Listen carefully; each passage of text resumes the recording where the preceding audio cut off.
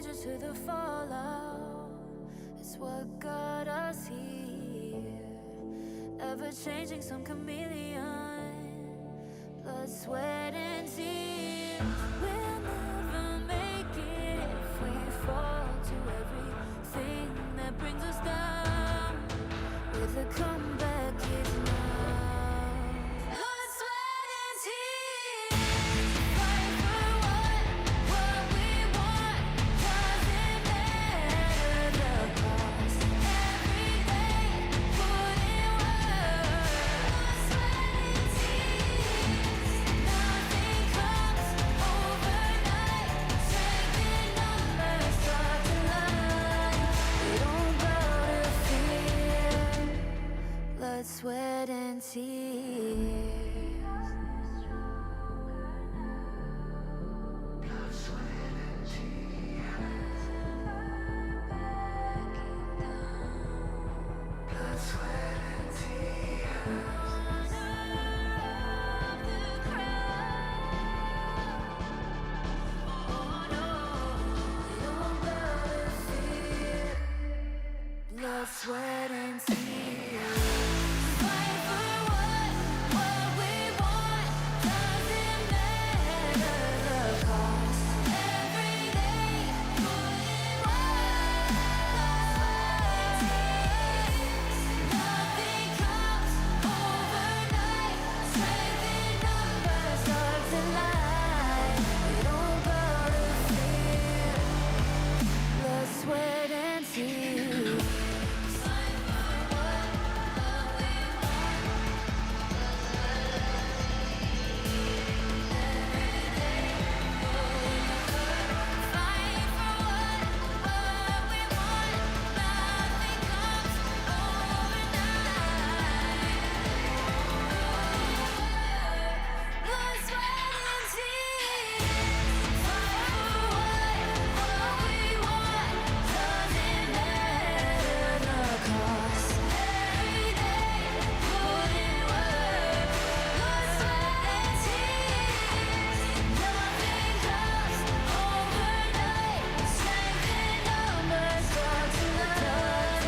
We don't bow to fear. Blood, sweat, and tears. Fight for what we want. Doesn't matter the cost. Every day, put in work. Blood, sweat, and tears. Nothing comes overnight. Strength in numbers start to line. We don't bow to fear. Blood, sweat, and tears.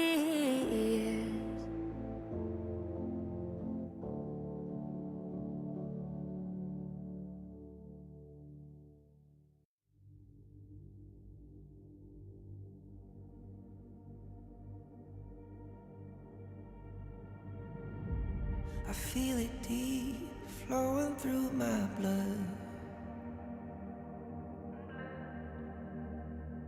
Rising up to become someone. And taking it all on my own. What a sweet victory. And taking all of my control. Awaken something deep in me. Like flames, feel it burning inside. Take a hold in pursuit of the prize. I've been told, ain't no way to survive. Keeping all of this fire that's locked up inside. When this is the time, enter the ring. All those mental chemicals doing their thing. I got flashes of battles inside of my dreams. I was made for this moment. At least now it seems like it's time to come face to face with your fear. Been battling reasons for all of the years, and I learned how to fight them with style and grace no one's ever encountered. You say it's amazing. I'ma come out swinging when they open the gate. Go ahead, call passion, I'm calling it rage. I'm taking what's mine like I already own it. Watch but don't blink, going here to the moment. The sky rained down. Here's to the madness that's all around. Go on, tell 'em who you are, you are, you are. Go on, tell 'em who you are, you are, you are, you are. Here's to the moment. The sky rained down. Here's to the madness that's all around. Go on, tell 'em who you are, you are, you are. Go on, tell 'em who you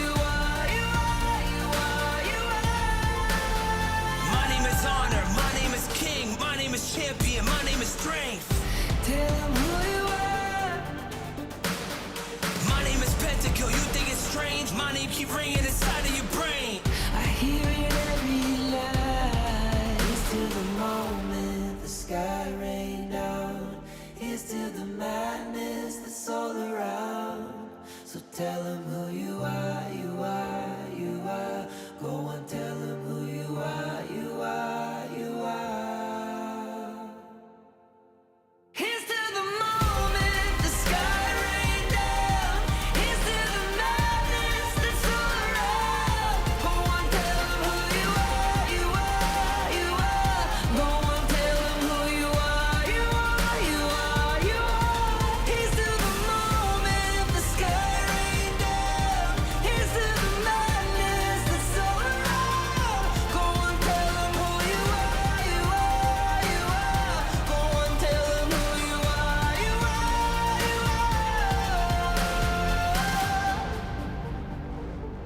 Go on, tell them who you are, you are, you are.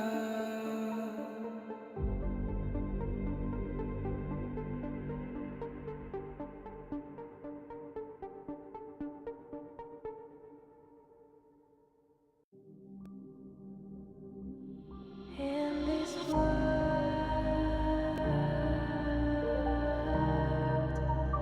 only ones in this world,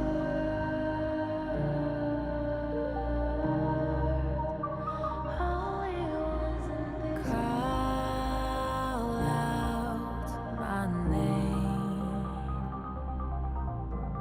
cut through the sound of the rain.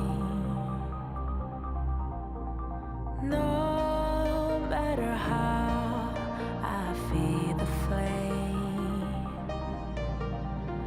you know I feel the darkness and the pain. All of the ways we tried to break free from the night. You know we made it out, we found the light. I fly so high, light up the skyline. Let's do it this time, like it's a whole new vibrant world.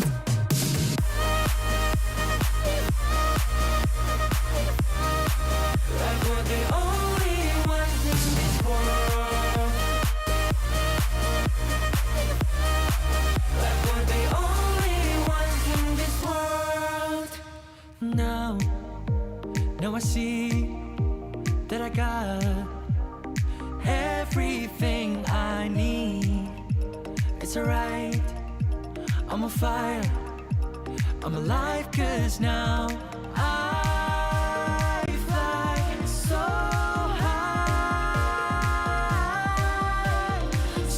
high, light up the skyline. Let's do it this time, like it's a whole new colorful world.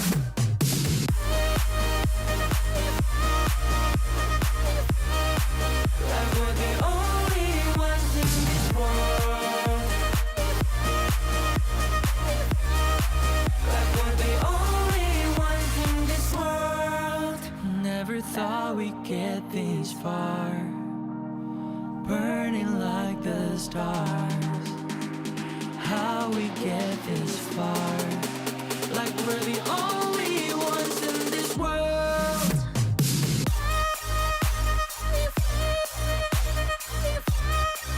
Like we're the only ones in this world. Like we're the only ones in this world.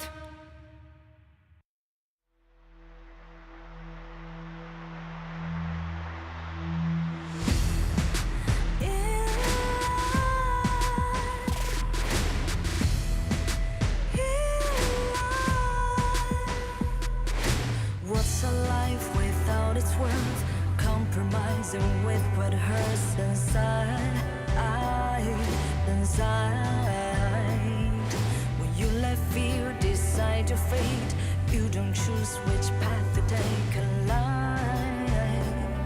In life, I'm finally letting go of everything that still holds me. I'm against all odds, but I won't give up, 'cause it's my time to shine. Standing in the spotlight, and no one let me down. Destiny is calling high. I'm not afraid to fight for everything I love. Victory is in my sight.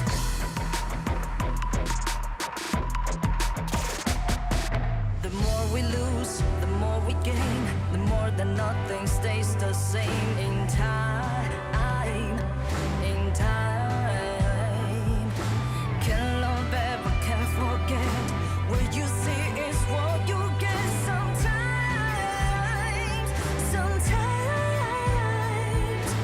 gonna show the world tonight. The light that shines inside us. We're against us, but we won't give up, 'cause it's our time to shine. Standing in the spotlight, can no one back us down. Destiny is calling high. We're not afraid to fight for everything we love. Victory is in our sight. Takiki takiki takitao. Takiki takiki takitao.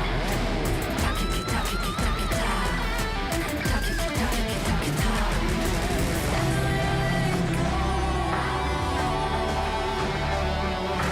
Everything that still holds us.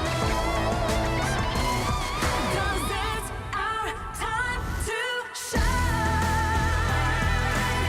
Standing in the spotlight, can no one back us down. Destiny is calling high. We're not afraid to fight for everything we love. Victory is in our sight. It's our time to shine. High light.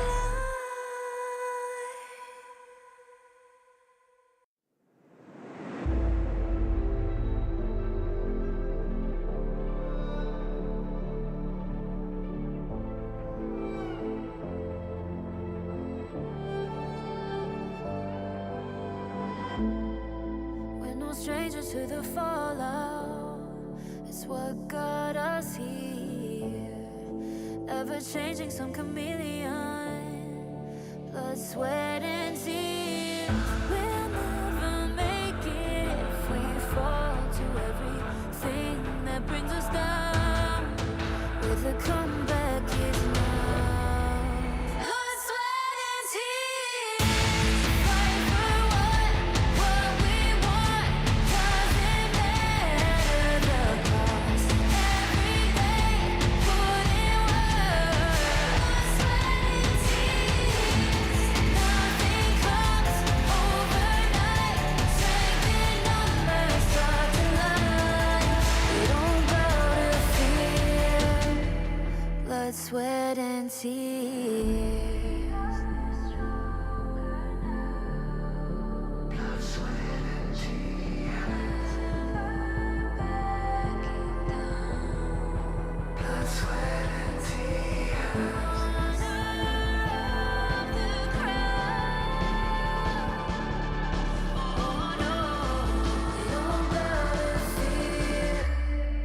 Blood, sweat, and tears. Fight for what we want. Doesn't matter the cost. Every day, put in work. Nothing comes overnight. Strength in numbers, stars align. We don't bow to fear. Blood, sweat, and tears. Fight for what we want.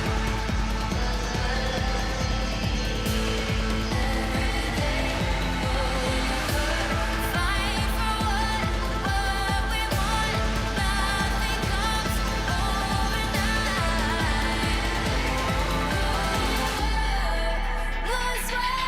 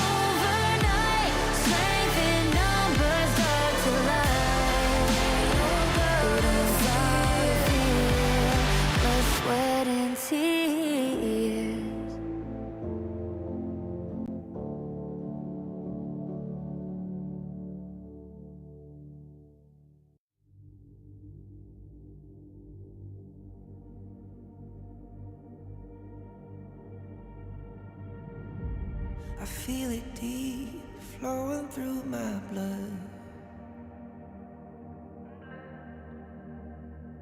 Rising up to become someone, and taking it all on my own. What a sweet victory. And taking all of my control, awaken something deep in me. Like flames, feel it burning inside. Take a hold in pursuit of the prize. I've been told ain't no way to survive, keeping all of this fire that's locked up inside. When this is the time, enter the ring. All those mental chemicals doing their thing. I got flashes of battles inside of my dreams. I was made for this moment. At least now it seems like it's time to come face to face with your fear. Been battling reasons for all of the years, and I learned how to fight them with style and grace no one's ever encountered. You say it's amazing, I'ma come out swinging when they open the gate. Go ahead, call passion, I'm calling it rage. I'm taking what's mine like I already own it. Watch but don't blink, going here to the moment. The sky rain down. Here's to the madness that's all around. Go on, tell 'em who you are, you are, you are. Go on, tell 'em who you are, you are, you are, you are. Here's to the moment, the sky rain down. Here's to the madness that's all around. Go on, tell 'em who you are, you are, you are. Go on, tell 'em who you are, you are, you are, you are. My name is honor, my name is king, my name is champion, my name is strength. Tell 'em who you are. My name is Pentakill, you think it's strange? My name keep ringing inside of your brain. I hear it every night. Here's to the moment the sky rain down. Here's to the madness that's all around. So tell 'em who you are, you are, you are. Go on, tell 'em who you are, you are, you are. Here's to the moment the sky rain down. Here's to the madness that's all around. Go on, tell 'em who you are, you are, you are. Go on, tell 'em who you are, you are, you are, you are. Here's to the moment the sky rain down. Here's to the madness that's all around. Go on, tell 'em who you are, you are, you are. Go on, tell 'em who you are, you are, you are. Go on, tell 'em who you are, you are, you are.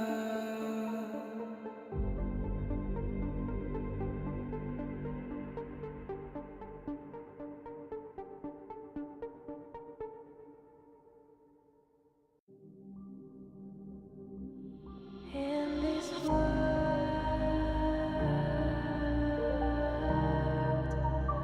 only ones in this world, only ones in this call out my name, cut through the sound of the rain. No matter how I feed the flame, you know I feel the darkness and the pain. All of the ways we tried to break free from the night. You know we made it out, we found the light. I fly so high, light up the skyline. Let's do it this time, like it's a whole new vibrant world.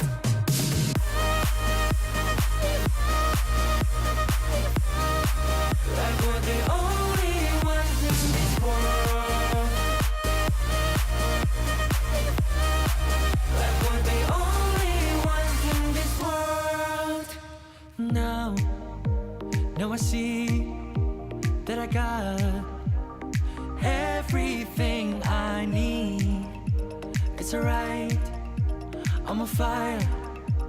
I'm alive 'cause now I fly so high, so high, light up the skyline. Let's do it this time, like it's a whole new colorful world.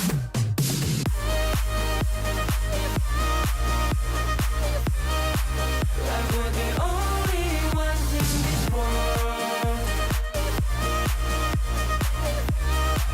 Like we're the only ones in this world. Never thought we'd get this far, burning like the stars. How we get this far, like we're the only ones in this world.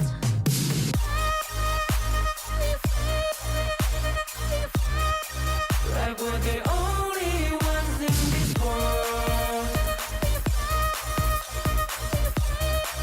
Like we're the only ones in this world.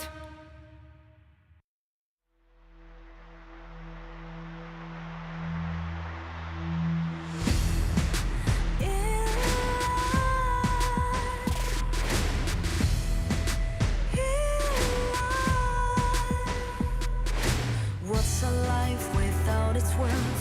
Compromising with what hurts inside. When you let fear decide your fate, you don't choose which path to take in life. I'm finally letting go of everything that still holds me. I'm against all odds, but I won't give up, 'cause it's my time to shine. Standing in the spotlight, and no one back me down. Destiny is calling high. I'm not afraid to fight for everything I love. Victory is on my side.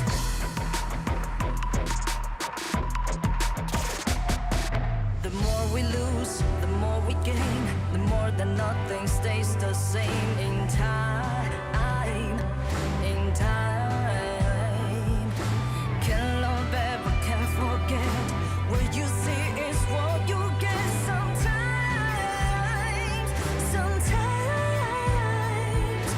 Gonna show the world tonight the light that shines inside us. We're against us, but we won't give up, 'cause it's our time to shine.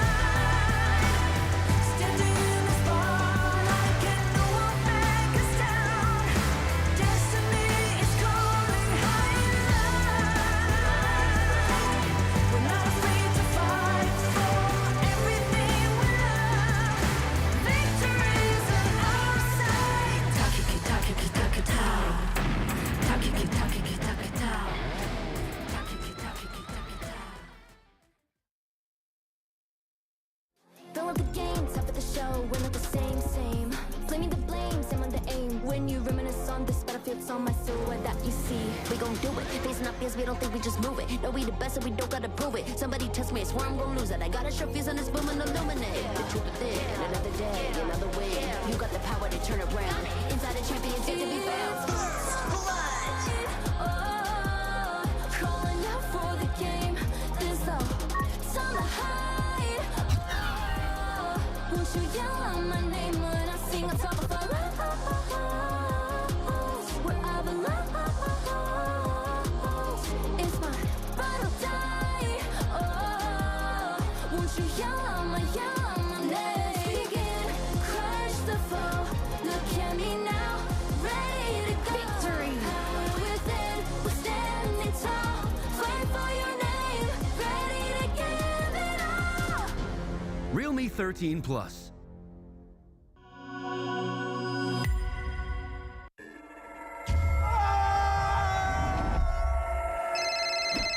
Yang, aku pulang lebih cepet nih. Ini lagi OTW rumah ya. Pulang, udah cepetan. Teknologi Fast Cooling dan iFeel membuat ruangan dingin di setiap sudut. Dinginnya nyebar, langsung chill, auto nyaman.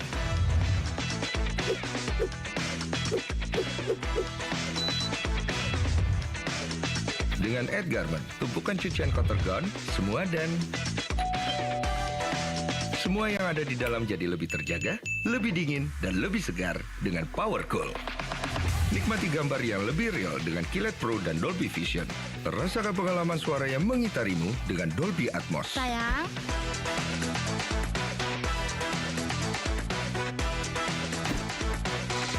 TCL, semua jadi mudah.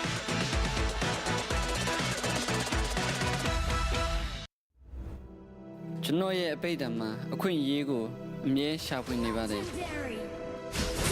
ကျွန်တော်လက်ရှိဘဝကိုပြောင်းလဲနိုင်မဲ့အခွင့်အရေးပေါ့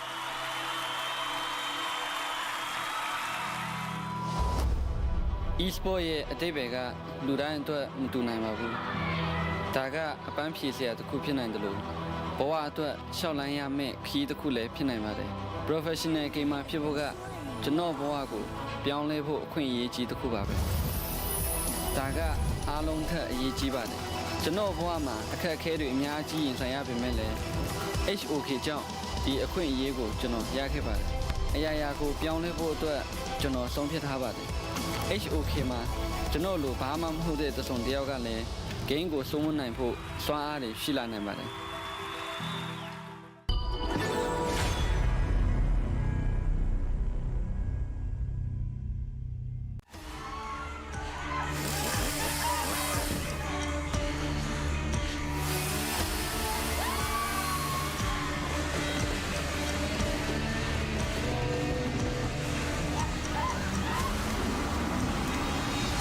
It's Friday!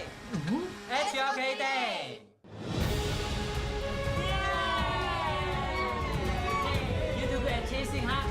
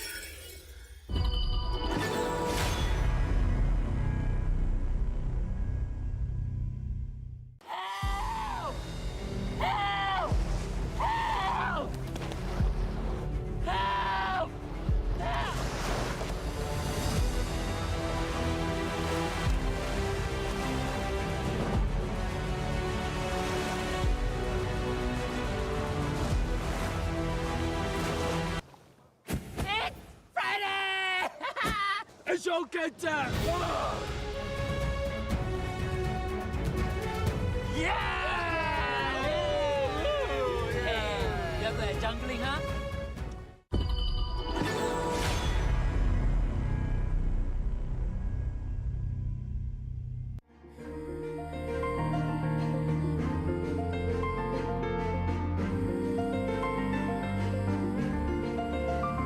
Time away, travel through time and space. Let it feel cozy. the shining far away from me. Black hole gate, speed to look at to letting you out, to make the call and to sing the song for you.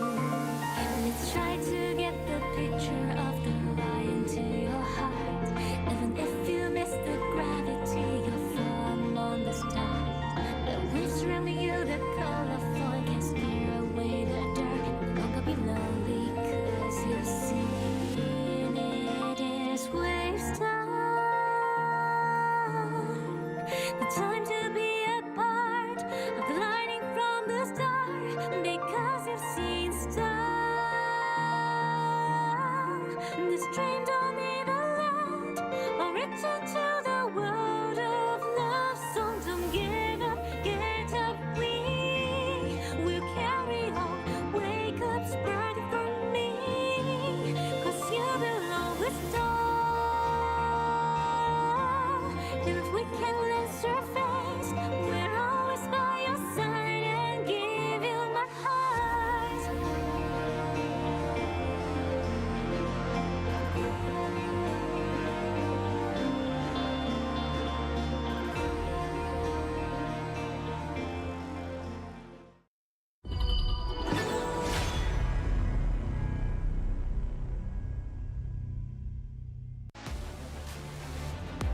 Hi everyone, I'm Yuhan, and I'm the official 2024 HOK Championship Observer. The tournament highlight of the day is here. 3, 2, 1, showtime!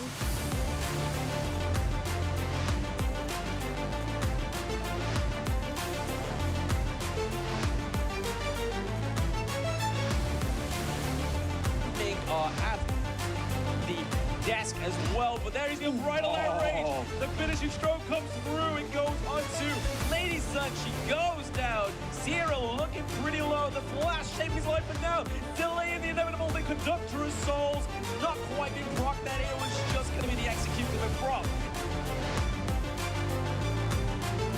At this point, right?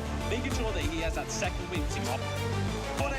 He goes in for this one. He's going to go for the duel of death, but now he's going to be focused. The Battlefield Command trying to keep him alive, but they don't have enough. And Venegas is down. Almighty now on the run. Battle Fryzer's taking a ton of damage as well. He gets so resonant. They turn this and they've gotten Almighty. Oh no, he's looking to turn this and making. That's a Sage's Sanctuary, but he's been surrounded by Boom Esports, who have taken a team point. That's an ace. And Boom Esports take it on. They tear them apart. A little bit more time because, I mean, it's only 12. They will start diving in. It's going to be 90. It is falling a bit low. He jumps in again. This is nice on them. And at this point, it is too much damage for them to handle. They are all down, just left with Weero and Senku. 我常常在想，如果我不执着于梦想，我的人生将会如何？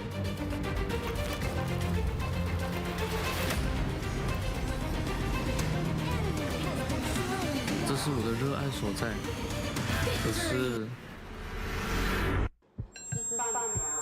这份热爱似乎不被认可。也许这只是梦。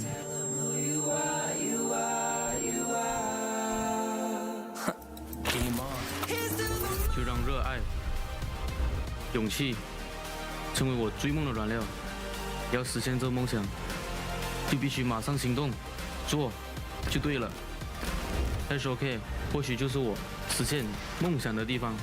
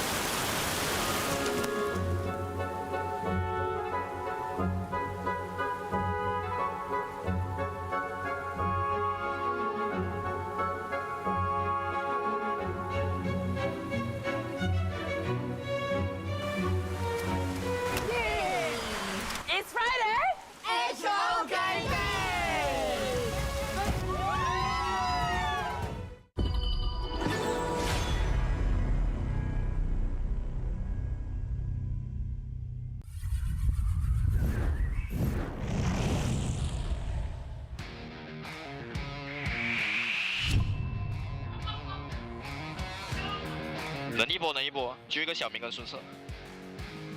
JAJ， 孙策没大的。顶，往前顶，顶。点哪？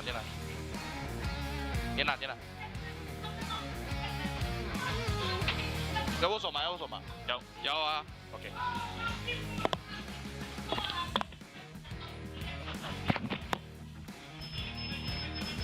不去吗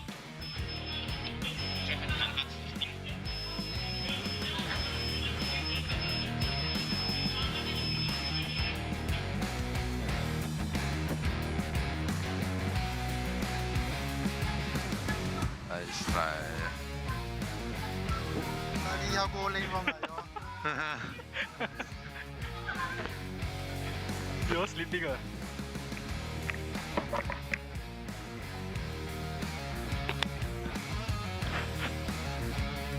Tuna'ya baksana ölür mü ya?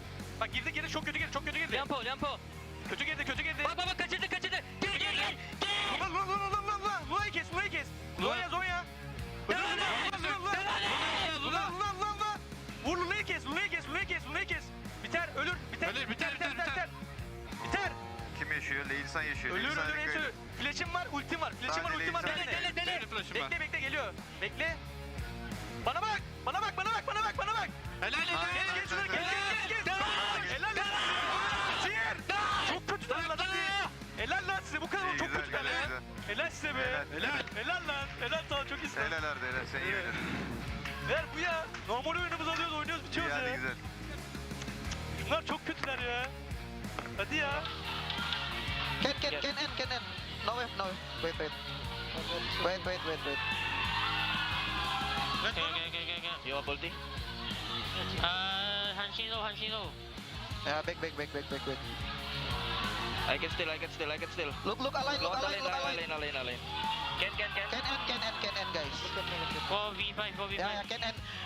When wave go inside, we just tower, guys. Wait, my hand. Second. Come. Ada ulti nggak lu, Jar? Ada. Ulti gua. I ult. No wave. Look at.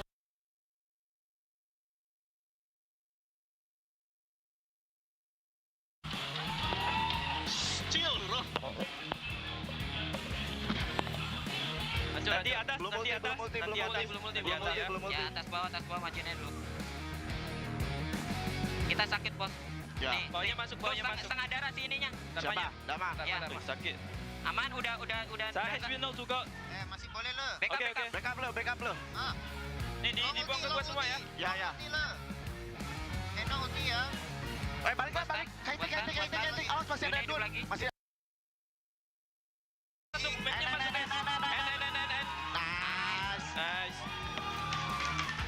Nice. Satu lagi ya. Fokus. 准备出手小妖，有了，出手，好，一波，拿下，先杀人，打他，先杀人，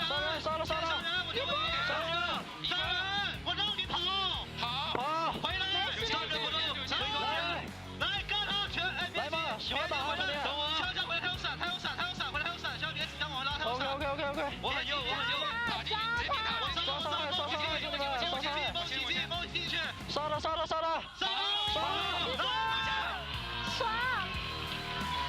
，OK 拿下。我的妈呀！哎，我水了，哥们儿。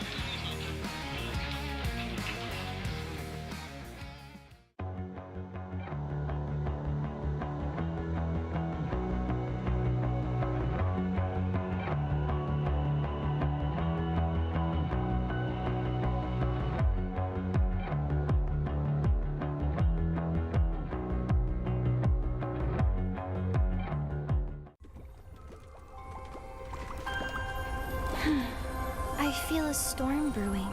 Time to take action. Lady Diadea! The target has appeared!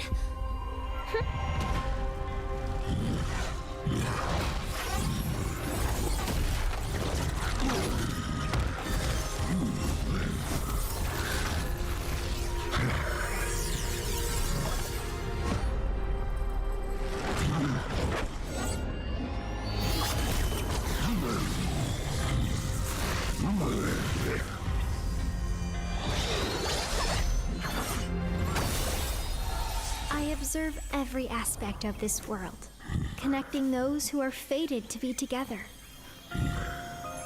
And dealing with the dead whose spirits yet roam the mortal realm. Only the creator of bonds can give them release. This poor soul was a forest folk who died in an accident. His spirit remained in the mortal realm because he wanted to say farewell to the love of his life. Lord Ogran, is it really necessary to take him so soon?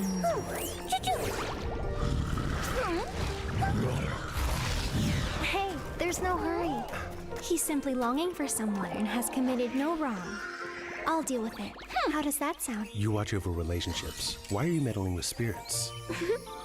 All those with love in their hearts are under my jurisdiction, Lord Ogran. Under your cool and ruthless look, could there be love in your heart?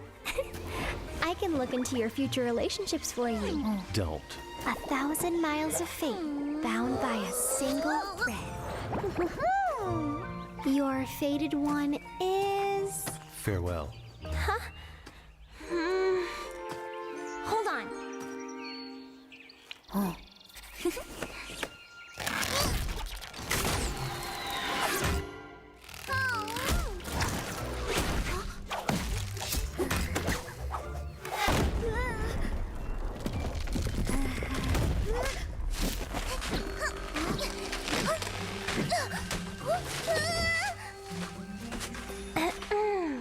Cerise, Cyan!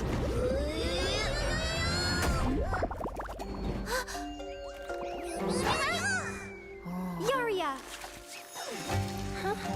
Where did she go?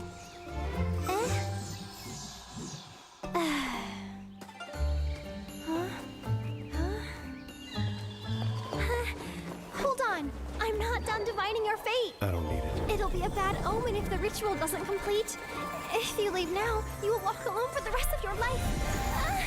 Is that really what you want? He's making this difficult. Just have to take a shortcut. I heard the mention of fate is great for relationship fortune telling. We should try it out. Will they see us? It's really far. Not at all. A breeze will take us there in no time.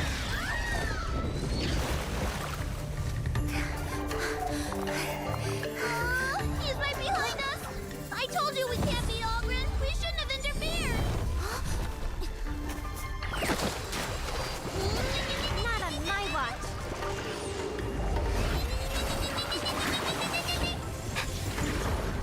Lady Diadea! Where's Ollie?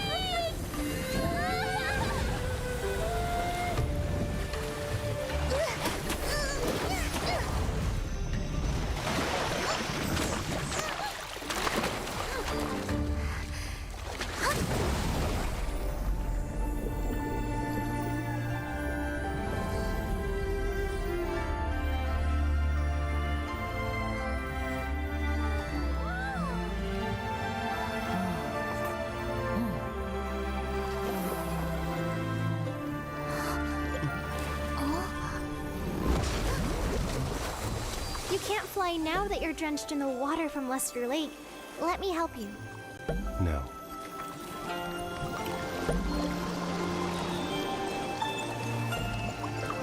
How much longer? Let's just go with the flow.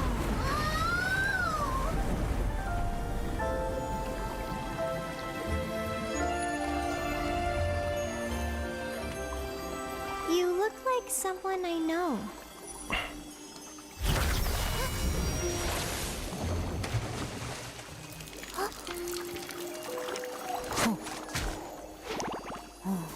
Lady Diadea, could it be him?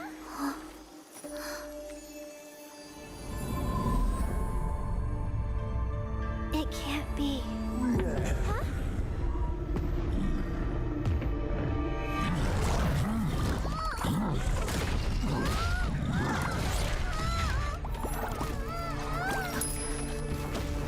Don't be afraid.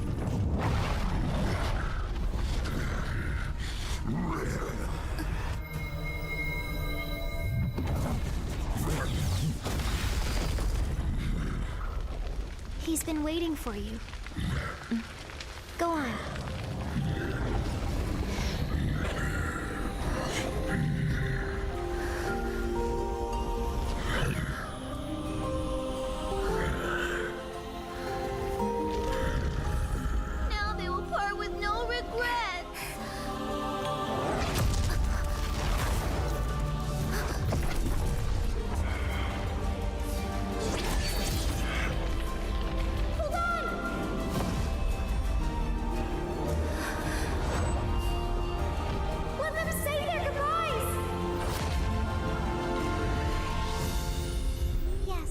when we part, we have to say goodbye.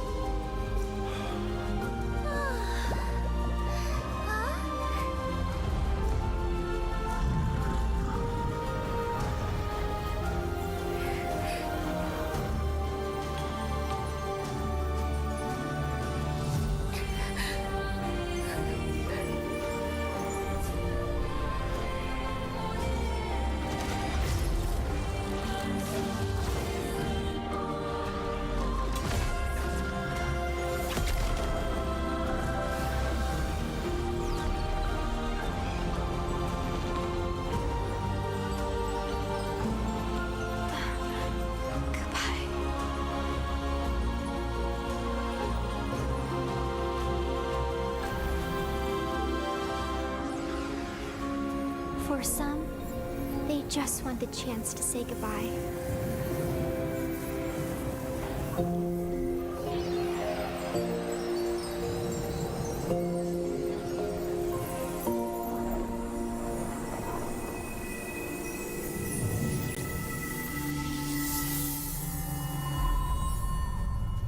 You're still here. I'm waiting for the ferry. Do you think that they'll see each other again in their next lives? Maybe. How long have you been a seer? You're a quiet one. Have you always been so quiet? Probably. Actually, I can swim. I know.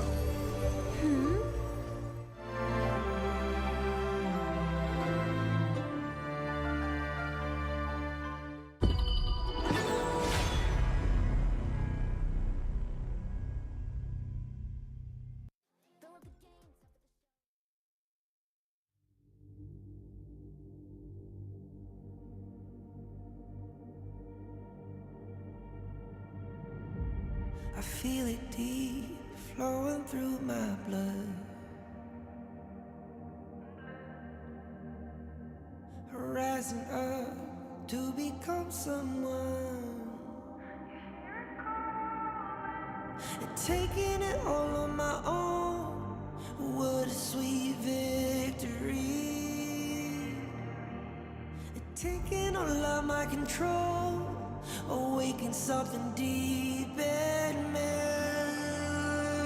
Like flames, feel it burning inside. Take a hold of pursuit of the prize. I've been told ain't no way to survive, keeping all of this fire that's locked up inside. When this is the time, enter the ring. All those mental chemicals doing their thing. I got flashes of battles inside of my dreams. I was made for this moment. At least now it seems like it's time to come face to face with your fear. Been battling reasons for all of the years, and I learned how to fight them with style and grace no one's ever encountered. You say it's amazing, I'ma come out swinging when they open the gate. Go ahead, call passion, I'm calling it rage. I'm taking what's mine like I already own it. Watch but don't blink, going here to the moment. The sky rained down. Here's to the madness that's all around. Go on, tell them who you are, you are, you are. Go on, tell them who you are, you are, you are, you are. Here's to the moment the sky rained down.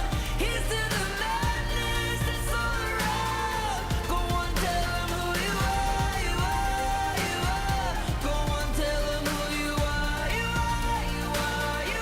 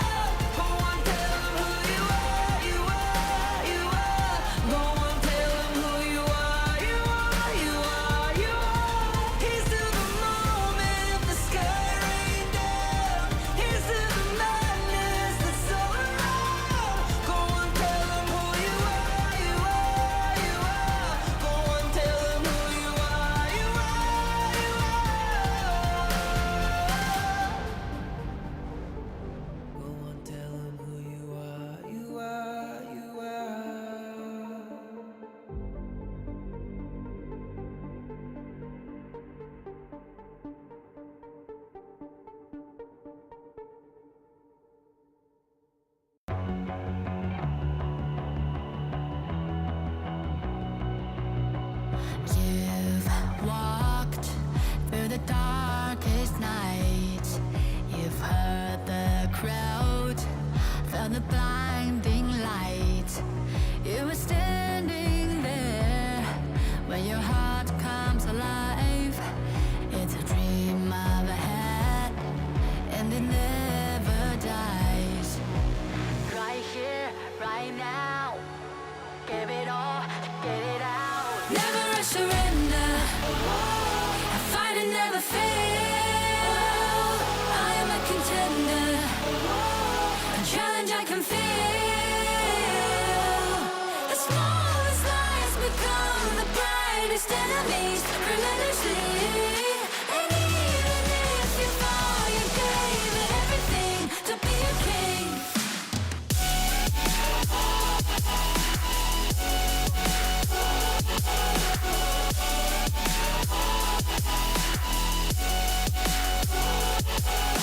You carved your way with a sharp attack. You watched it all burn, and you never looked back. There will come a day when your fears will rise. You protect your crown, so it never dies. Never a surrender. Fight and never fail.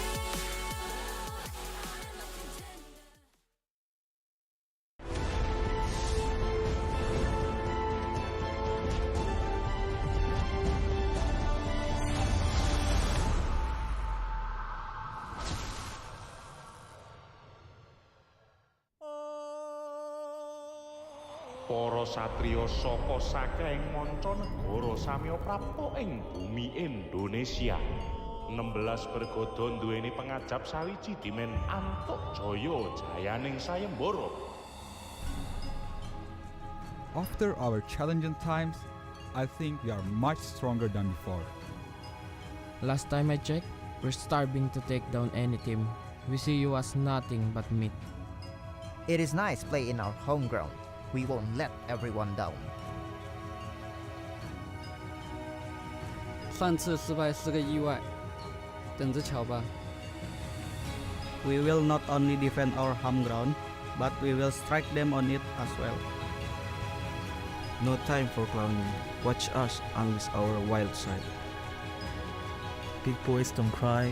Big boys make the little ones cry from defeat. Far from home, it doesn't matter. We'll bring the sandstone to you. Gumuruh warta sayembara gedhe wis sumrambah saindenging bawana. We conquered the South. Now we aim for the world. Novo oponente? Eu gosto disso. Vamos deixá-los cegos com o nosso poder. I cannot wait to step onto the stage and watch them struggle to get a point against us. Just wait and see. You'll find yourselves on our win streak list. You win some, you lose some. No, we'll win it all. You all are just rookies. We will send you home. 这里是战场，不适合弱者。 There's only one king. Remember the name. Para pinunjul miwah para satriya ngaluhur sing kalah bakal kapikut pewayangan asoring jurit, ingkang menang bakal sinurak asma luhure kuncara saindenging jagat, gumregah kanggo bombonging manah, gumregut kanggo ungguling kaluhuran patut.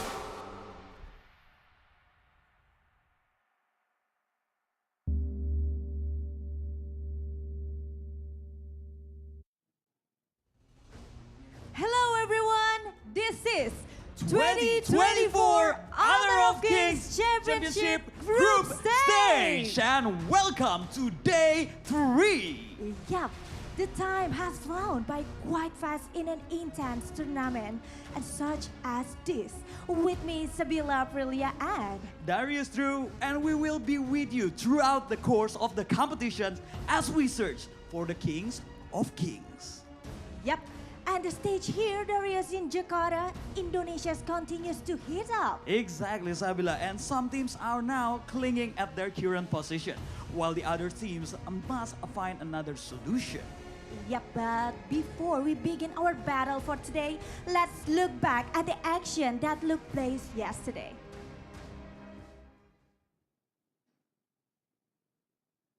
Hi everyone, I'm Yuhan, and I'm the official 2024 HOK Championship Observer. Catch today's most exciting moments. Come and watch your favorite players in action.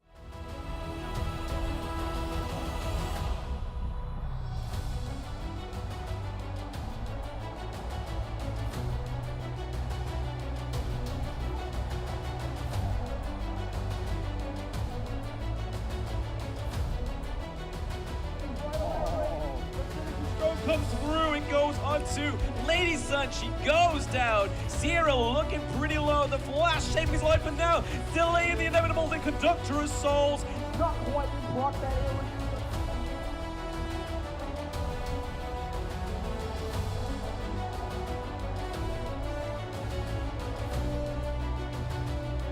Yes, he goes in for this one. He's going to go for the duel of death, but now he's going to be focused. The Battlefield Command trying to keep him alive, but they don't have enough. Venegas is down. Almighty now on the run. Battle Fryzer's taking a ton of damage as well. He gets Soul Resonance. They turn this, and they've gotten Almighty. Oh no, he's looking to turn this. And Miggy, that's a Sage's Sanctuary, but he's been surrounded by Boom Esports, who have taken a B-boy back to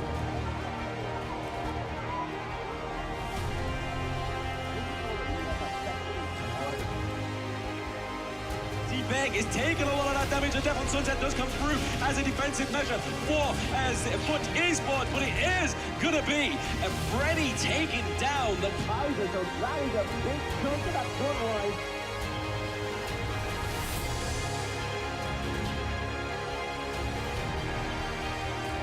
I mean, it's only 12 minutes. He'll start diving in. It's going to be 90. It is falling a bit low. He jumps in again. This is nice on them. And at this point, it is too much damage for them to handle. Wow, that was an incredible performance for all of the team yesterday, but today we have our group standing currently, Darius. In the group A, we have Dominator on top, followed by Mahadewa, Food, and Blacklist International. Exactly, and in the group B, we have our current standing right now, Team Vitality and also Kagendra at above. But we're gonna see Nova Esports in action because they will still have their opportunity to earn their points today. Yep, moving on Group C, we have Boom Esports on top. Whoa, and then the Team Secret. Team Secret, right. Because we know that Boom Esports and Alpha 7 are being the only team so far, and Boom Esports is sitting on the top, and we will witness the Team Secret and Influence Rage later on today as well. Next, the last group D, Sabila. We also have the Fearless Esports and also Black Shoe Esports, who have a point each after winning against Impunity and also Revenant Esports, respectively. Yep. Okay, that's all for our current group standing. And after this, we're gonna see our matches for today because this is our schedule for today. On the first match, we have Fearless Esports versus Revenant Esports too. Yeah, and also we have our second match between Team Secret versus Influence Rage as well. And in the third match, we're gonna have Nova Esports versus Falcon Team. Yep, and last but not least, our last match for today, we have Mahadewa versus Blacklist International. Then they have to play or they have to win 2 games to get 2 winning points, right? Exactly, because this is best of 3 series matches. Yep. And this is gonna be very intense and very interesting matches to watch. Yep, I'm agree with you, Darius, but don't forget to come to our venue for today, right? Yeah, they can come also, at GMP Space as well. So please do come and support your favorite team as well. Yep, and okay, Darius, I'm so excited to see our first match for today. How about you? Yeah, also, we're gonna see our first match soon enough, so let's announce the first team. All right, so please give applause for our first team who's gonna play on our first match. Exactly. So please welcome Revenant Esports.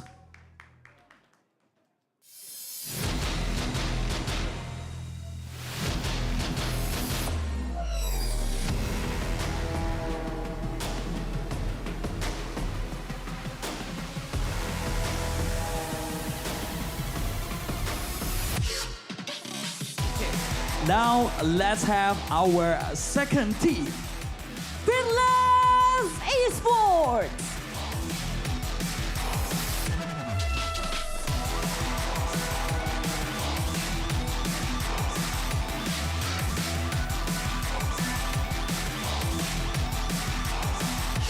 Alright team, please do a handshake before you go to your seat.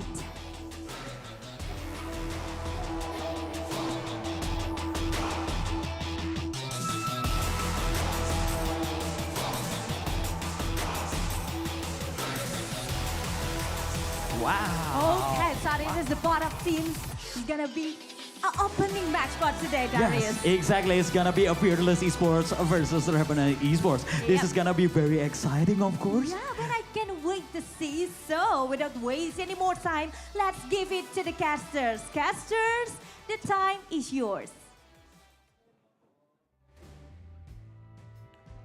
The fight for glory continues as the third day of Honor of Kings Championship blazes with fire with the series of the day. This is Revenant Esports versus the Fearless Esports, who is currently winning. Now, this is the match that we're about to see on who's gonna go home today. I'm OSX, I'm with Blam and Tofu, and this is the series that all been looking for. How is Revenant gonna bounce back? I mean, they had a hard-fought victory, the hard-fought defeat yesterday, right? I mean, I have to give them praise, though. That early level 1 engage that went from BSC onto Revenant didn't quite go the way that I think BSC went for. But like I said in my recap video, BSC knew what they were messing with at that point and knew how to deal with it. Yeah, so they definitely have potential, right? But everyone has potential, so it is time to realize their potential today. Revenant Esports, I think there were a couple of gaps that were exposed pretty hard by BSC. Today, maybe an even tougher challenge against Fearless Esports. I love how teams completely bounces back to every defeat starting from day number 1, but now things are going to get really close and very tight, as this is the possible way of comeback of Revenant Esports. For those of you watching and supporting them on your screens right now, this is their moment to really bounce back. But you, who's watching us, you can also enjoy the official gaming phone of Honor of Kings Championship, the Realme 13 Plus 5G, 120 FPS, performance at max, featuring the most available features and specs there is where you can play Honor of Kings. Yes, I mean, it's been a good phone, right? I mean, it's definitely stacked out in terms of the specs, but even the teams are stacked out as well, right? Completely. Yeah, okay, one more thing about this phone. You know, you can actually get to test this phone as well downstairs. Level 1, you get to fight against the staff here and win some good prizes. And as you win good prizes, you can also check out our TCL booth down there. We have the X955 QDMI LED with HDR 5000 nits, where you can see every possible pixel there is. So speaking about that 1v1, you could also win some prizes. They're limited edition prizes. We both got a shirt, by the way, so let's see how this one goes. This is the lineup of Fearless Esports. Yeah, speaking of shirts, we have Fearless Esports here, Woodwind, KK, Fable, Dao in the jungle, the absolute monster himself, and then Jinlin. And going back for their opponents facing, man, from the very first that I saw these guys, Fearless speaks for their name. All right, here are the challengers. Revenant Esports, WJ, Raven, Tenmo, YH, and Sarah. Now, they didn't have the best start yesterday. Maybe today is one of a new change. Yeah, we're all looking for that change, the adjustment as well, because again, we're looking at the top 2 teams from each group to rise forward to the occasion, and as the days go by, this is their moment to bounce back. Who do you think here needs to be advised, or who do you think is as the playmaker in the Revenant, Blam? In Revenant, so yesterday we saw a lot of playmaking from Sierra as well as WJ, I think, it was from what I can actually recall from that match. But it all depends on how they can kind of navigate Fearless Esports, I think it is. Yep, I want to add on, Tenmo was playing pretty well yesterday as the mid laner, right, with the Mai Shiranui. He was actually doing okay, so I think they need to really ramp up their aggression today and fight back. We have seen they can take the pressure, even against BSC. Love it. You mentioned about the Mai Shiranui. We're heading to the draft here, ladies and gentlemen, as we want to know what would be the first priority of these 2 teams. Will start in their game loving their first bans as well. Dharma and Yuan has been a staple. Wow, quick picks as well. Confirming on the other side for Fearless Esports is the Mai Shiranui that we were talking about, especially the early. Now we're getting towards the one part that RNT wants to play with. Priority on the Dolia, the Monkey, and the Luong. Yeah, I mean, it's not typically what we see with the Dolia, right? We normally get the likes of the Lung, obviously, obviously a lane, normally the Kaiser, but the Monkey's a little bit of a different one here, and it's the first time we've seen Dao Dao on the Monkey. The first time, because obviously in the last series it was Dune and Hugh Huan, so we're getting that more tanky orientated gameplay from Dao Dao. Yeah, it's kind of like the soak up, the being the sponge frontline kind of thing right now since the beginning of our HOKC. It's more likely to be the possible worst case scenario backup, and how Fearless Esports does this. Lady Sun, Ming is not here just yet, but this priority of the Musashi and Lady Sun, how is this looking for Fearless Esports, man? Instant access, right, into the backlines as well. Due to the death, going to be really important for them to access the correct members from the side of Fearless. And in this case, I think they have good burst, good CC as well. They need a little bit more shield and maybe more health. Yeah, speaking of shield, right, they take out the Ming as well for RNC. They knew what's coming in for the Lady Sun. And looking at the banter of FE, Shangguan as well. We all know, Blam has mentioned as well, that either you get the Dolio or Shangguan right away with the first priority here. But looking at the respect part of Fearless Esports, they don't want that combination probably. They don't want to encounter, especially in the early game, with this Lady Sun pickup. Yeah, I mean, these bans are really good, right? The Ming, so it doesn't pair with the Lady Sun. Also, the Diadea as well. We've been seeing some fierce Diadea gameplay over the past 2 days. And then also Dharma in the Clash lane. I think that has been a prominent pick over the 3 days. And I can imagine that if it doesn't get banned, we're going to see a lot more. But what we haven't been seeing is this Motsu. Yeah, the Motsu, mentioning it by the way, like Fearless Esports wants to start really aggressive, and how we saw them on day number 1. It's all about the momentum they want to get, and once they have the Motsu being played on one of the games that we've seen throughout the matches here, it's the more of the range that you can poke out of the Luong.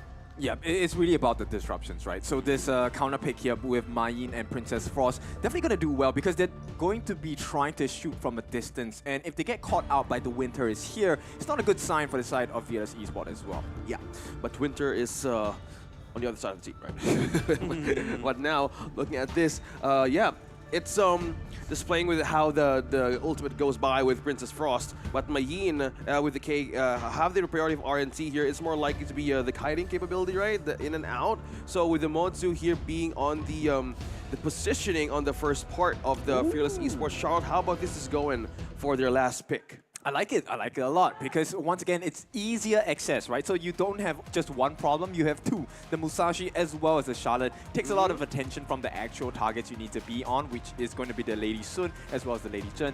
So the two ladies probably well protected as well.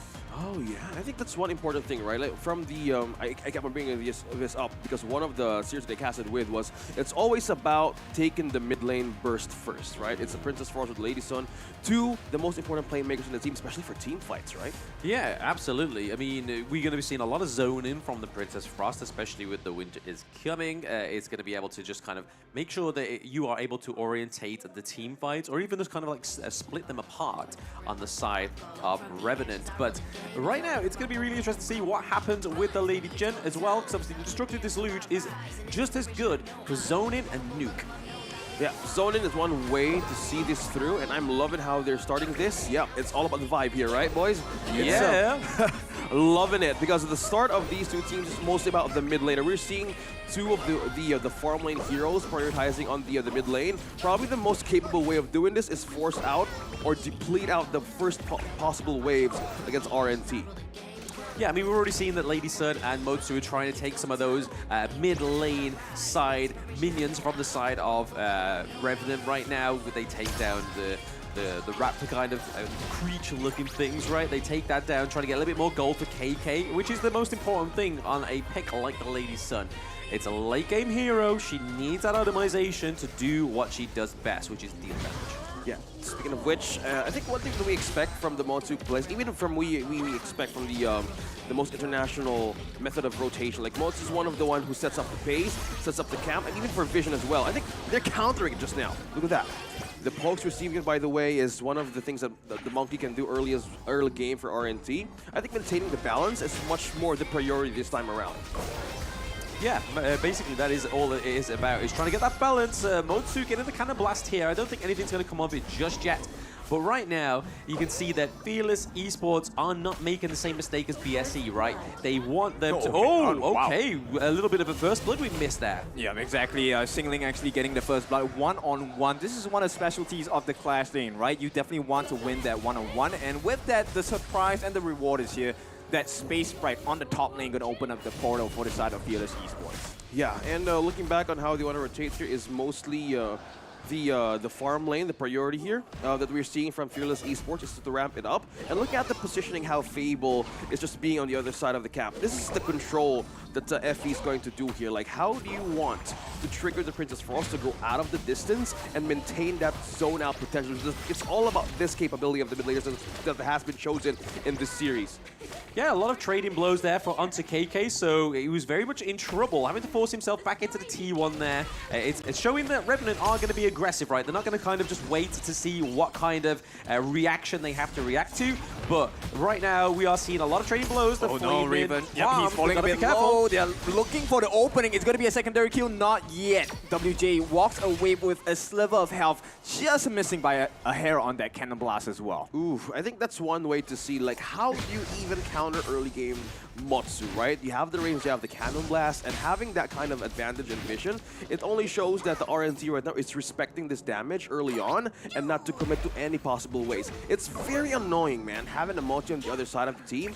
Either you can't position yourselves properly or just take all the stunts with you along the way. Yeah, you can see Raven here going for the typical kind of build here onto the Lung. We have the Meteor coming through, right? So that could either go into Axe of Torment or Starbreaker for the tankier kind of item. But the cooldown reduction on the boots as well means that those Flaming Palms are going to hit a lot more frequently. Yeah, and speaking of being frequent here, the one thing that I've noticed as well for RNG, they like to play in with the vision gathering from Fearless Esports, just mostly on the farm lane, mainly because of how the Motsu is just aiding aiding KK so much. It's just so important. You see how the wraparound is going here, and they want to make a call.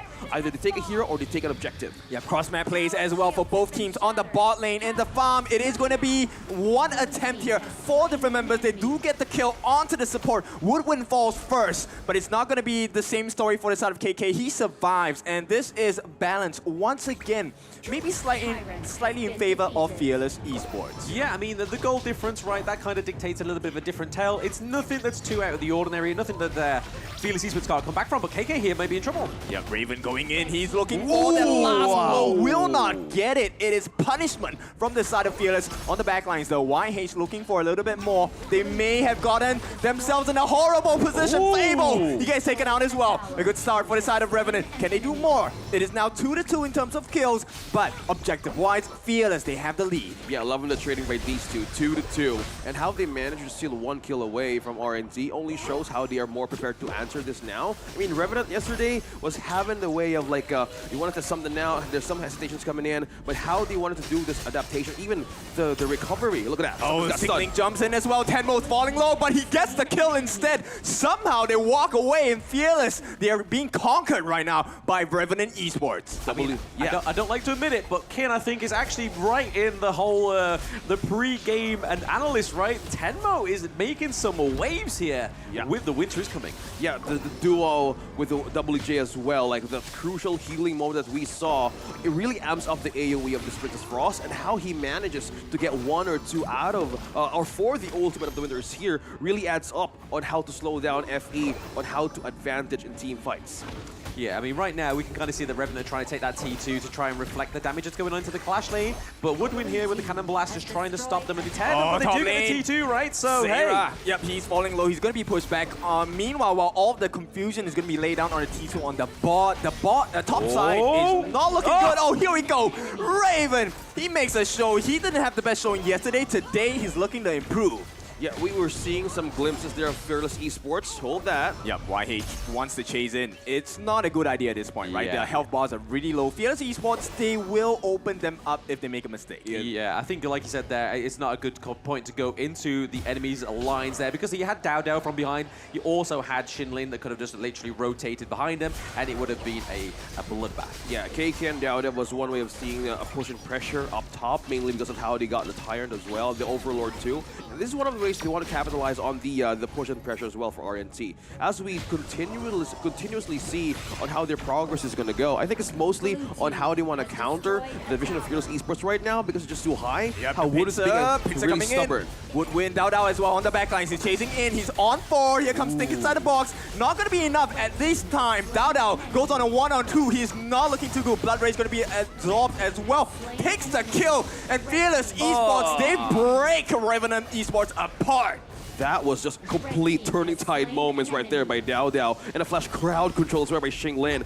What an amazing Assassination! Oh! Sarah, he gets that sneaky kill there, but he's all alone against 4 different members on the side of Fearless. He's not going to be able to make too much difference at this point. It is going to be pressure applied on the top lane. Yeah, Fearless Esports is just so calculated right now in terms of how they want to initiate and how they want to play with the map against RNT. Once you know there's an opening, yeah, all of you got taken away. Let's look back on how the replay go. Yeah, I mean, look at it. We see the Dream Roll coming very early for YH. Then the Think inside the box come through that really stops the monkey there. But then Dao gets to have his own way into the backline there. He's able to take down Raven, but then falls to his own demise. But the greatest thing about that whole thing is that so much went over to the side of Fearless Esports. They aren't that too far ahead with the gold still. It's only about a 3k gold difference. But right now, it's all about trying to get that mid lane, right? Because Fearless Esports have already taken the side of Revenant, which means that that jungle is opening up to them. Yeah, and one thing also, the way that Dao sustained that team fight, he acted like kind of like a bait and pull. And when Woodward was trying to hold off everybody out of RNT, YH was having trouble on how to penetrate down the Musashi as well.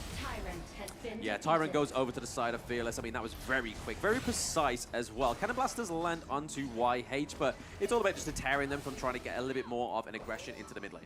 I just want to say I'm really surprised. Revenant Esports really holding their own against Fearless Esports. This was not what I expected today. Okay, I feel you, man. Like, with all the toolkits that they have right now, they have more ways to answer this. But right now, something's about to happen. Yeah, on the back lines as well. WJ, he's trying his best. He will not allow that protection. Dao on the back lines. And right as we commend them, Raven is the last one against all 5 members on the side of Fearless Esports as well. Bro, we were just talking about how the composure was supposed to be maintained by Revenant. Now they're all over the place. They don't know which to target and what FE does. Play with the map, and when everyone doesn't know what they're going to do, that's how they strike right away. Yeah, this is the beauty of Honor of Kings, right? Everything that happens on this gorge can happen in an instant, and you may think you have the lead or be having a confident way into this game.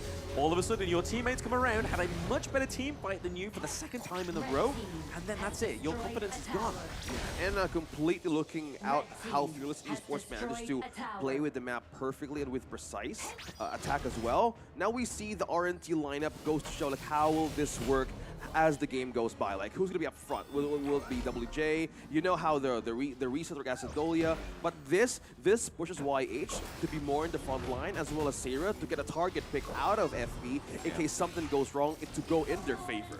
Yeah, this is the problem though. With YH just being the sole front line, we saw there, KK was able to do a lot of the damage, a Cannon Blast can hit, and then obviously someone else on the side of Fearless Esports can just go in. But right now, Charlotte with the advance. Yeah, Sarah is falling a bit low. He will not fall at this point, but it is going to be position advantage for Fearless. Singling, he's going to jump in against 4. The teammates come up as well. Think inside the box onto 2. The stun comes in. Woodwind makes it work for the side of Fearless Esports. It might not be enough to come back. Sarah gets a slap as well. Right now, right under the tower. Can Singling survive? He will not. It's going to be 2-on-2 on the back lines. Just YH left. As Fearless Esports, they open up the base. They open up the kills. And pair out, you are no longer alive. It's going to be Fearless Esports. They break open the members. They break open the base. With 2 minions left, they now slowly can end this first game that they're going to have against Revenant, and they take this one for themselves. Yep, a little close for comfort here for Fearless Esports. There were moments of shakiness, but they did close it out.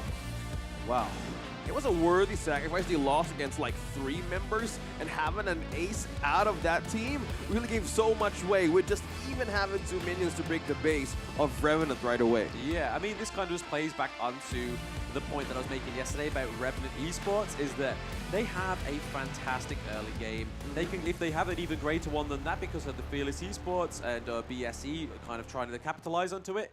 But if it goes into the mid game, they generally need a little bit more of a lead there, right? I mean, But this time around, it seems that Fearless Esports just had their backs against the wall.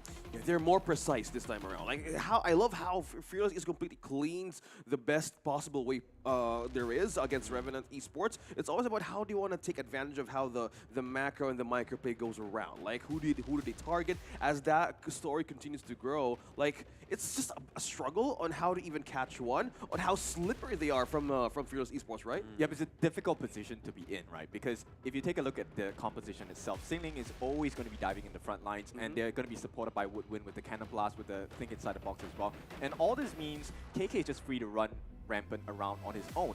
And when that happens, it's a lady soon. The burst damage is too much to handle. Oh, yeah. Well, the positioning as well, like how the Motu managed to either catch one or two, think inside the box, and how they managed to, I said it twice, but how they react quickly, right? Yeah. I want to exaggerate how they were just so amazing making those plays, and the reaction time of Revenant was even like a miss by a second. Yeah. From what they say, they're gone. Like I say, that's a beauty of the Motsu pick, right? It gives you that room to breathe. You have the Cannon Blast where you can kind of just like put a stop from a very far safe distance, and then even if they do come in, like we saw there with YH coming in with Monkey with the Dream Roll, you think inside the box. It kind of just eliminates the whole fact and the whole impact of the Dream Roll. Yeah, it's just an option select, right? Which means it's kind of like a simple code. Are they going to come in? No? Okay, let's continue poking. Do they come in? Yes, let's kill them all. So it's a very simple formula for the side of Fearless Esports to really just execute. Yeah, one thing I noticed as well, they were holding that kind of position for too long. And how, again, Fearless Esports looking the map so great. Like they know how just to put pressure and just have a precise attack on how Revenant could bounce back. I mean, I want to go to the place where your mind gets tickled. What if Revenant was in a different league? We'll see for sure. Let's see how this goes. Let's go back on what happened in that game. Yep, but of course, MVP first, right? We're going to be taking a look at the MVP very shortly. And, you know, just guesses, guys, who is the MVP for you guys? Well, it could be either the Dao Dao. Depends how this goes. Oh, it's Xinglin. Xinglin. I mean, very surprising right there. The Charlotte was kind of always a little bit of a shadow. Yeah. Right now it's the MVP Xinglin, and with KD of 7, 2, and 5, he, well, all of the things that he done is most of the place. Hi everyone, I'm Yuhan, and I'm the official 2024 HOK Championship Observer. The tournament highlight of the day is here. 3, 2, 1, showtime! All right, it all starts with Singling here. He's always in the front lines, making life difficult, right? Early game, yes, he does get taken down a couple of times. And, you know, Raven for a bit was looking pretty spicy as well. Yeah, and this specific play that we are seeing at 7 minutes, this was the thing that they want to do against us, Revenant Esports. Distract the most possible way of their mid laner to just keep on putting pressure on the top and the bottom side of the map. Yeah, I mean, that triple kill there, right there, that we kind of missed in the initial gameplay is probably the reason why Xinglin was able to get that MVP, right? But it was all about the macro play as well from this fantastic player. When the side of Fearless Esports looked like they were in trouble on the opposite side of the map, he was just doing bits in the macro plays. Yep, I think we definitely have to look at target priorities here, right? I think at this point, Revenant Esports, if they can find the correct players they're supposed to look for, it will be great. But thus far, it's not working out.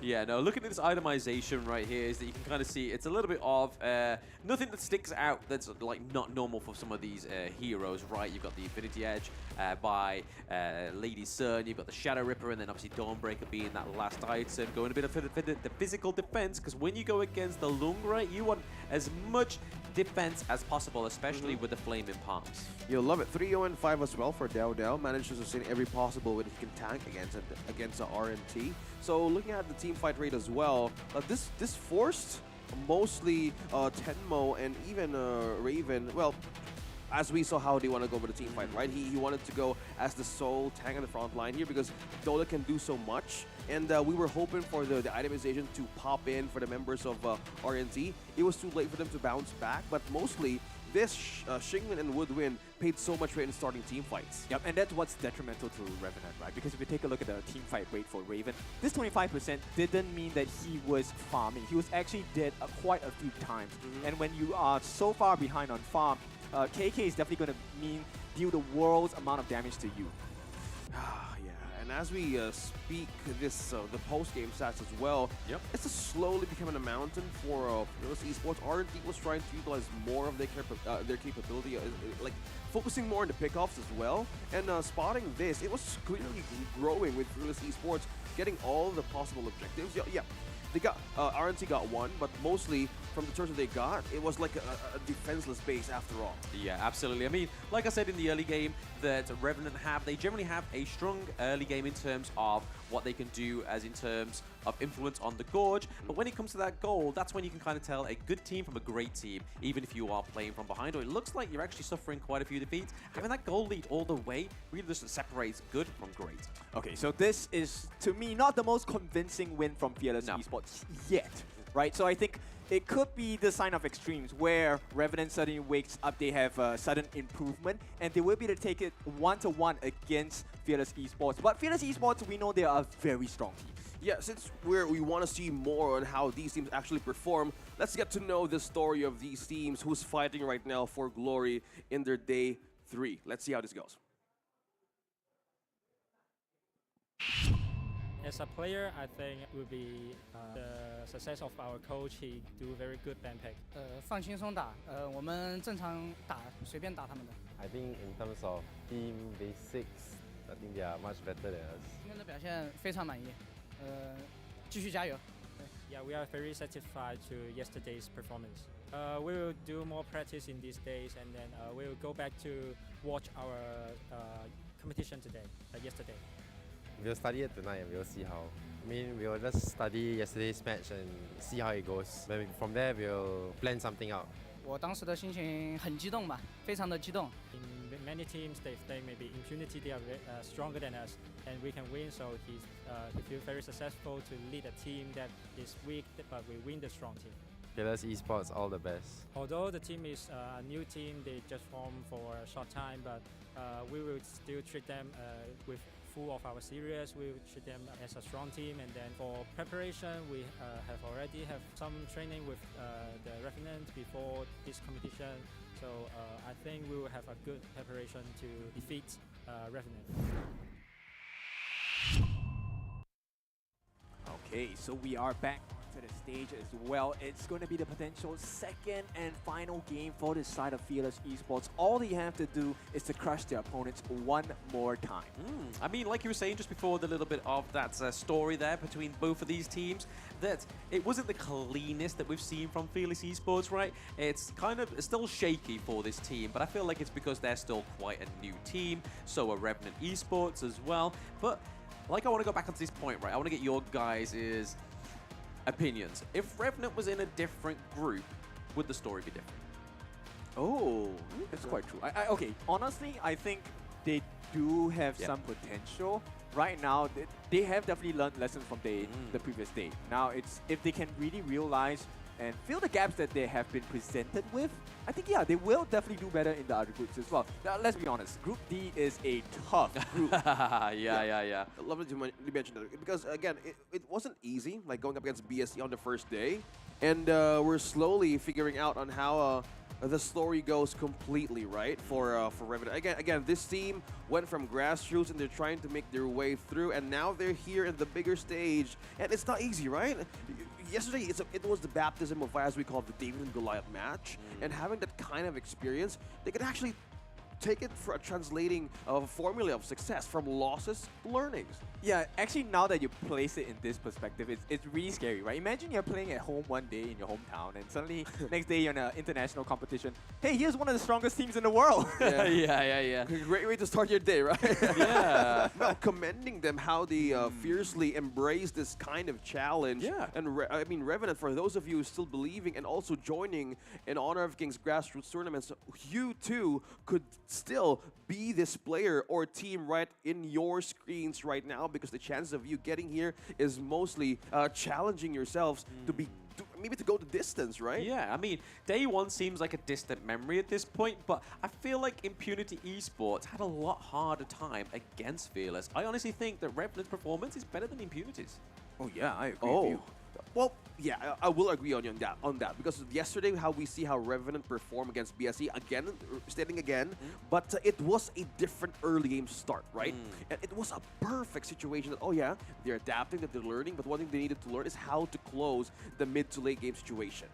Yeah, the pacing is definitely different for the side of Revenant Esports. I don't think at this point we can kind of compare them fairly because Venus Esports, they're just more clinical, more clean and just faster overall in terms of pacing. They also know how to position their players a little bit better, so that kind of edges out. And in this game of margins where inches matter that much, it is going to be a very big difference when you make those minor mistakes. I think the minor mistakes we saw from them was they either need to catch the right person who makes the play, and as we go back here, we're looking at the draft here, ladies and gentlemen. So this is the second game that we are about to see because Fearless Esports right now is on the priority side, picking up the idea and the Musashi still for them, and this grants more of the frontline aggression that they can do against Revenant. Yeah, so the trade out the Motsu with the Diadea, right, which is a great pick, especially for the mobilization, the destined encounter for the healing and the damage as well. And it looks like they're going to keep with the Lady Gen and the Musashi. So once more, Dowdo played very well on Musashi, not quite as clean as we've seen him on the Dune or the Hugh Huan, but hey, he had a good game still. He was able to get into the back line, and that was the whole point of the Musashi. Yeah, new day and a new hope to try something new. And we're about to see more from Fearless Esports as well on how will they utilize this Diadea. It requires more of the timing as well, but it completely disrupts your front line, even the team fighting capability. I see you, Kin. Is this the area that's how Revenant's going to decide for? Again, they're fighting for the tournament life here. Okay, you guys know me, right? For the audiences that don't know me, I love an orthodox picks. Sure, I don't mind a Lung in the Clash lane, but what is this, man?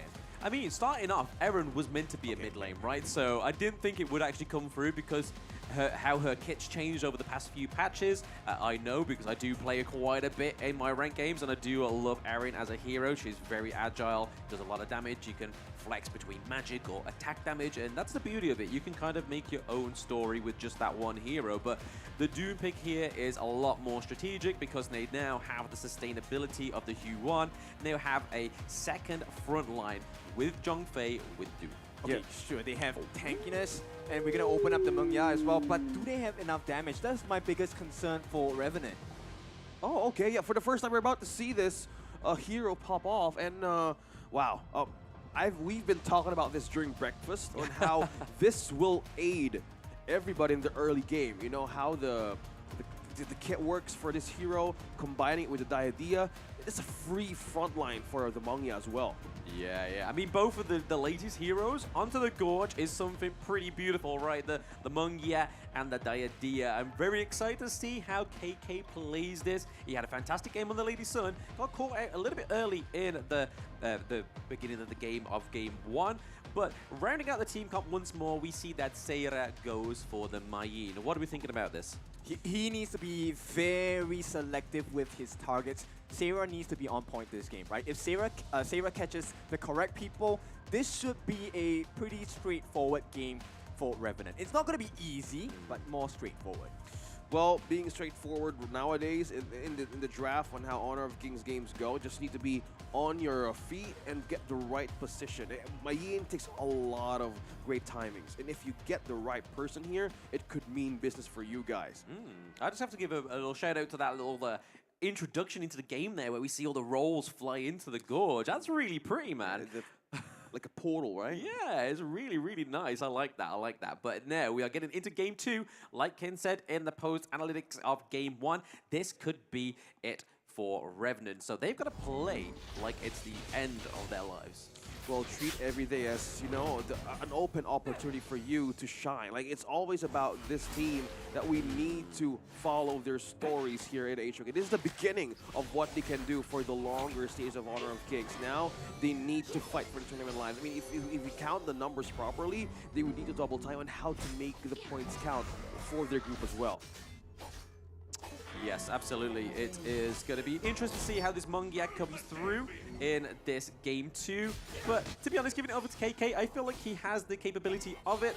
We've seen it on plenty of farm lane heroes that he's able to just masterfully hold them. But I think the beauty of this hero right now is just the constant pressure that those firing cannons can give, and obviously the cooldown reduction that his passive gives as well. Yeah, I want to talk about this as well. Like the Mungia for their own lineup as well. A very beneficial way to penetrate more of the people on the back line on how the passive, like we call it like the rage, right? The red bar that could actually be an advantage. Look at that, how the movement speed works. It reduces the toolkit or the skill of Mungia alone in the early game, makes him makes his survivability more perfect against these 2-1s.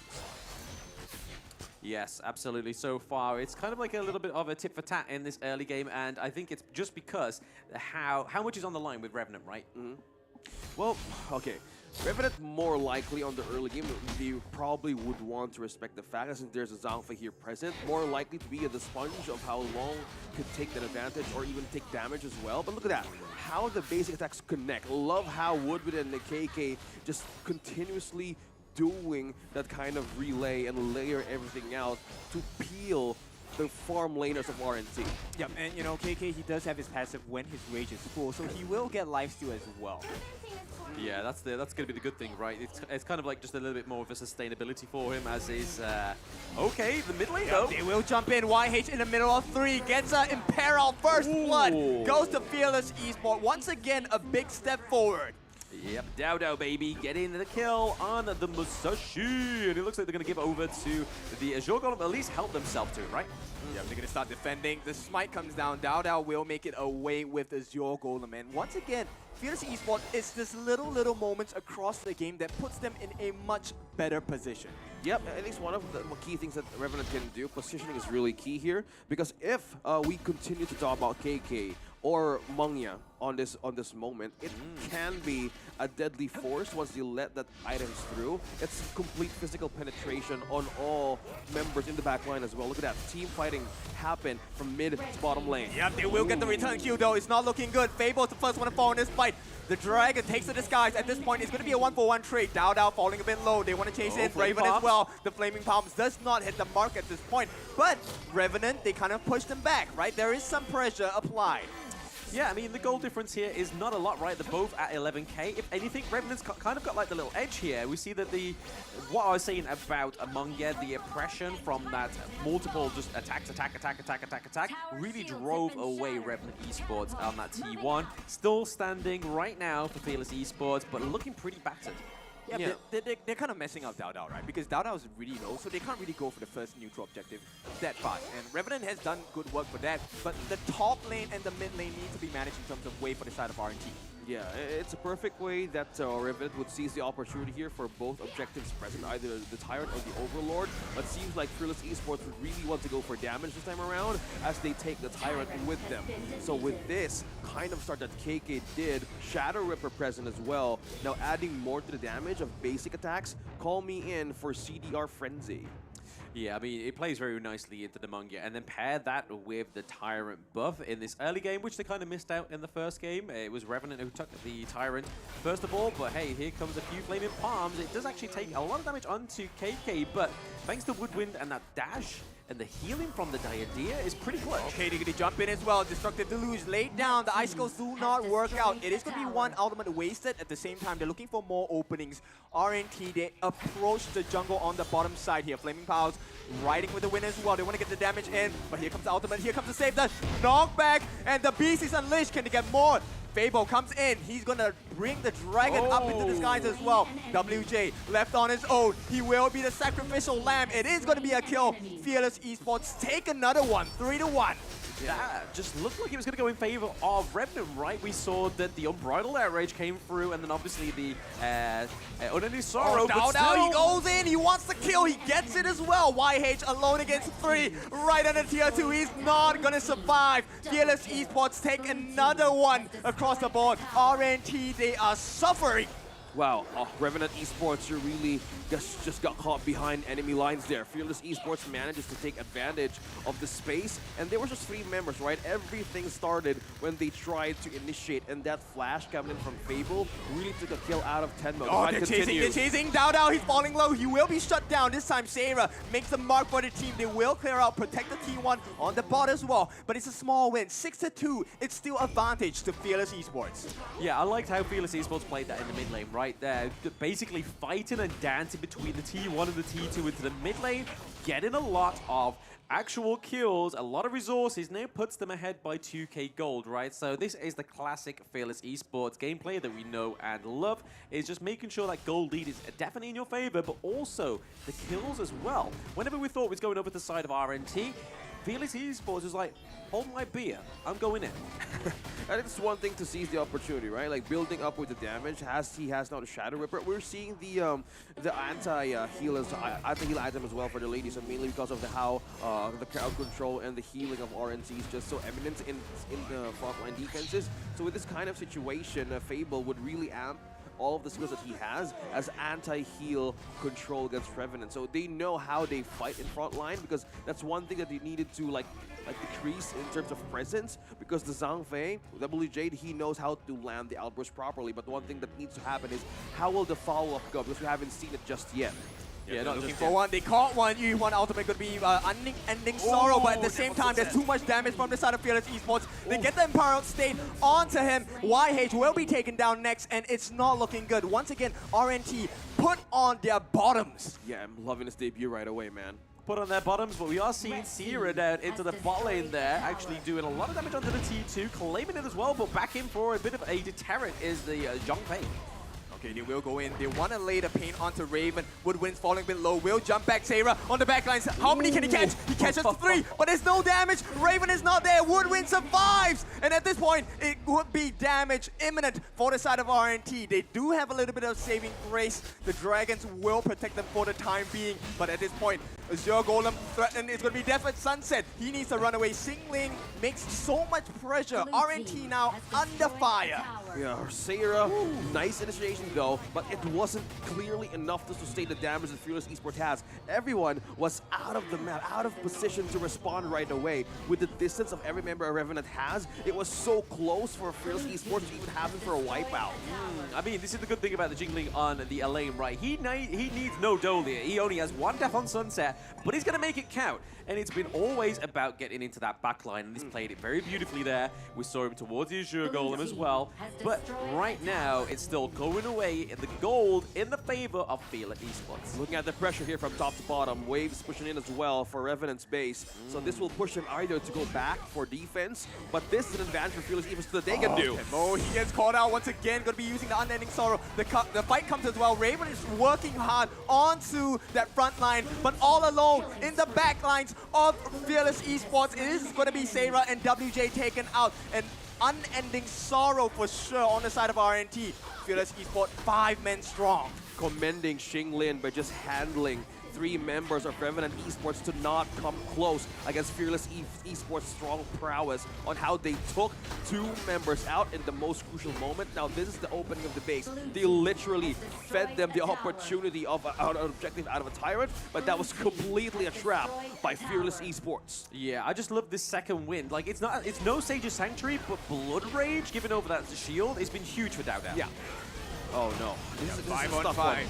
They are looking for an opening at this point. WJ, he makes a mistake. He gets taken out. Killing spree for the side of Dao Dao. They open up the mid lane as well. 2 lanes of openness for the side of RNT. They're looking to defend, but Singling, he jumps in. YH is falling low. Will be taken down as well. It is all falling apart for the side of RNT. And Fearless Esports, they're looking to end the game, end the series. They take it all. 2-0. Clean game. That's it, a second game finished just over the 10-minute mark. That's 20 minutes overall for one series. Consistency is key for Fearless Esports. How they started their first day and Honor of Kings Championship. This is the thing they want to do. Consistent in progress, and how they ended this game completely with a clean way of doing things in this series. Yeah, it's a tough one to swallow, right, for this side of RNT Revenant. I think they did their best but sometimes it's not enough, right? And Fearless Esports and BSE, two of the strongest teams in this competition from Group D, really showing off why they are the top seeds as well. Absolutely. I mean, still, we've seen some great opportunities as well, how Revenant Esports totally showed some prowess in the early stages of the game. I mean, we're hoping on how the adjustment and bounce back, but they could still take this experience into learnings as well, because it's not too late still. But for this one, Fearless Esports really came out on top on how to make their start here of Honor of Kings Championship Day 3. Yeah, I mean, I think it's all down to Dao, right? Dao on that Masashi this time around was a lot more deadlier. Oh, yeah. So I think we have to go to the interview soon. Let's see which of the Fearless Esports players is going to take the mantle of the interviewee, and maybe what kind of spicy questions will be asked on the desk as well. I want to know. Let's throw it over to our stage slowly on how the mindset of Fearless Esports went in that. All right, thank you so much, casters. Wow, it's a very intense and Yeah. very great battle indeed, yeah? We Yeah. saw a very, very cool performance by Team Fearless. Remember, Darius, this is only our opening match for today. Yeah, indeed. I think we're gonna see another more great matches coming up ahead. Yep. All right then. And once again, congratulations, Fearless Esports. Exactly. Fearless Esports, indeed, fearless. Yep. Okay. And now we have an interview with one of the players of Fearless Esports. Okay. Hi. Hi. Hello. How are you? How are you? Hello. You're good? You're good? You're Yeah, having a good yeah, time? great. Wow. Okay.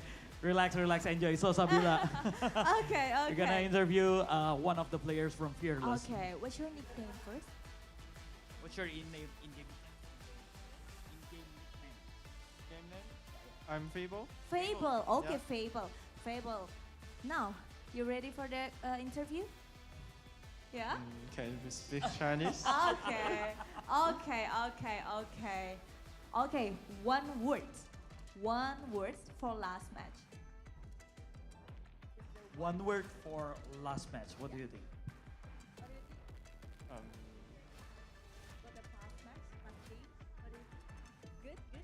Yeah, it's great. Okay. It's great. It's great. Okay. All Okay, it's right. great. Of Thank course, you of so course. much, Fable. Okay, thank you so much. You can go back with your friends. Yeah, Thank you Fable. so Okay. much. Good And luck rest. and Good luck. Have fun. have a great Okay. rest. All right. That's it. then, A Fable from Fearless Esports. Yeah, it's a good game. Indeed, it's a very good game because it's a very fast and very intense. Like we saw, both of the two matches is Yes. ended in about 11 or 10 minutes Yeah, only. 11 and 10 minutes. At the first game, I think it will be 11 minutes. Yeah. Yeah. The first match is The 11 first- minutes. the and first then game, yep. The first game. Yep. And then the second game is gonna be about 10 Yeah. minutes. But All right then, there he is. Let's give it back to the casters because Okay, I know casters won. want to get some Yep. another insight. So Yeah, yeah, another let's get insight it back for to our this match, yeah. caster. Get away. Chill out. Thank you so much, guys. It's just an amazing opportunity as well for Revenant Esports to still show up. And going back how their story went, again, you will repeat this. They came from grassroots tournaments all across, maybe probably Indonesia or wherever there is to gain experience. Now they're here and commending how they show up still with confidence, commending their journey as well and how they went through the most, I gotta say, most difficult teams to beat here in Honor of Kings Championship. Yeah, I mean, what an experience, right? Of course, for us, we know that there are winners and then there are learners, right? So, of course, we're looking for the MVP on the side of Fearless. They all had very great performances. So let's take a look at who the MVP of this particular series is. Yeah, here we go. It is going to be Dao. I said it as a Masashi main. It's a little bit too obvious. When you pick the Masashi, you're just automatically MVP because his hero is the bomb. But one thing I do have to point out for him is that 614 KDA, the damage taken, but then also he's just able to soak so much damage, but the gold as well. Just be able to zip around the map with extreme speed, but then get into the backline. Hi everyone, I'm Yuhan, and I'm the official 2024 HOK Championship Observer. The tournament highlight of the day is here. 3, 2, 1, showtime! Yep, this time it is Dao who sets the stage here. He was always the singular target on the side of RNT, right? But when he dove in, there was no chance he's gonna walk away alive. Yeah, it's a test of how their synergy works, man. Their chemistry as well as a team. How they entered their day one here as a Fearless Esports, they know how to play with layers on making everything work against their team, slicing and dicing and making things work in a macro scale. This really disrupted the team fighting in macro plays that Revenant has to do against them.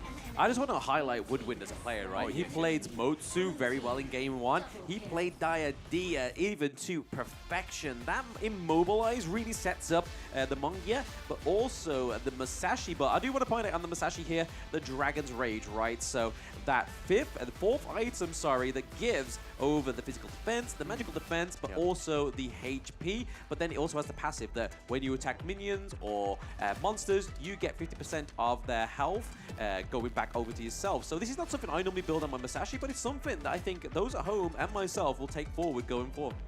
My next few games. Yeah, for sure. Take a page out of the books, right? Especially when it's dialed out. Oh, definitely I will take one of your strategies here into the Gorge.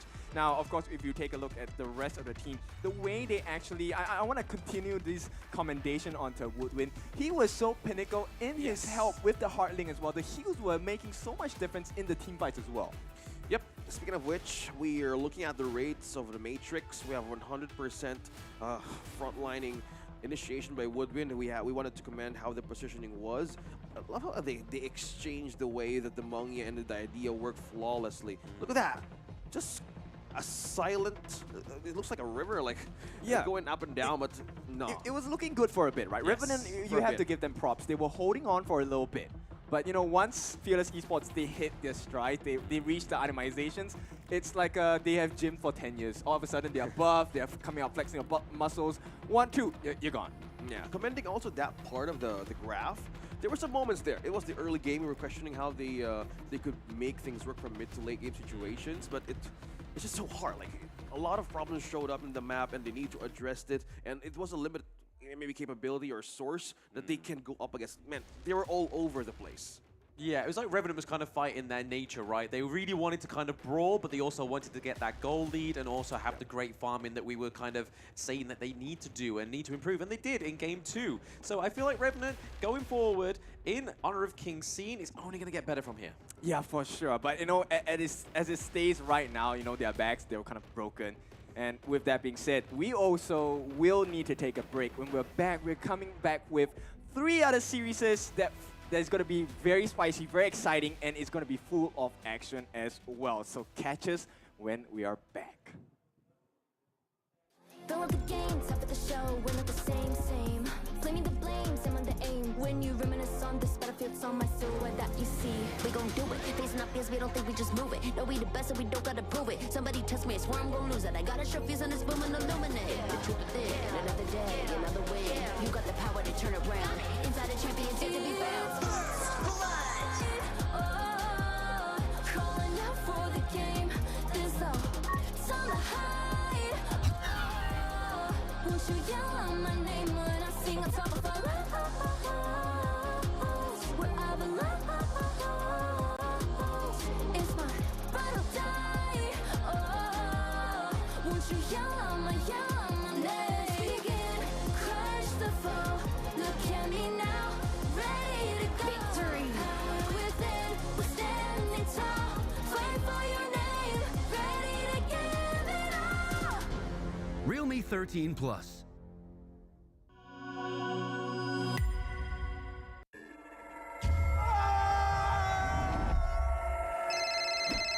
Yang, aku pulang lebih cepet nih. Ini lagi OTW rumah ya. Pulang, udah cepetan. Teknologi Fast Cooling dan iFeel membuat ruangan dingin di setiap sudut. Dinginnya nyebar, langsung chill, auto nyaman.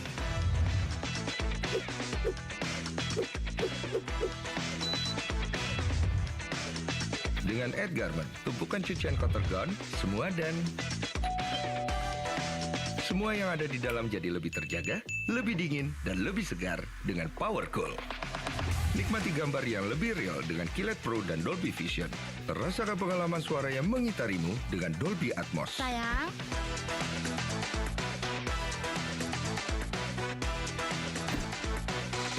TCL, semua jadi mudah.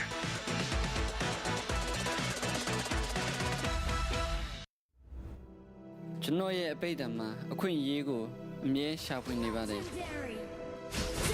ကျွန်တော်လက်ရှိဘဝကိုပြောင်းလဲနိုင်မဲ့အခွင့်အရေးပေါ့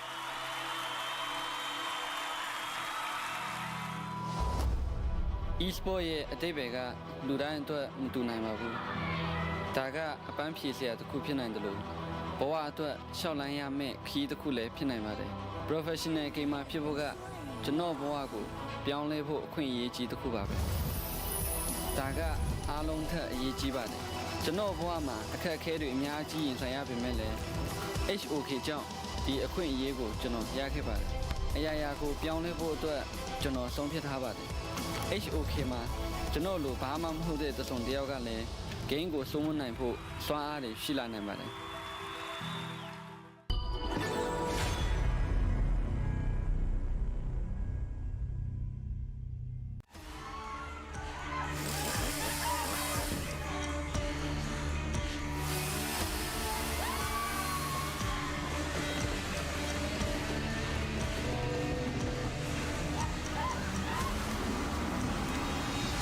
It's Friday! It's your okay day! Yay! You do good at chasing, huh?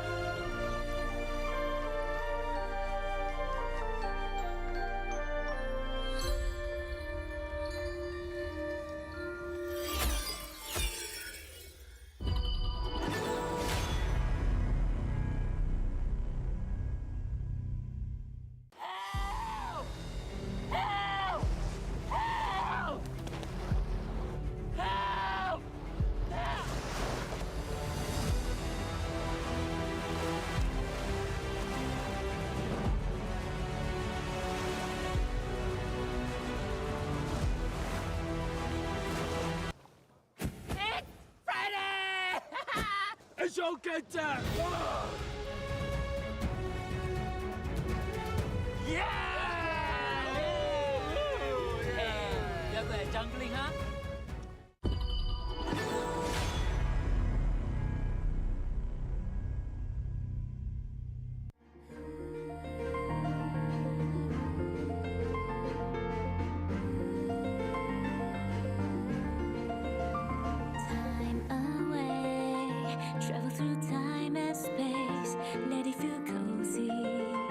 Shining far away from me, black hole gate.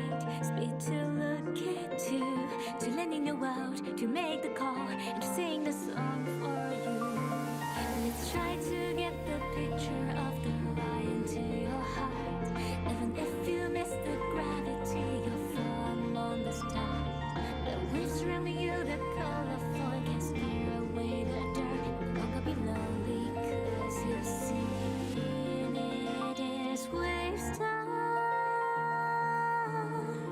The time to be a part of the lightning from the start, because you've seen stars.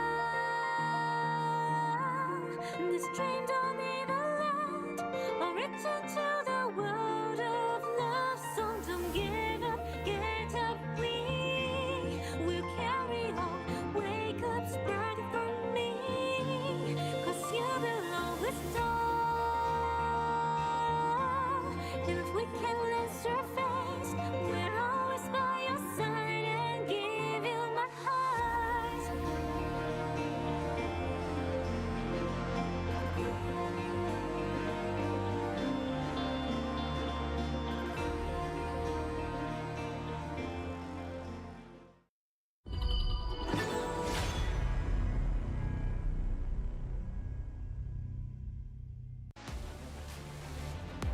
Hi everyone, I'm Yuhan, and I'm the official 2024 HOK Championship Observer. The tournament highlight of the day is here. 3, 2, 1, showtime!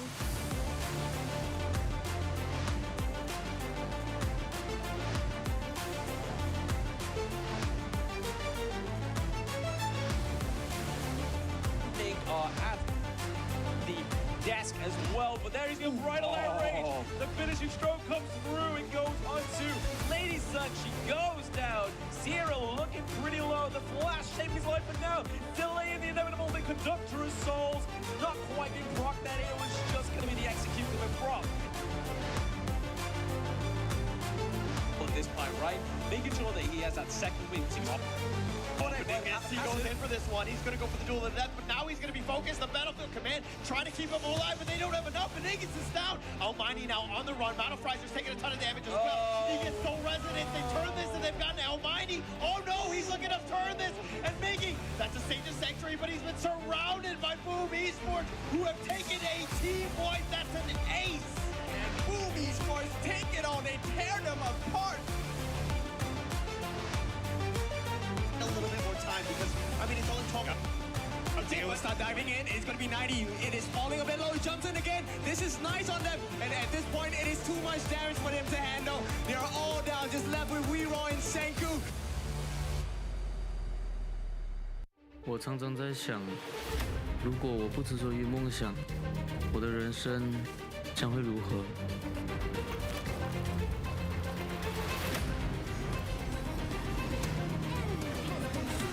这是我的热爱所在，可是这份热爱似乎不被认可。也许这只是梦。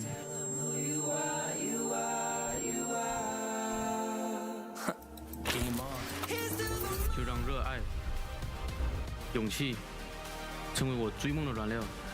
要实现这梦想，就必须马上行动，做就对了。FLCN 或许就是我实现梦想的地方。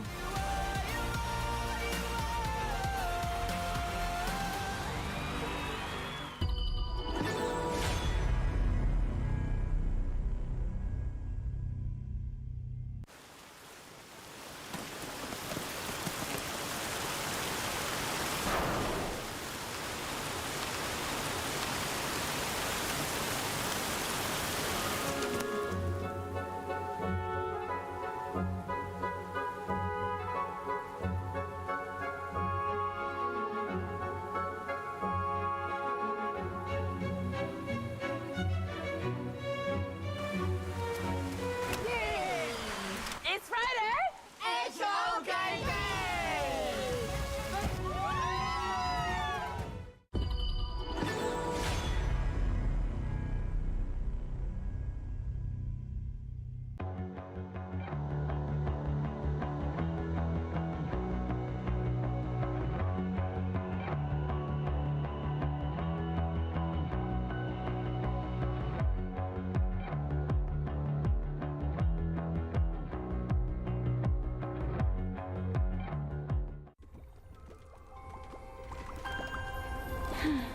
I feel a storm brewing.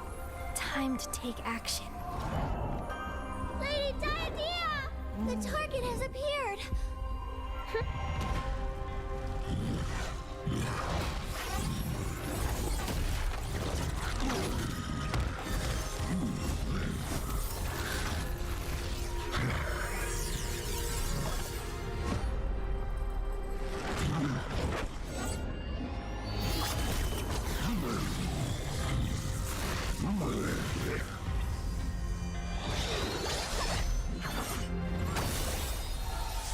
observe every aspect of this world, connecting those who are fated to be together,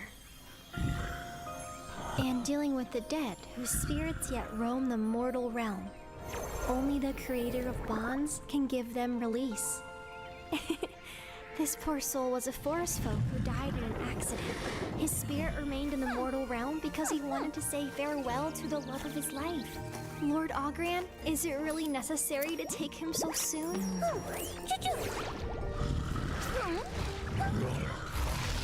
Hey, there's no hurry. He's simply longing for someone and has committed no wrong. I'll deal with it. How does that sound? You watch over relationships. Why are you meddling with spirits? All those with love in their hearts are under my jurisdiction, Lord Ogran. Under your cool and ruthless look, could there be love in your heart? I can look into your future relationships for you. Don't. 1,000 miles of fate bound by a single thread. Your fated one is... Farewell. Huh? Hold on. Oh.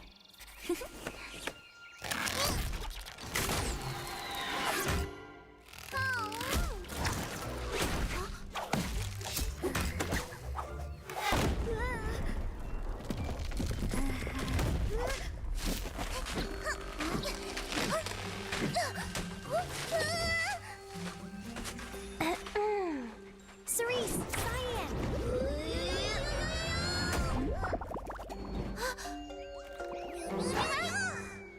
Yaria! Huh? Where did she go?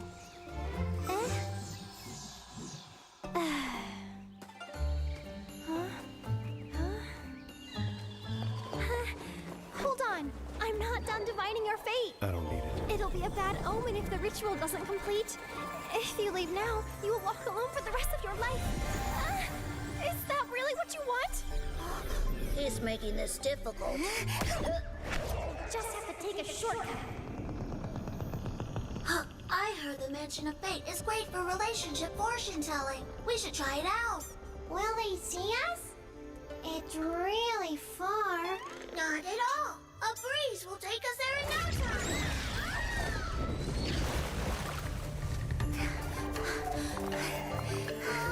He's right behind us. I told you we can't beat Ogren. We shouldn't have interfered. Not on my watch.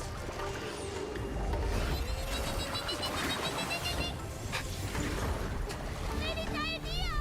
Where's Ollie?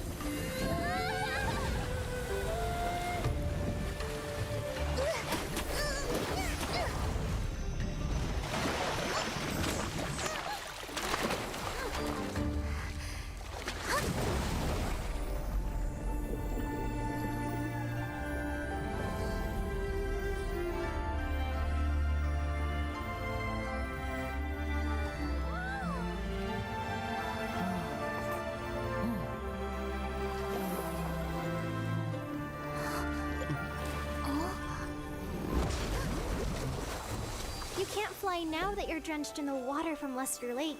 Let me help you. No.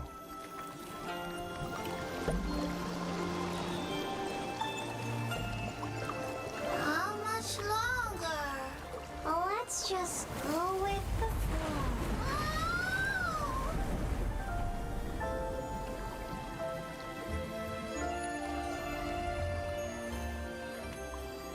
You look like someone I know.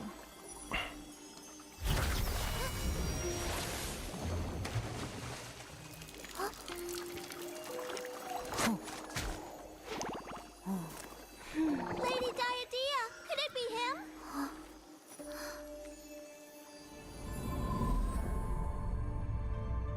It can't be. Huh?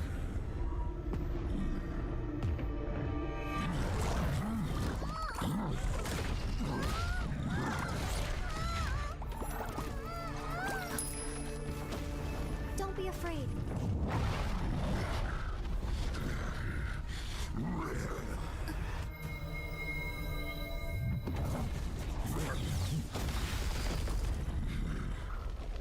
He's been waiting for you. Go on.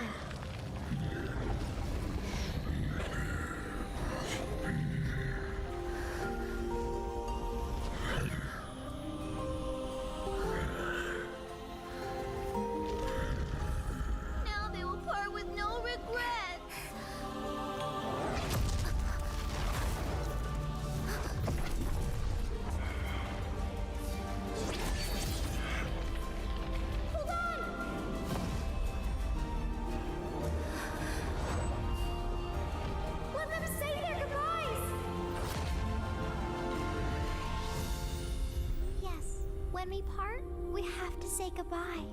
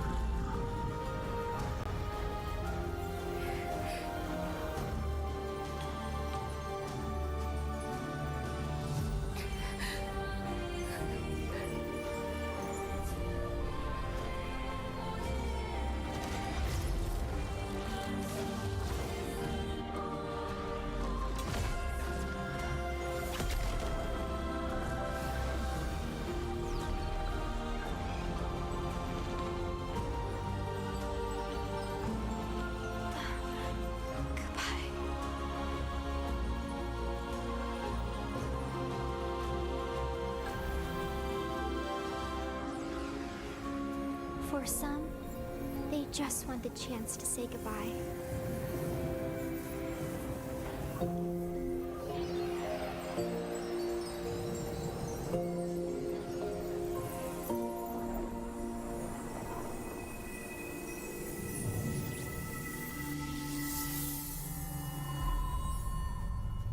You're still here.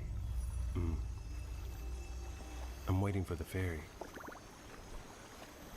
Do you think that they'll see each other again in their next lives? Maybe. How long have you been a seer? You're a quiet one. Have you always been so quiet? Probably. Actually, I can swim. I know. Hmm?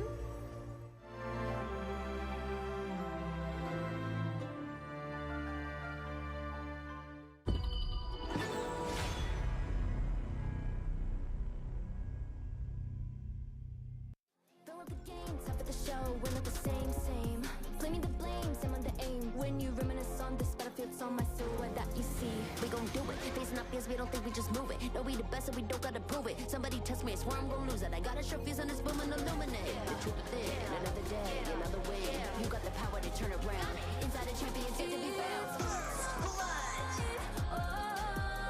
Calling out for the game. There's no time to hide. Won't you yell out my name when I sing on top of our lungs? Wherever love.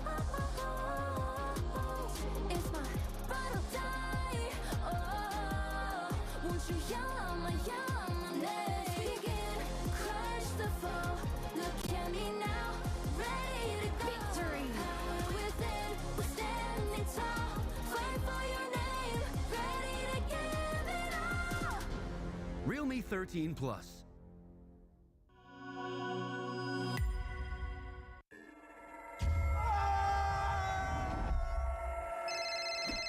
Yang, aku pulang lebih cepet nih. Ini lagi OTW rumah ya. Pulang, udah cepetan. Teknologi fast cooling dan iFeel membuat ruangan dingin di setiap sudut. Dinginnya nyebar, langsung chill, auto nyaman.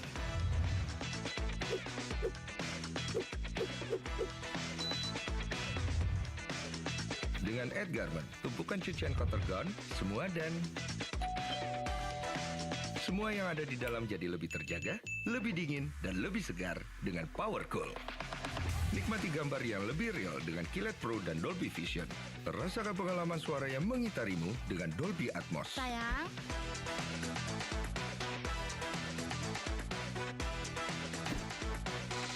TCL, semua jadi mudah.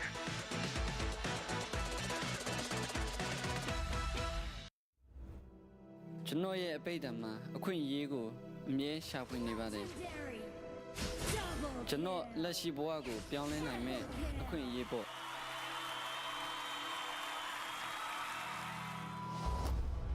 Esport ye adebega, luran to mtu na mabu. Daga apan pise at ku pina ndelo. Bawa to xiaolan ya me khi de ku le pina ma de. Professional gamer people ga chino boago, pianle pho khwin ye ji de ku ba be.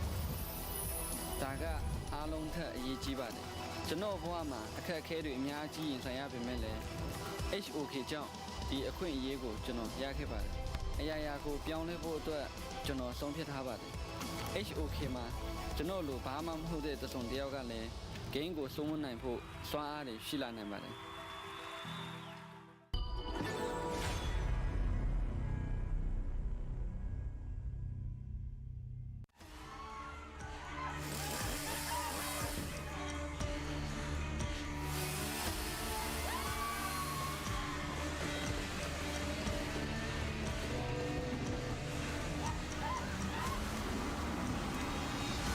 It's Friday! FLCN Day! You do good at chasing, huh?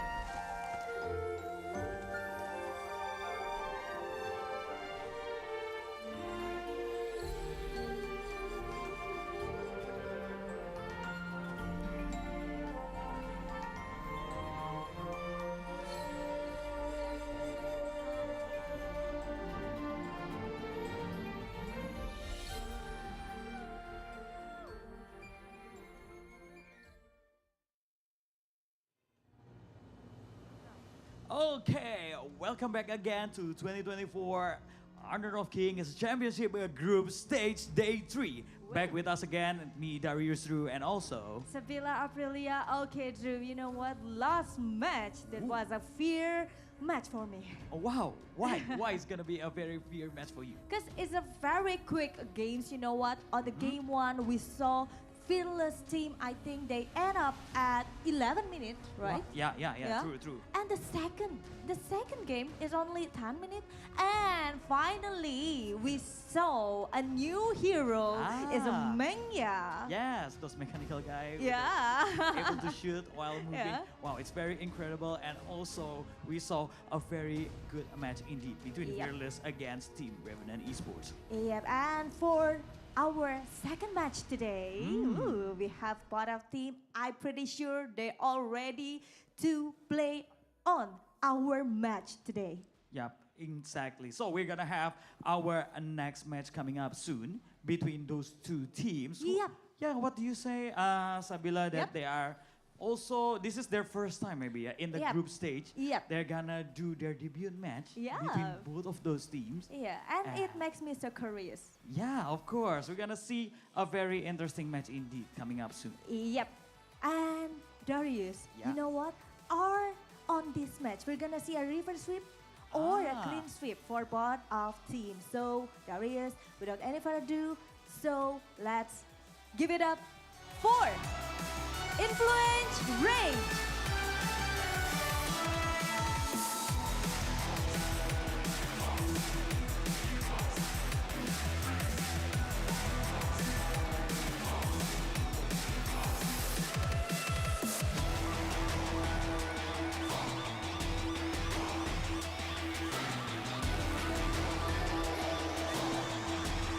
Okay, next we have our second team, Team Secret.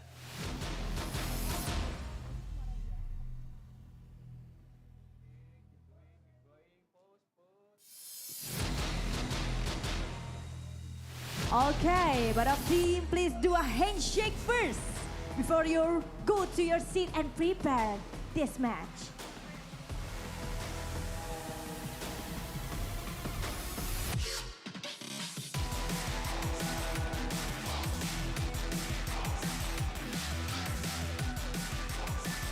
Okay, Darius. Wow, there you go, Sabila. We have a team Influence Rage against Team of Secret coming up soon. And both of the teams gonna do their best performance in their debut match, of course.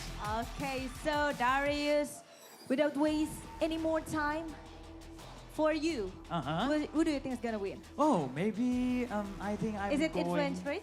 Yeah. If we saw both of the teams, both of the teams are very, very positive and very, very confident that they may able to get some points in each match. But for me, I think I'm going to go with the Influence Rage. Oh, okay then. Okay then. For me, let's give it to the casters first. Because we're gonna see how our second match going on. So casters, it's time for you to shine. Let's go.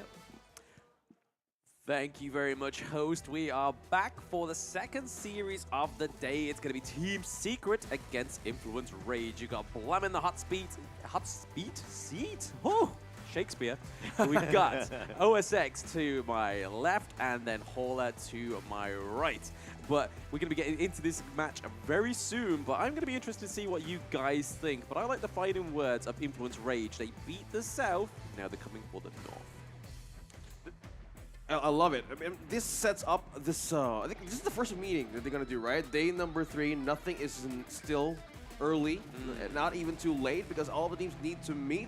Because one thing that we need to see here is how they will perform, and that will be aided by the Realme official gaming phone. Realme 13 Plus 5G 120 FPS, performance at max, featuring the Dimensity 3000E processor. Now that can be another game-changing moment for today. Yeah, is it going to be game-changing going into this one? Because, I mean, both of these teams are going to need their players to really step up to be that game-changer. But another game-changer, TCL. This is, of course, the X955QD Mini LED HDR 5000 nits, and of course it's got one of the greatest gaming views that you could actually want. So check that one out. Actually, we have some demos below, and they're quite nice to watch. Both of the devices are in the MG space as well, so if you do want to check out both of these products before you go and purchase them, you can have your hands on whilst you are here. But we are looking at the Joyu skin as well, which is free. You got to do a little bit of legwork. Not much. You don't have to go into your wallet. It is free still, but that purple Thunder Blaze skin could be yours as long as you keep logging in and doing the rewards. All right, so it looks like we've got the teams are kind of underway. I mean, Team Secret, this is going to be, you know, the third place squad, I would say, out of Malaysia. There are 3 teams, and they were the second in the Malaysian qualifiers. That's why I kind of put them in the 3rd place seed, which is not where they wanted to have been. I think earlier going into EWC, we had high expectations. They were definitely the 2nd, so they were quite good.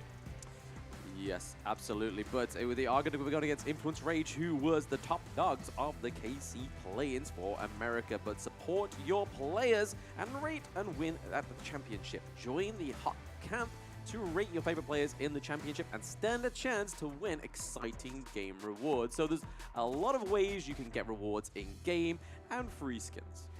And one thing you placed there, how we started this series, right? From the qualifiers, they are number 2, and again they lost to Nova for 3-1.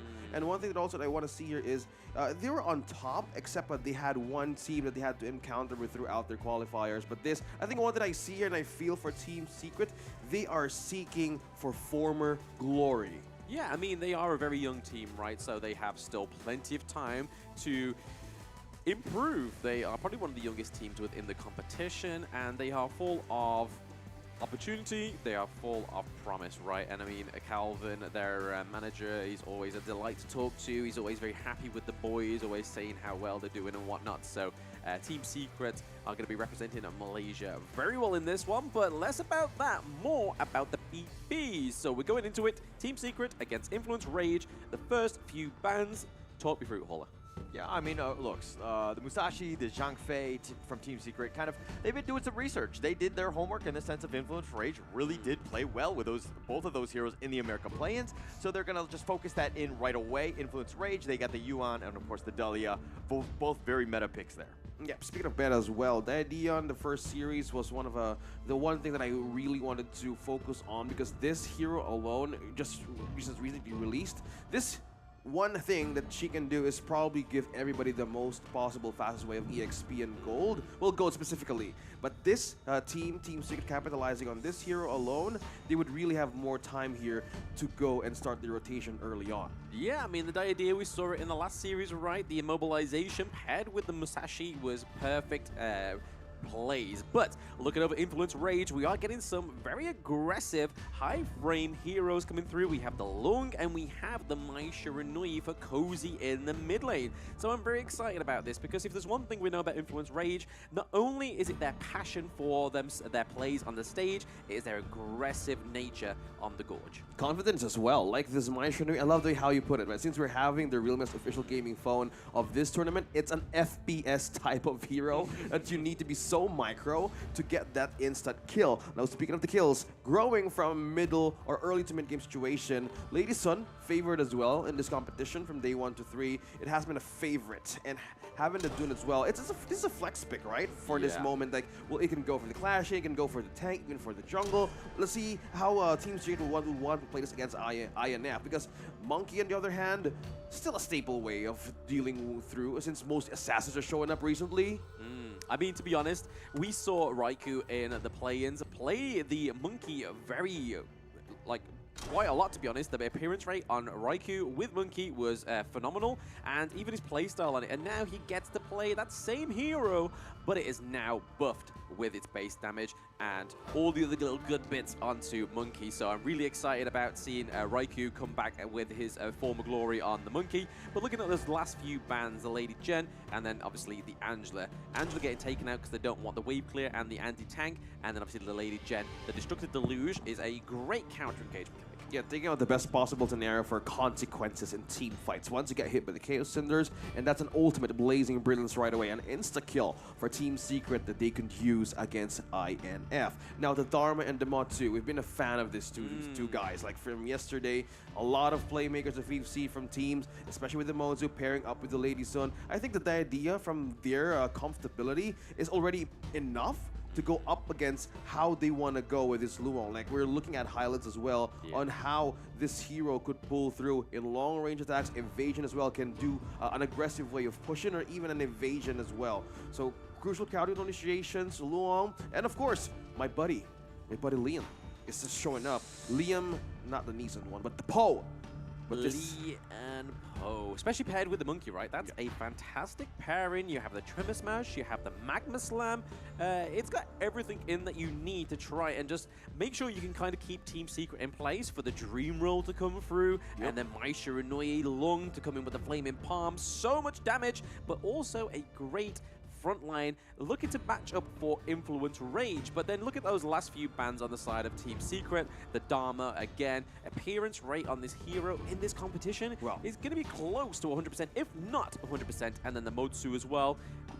Yes, they're banning out because they don't want that long range place to breathe when you got with the Motsu, but hey, the Ganamo. Yeah, good thing they didn't went for the Princess Frost this time around. If you want to go hard against INF's front line, either you poke the hell out with a Gun and Mo, pair it with a Charlotte, both from the Clash lane, depends on how this year is going to go. But comparing their last two picks here, I think this is a great start as well for INF to counter most of the team fights here. Yeah, my only concern with Team Secret picking up the Gun and Mo is that, it does a lot of damage.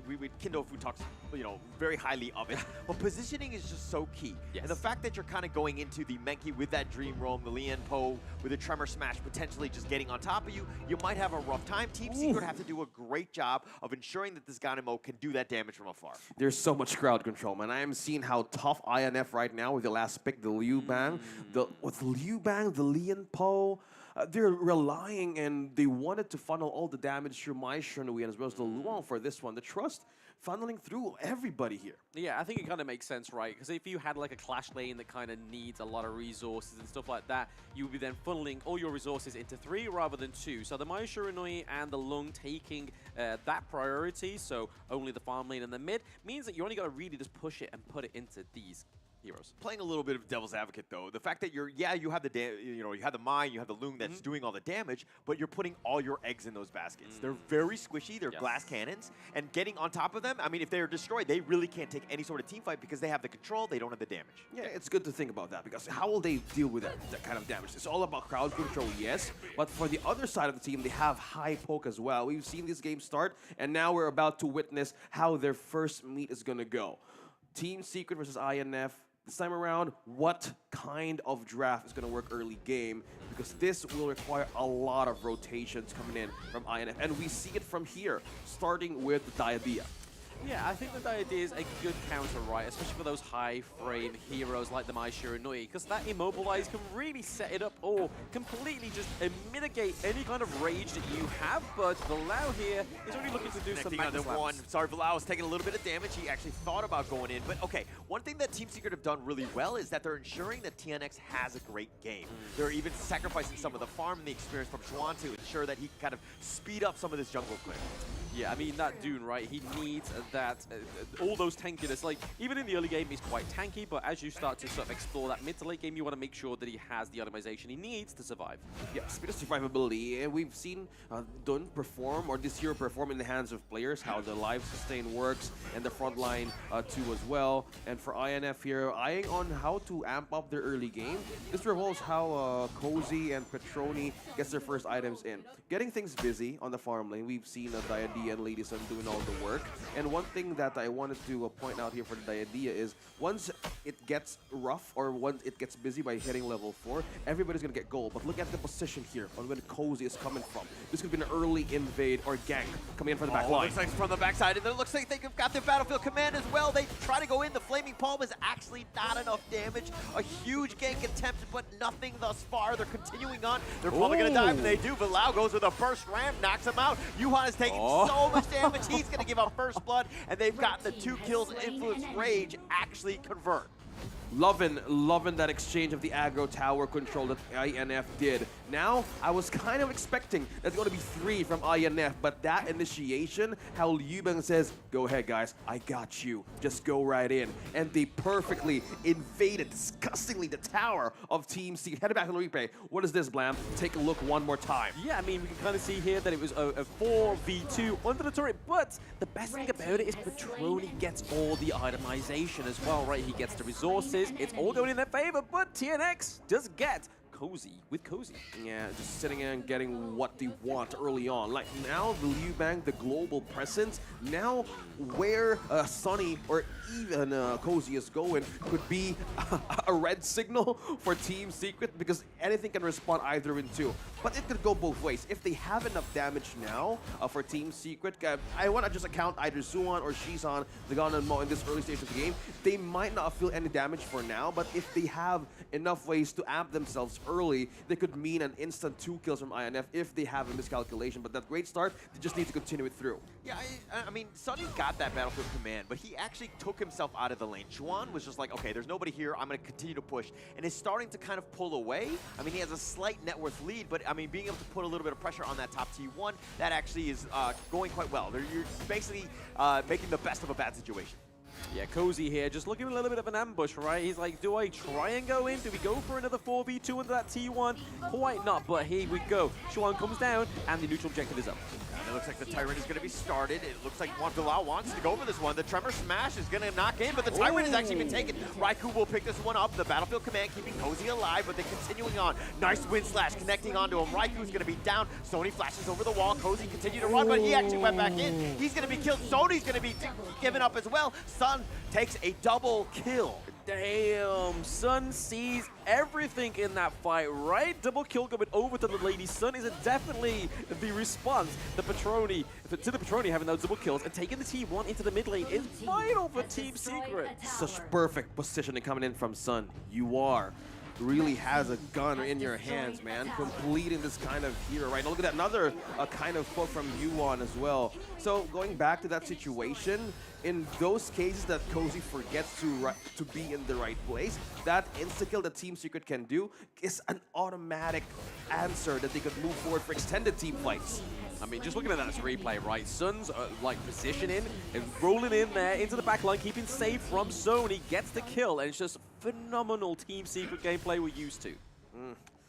Team Secret, now they just really will need to ride the waves this time. As we wait for the items to push through, this will really put pressure on Villa 01 as well, like where to be in the right position, where to be in the right combination. Because if you do the Tremor Smash right away, I'm kind of expecting that the damage of Petroni really need to show up or even feel something from Team Secret. But if they lose the chance to take 1 kill away, that could mean a different comeback from Team Secret wrapping around the counterplay. Yeah, I mean, the good thing about this, okay, we might get a bit of an engage here. TNX is kind of trying to bait some abilities, but I just want to go back on my point very quickly. Good thing about the side of Team Secret, even if a Tremor Smash comes through, they all have a way to get out of there because you have the dash away from Charlotte, you have the Unruly Blade from Dune, you have the Guard Her Grave from the Ganon Mo, you have the rollout from Sun, and then you also have the dash for the TNX is looking to go in, but on the backside, they've also have Bilal, who does a Tremor Smash. He went in too far. He's going to die first. Sun picking him off. Raikou gets a little bit low. He's going to run away as well. And Team Secret right now pushing it out, actually turning this into a T2 mid as well. And Team Secret right now in the driver's seat. I gotta be honest, I felt that this was really coming in the side of Villa 01, the Lee and Bo. I had this too many times in my games, and I'm looking at it in my screen, casting it live, mainly because of the high peel composition of Team Secret. Now, you guys said putting everything in one basket is scary. Now we're slowly looking at the items being built by Lady Sun and as well as the Yuan. It's getting more deadly. The space, how Villa 01 wants to make the Tremor Smash work, he didn't even catch one against Team Secret, and that's a problem. What if you don't catch continuously as the game progresses so much against Team Secret? Yeah, not even Uno on the board for that Tremor Smash. But like I was saying there, just before the last Tremor Smash came through, is there's a lot of ways out for the side of Team Secret, and they're playing this beautifully. They've opened up the mid lane, and they're going to be able to give over a lot of the Influence Rage's jungle to themselves, which means that TNX is going to be able to go in there, get tankier quicker. Oh, this will really force Villa 01 to get those Security's Cloak, maybe the Dreadnought armor's wear. Nope, that's no action yet. I mean, the T2 there does fall, but it's a cause for concern for the side of Influence Rage, right? 2 T2s down. They only have the Clash lane looking pretty healthy, but other than that, not much. Oh, looks like the siege is about to start. Swan is all the way up in front. He's going to focus it down, and Cozy just gets blown up. Where's the damage now? They've got the T3 as well. Raikou's going to be picked off second, and it looks like Team Secret, the only thing they're lacking are the minions, which are slowly making their way around. Mind you, they took this fight. They have 5 members here, and, you know, Petroni wasn't even in the fight. They're taking the mid T3 as well. They're continuing on. They do have the knockout. Petroni is here. He infinite fastest into Shame and back into the fountain. Now they're going to look to take the base. They're going to go forward with this, but it looks like it's too little too late, and Team Secret will take game 1. What a quick defeat. Surely that's got to be the quickest, right? 8 minutes? 8 minutes, man. Speechless. Clinical, right? And this is what you're talking about with Team Secret, right? The team fight is far superior on being able to just control the game. Yes, they gave up the first 2 kills, but getting back into this game, this is a Team Secret, you know, their MO, right? This is how they play. Yeah, no. My goodness, that peel. That peel. I know we've been kind of like discussing how the Ganon Mo would work in this kind of composition that Team Secret has. Riding everything that they started with, the gang, set up a Mind Shrine Vision down bottom, the Liu Bang combination as well. It was a beautiful kind of symphony to see everybody going in and out, precise, methodical.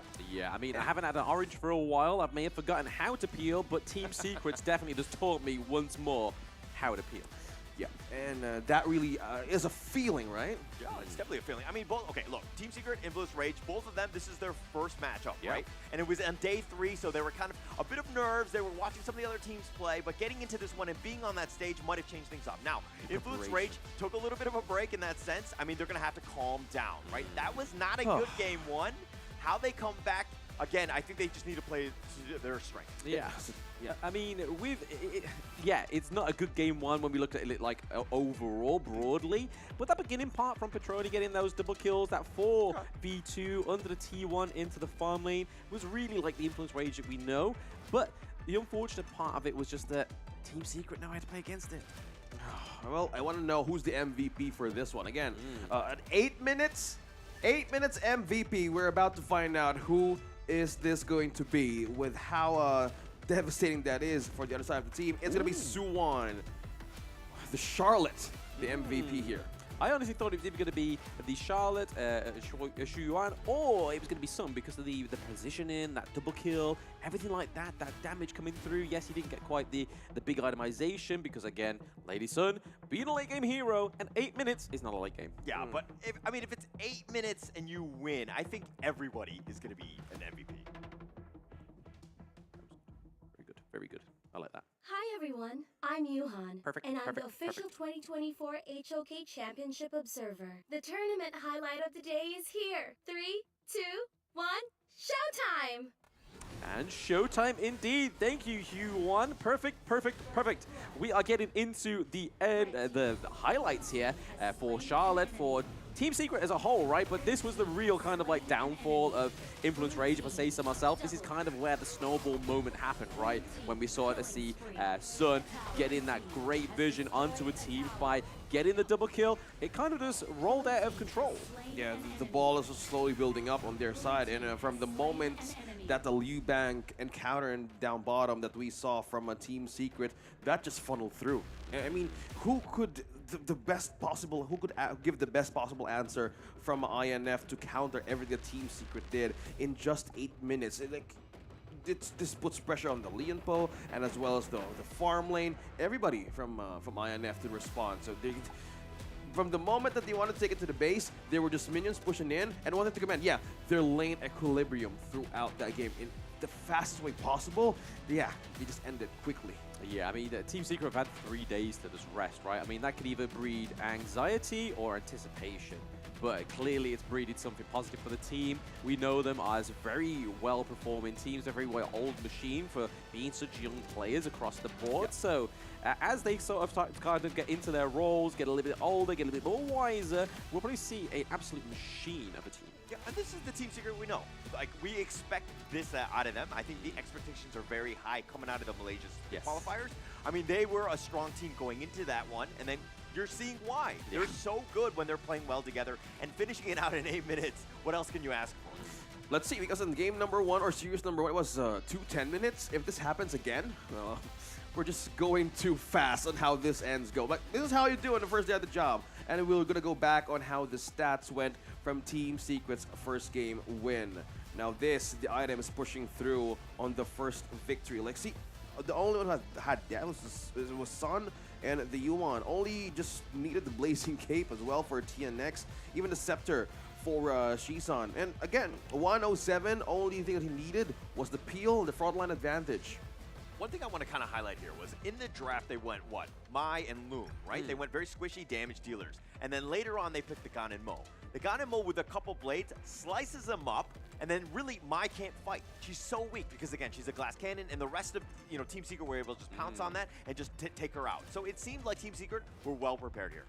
Yeah, he was taken like twice, thrice earlier, like quick deaths right away for this Maestro. If you are looking for a way to snowball quicker, you would want to refrain from doing that, right? From dying, because this could be a devastating way of coming back for a mid-game. But the Team Secret didn't let that happen. Look at that.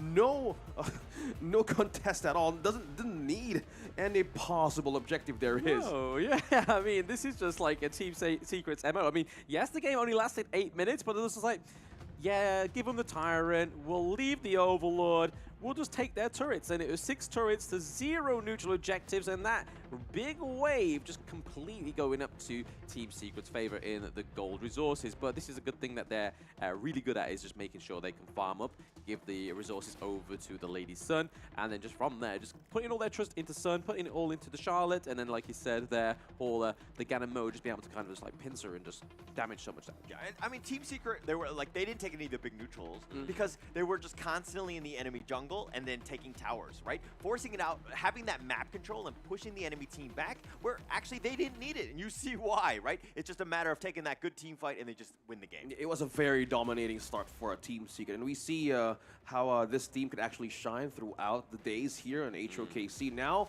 I'm looking for an avenue for INF to bounce back. We've seen how they wanted to deal with their composition, putting everything all in pressure for their farm lane. It's so much crowd control, right? At some point, I was expecting the Dharma would show up. They banned out the Angela as well. So let's know what is the mindset of this team heading to this tournament. Let's watch this.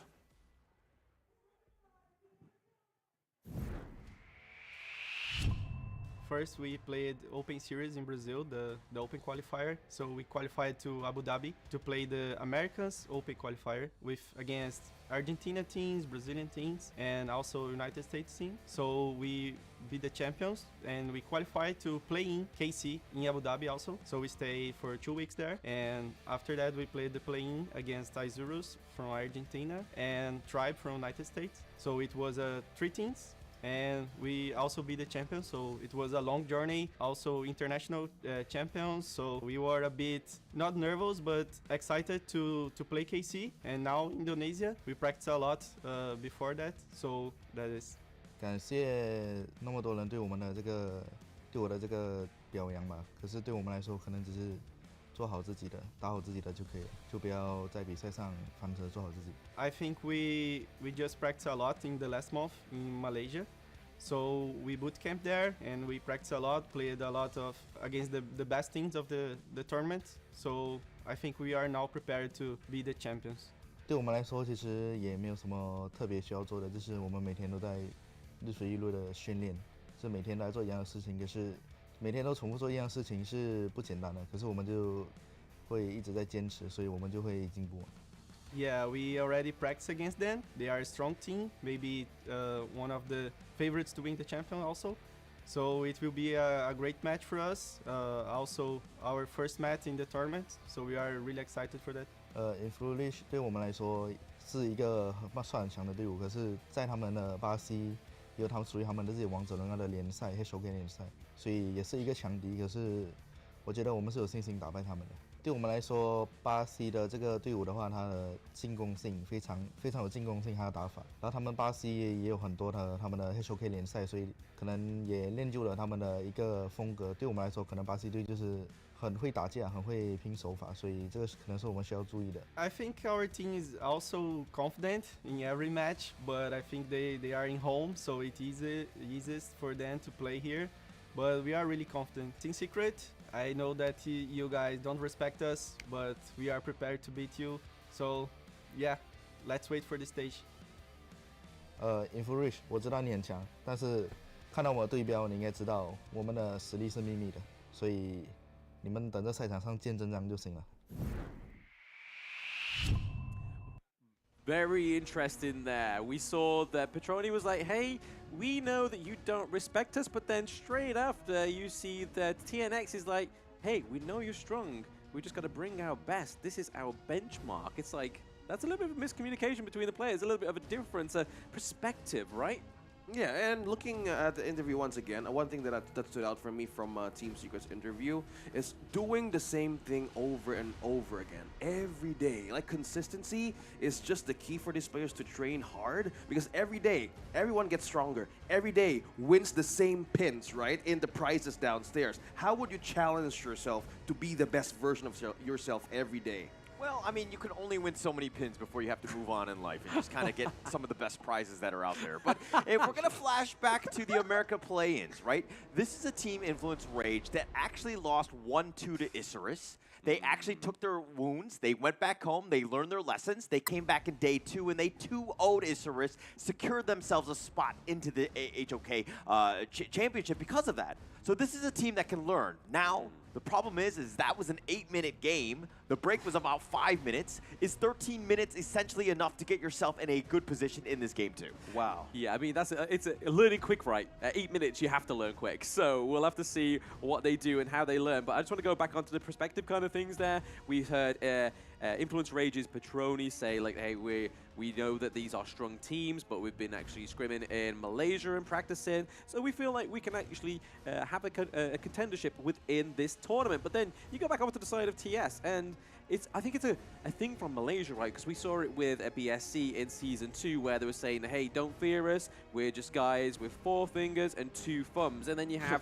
TS there saying, hey, we could lose this, we're very humble, sort of thing, like knowing their limits, and I really respect that from players. Yeah, at some point, they even told INF, right? Like, yeah, you're aggressive. You're really respecting the fact that the play style of INF could really show in this tournament. Now, we're waiting to see that in game number 2. Now, we're into the draft. The ban of the respected ban, the Liu Bang and the Musashi, even the Dun as well. That's 2 already from Team Secret. They know how Team Secret wants to play harder early on to make things faster and quicker for them. Now they take the Mai Shunri for themselves.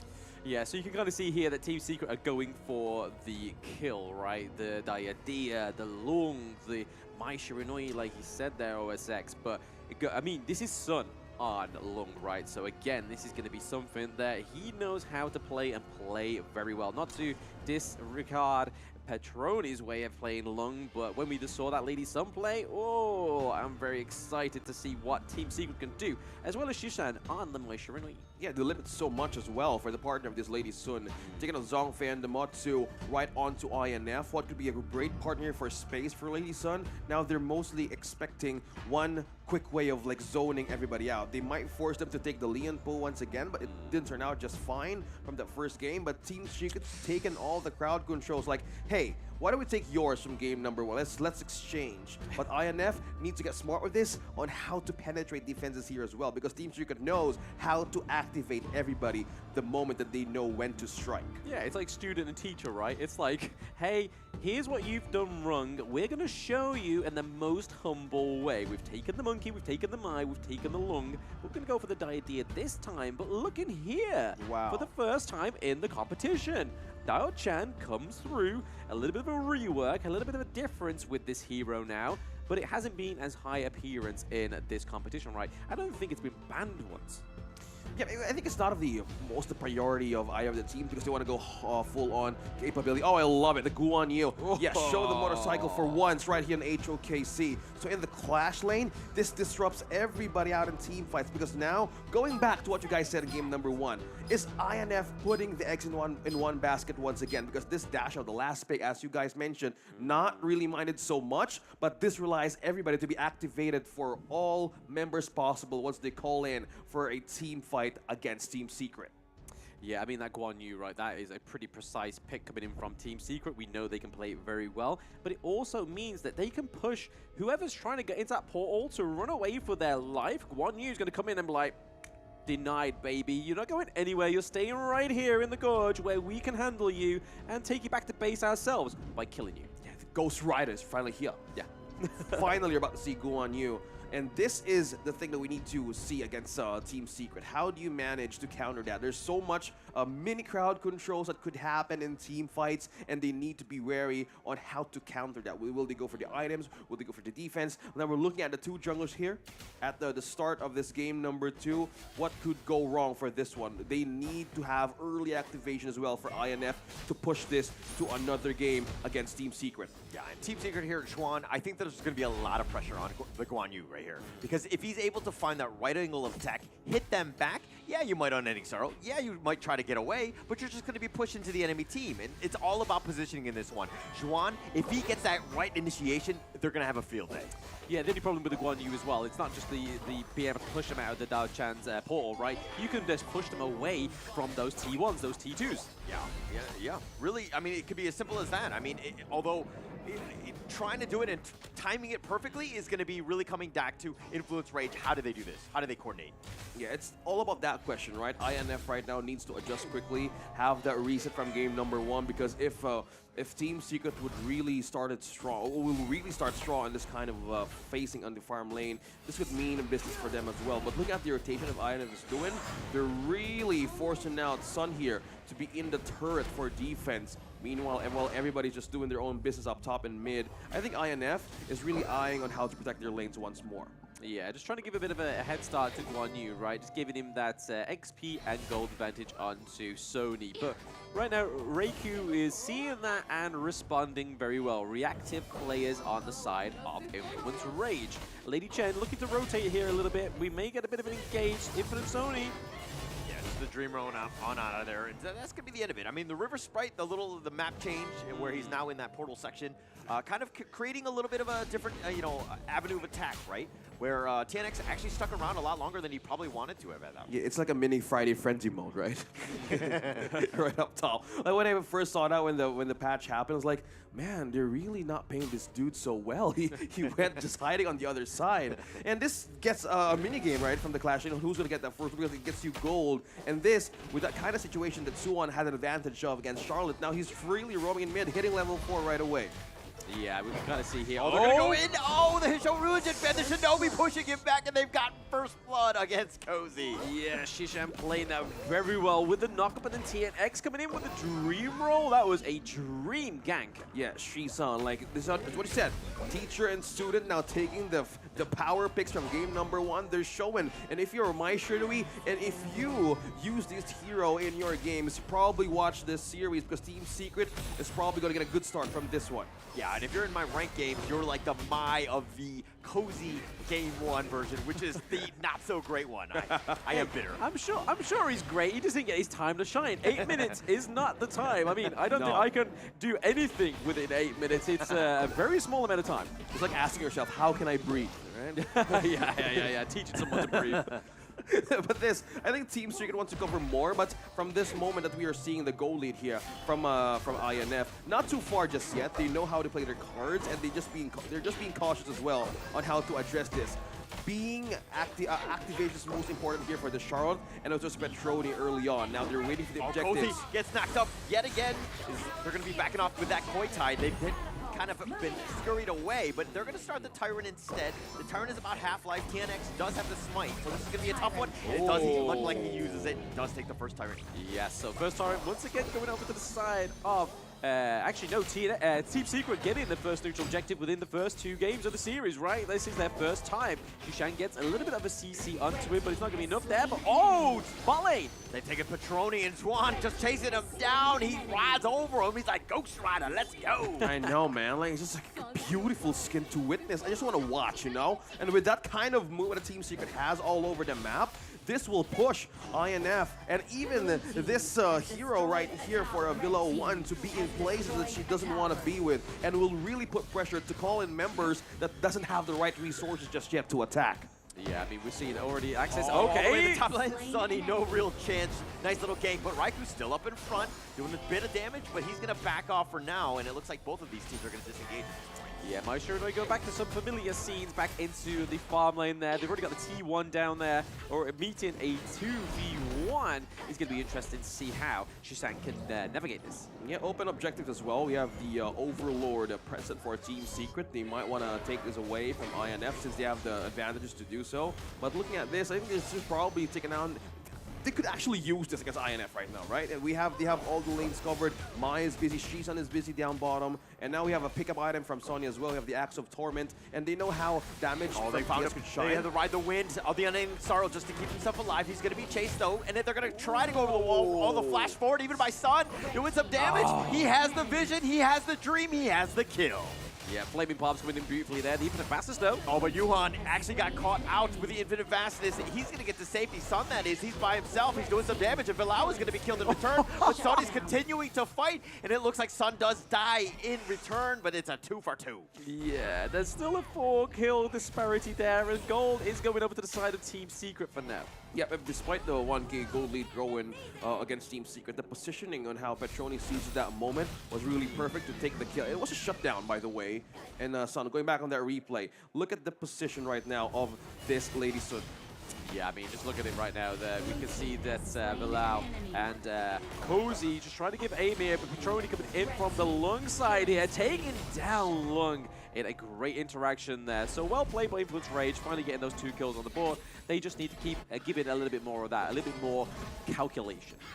Speaking of which, objective slowly being contested, but this is the power spike of how the Dashao nowadays, right? You have the early zone and you have the Eye of the Whirlpool being used as bait. They want to go. They got the nice little notch up with the Unending Sorrow. Used in return. He's going to use defensively. Now that's on cooldown.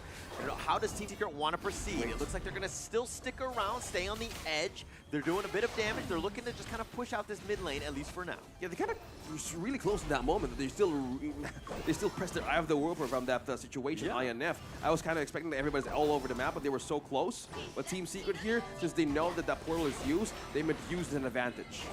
Yes, use an advantage. I think that's what they've got to kind of do, right? Influence Rage needs every advantage that they can get, because they're already down to T1s as they take this Clash lead right now. And T1 in the mid lane not looking too healthy.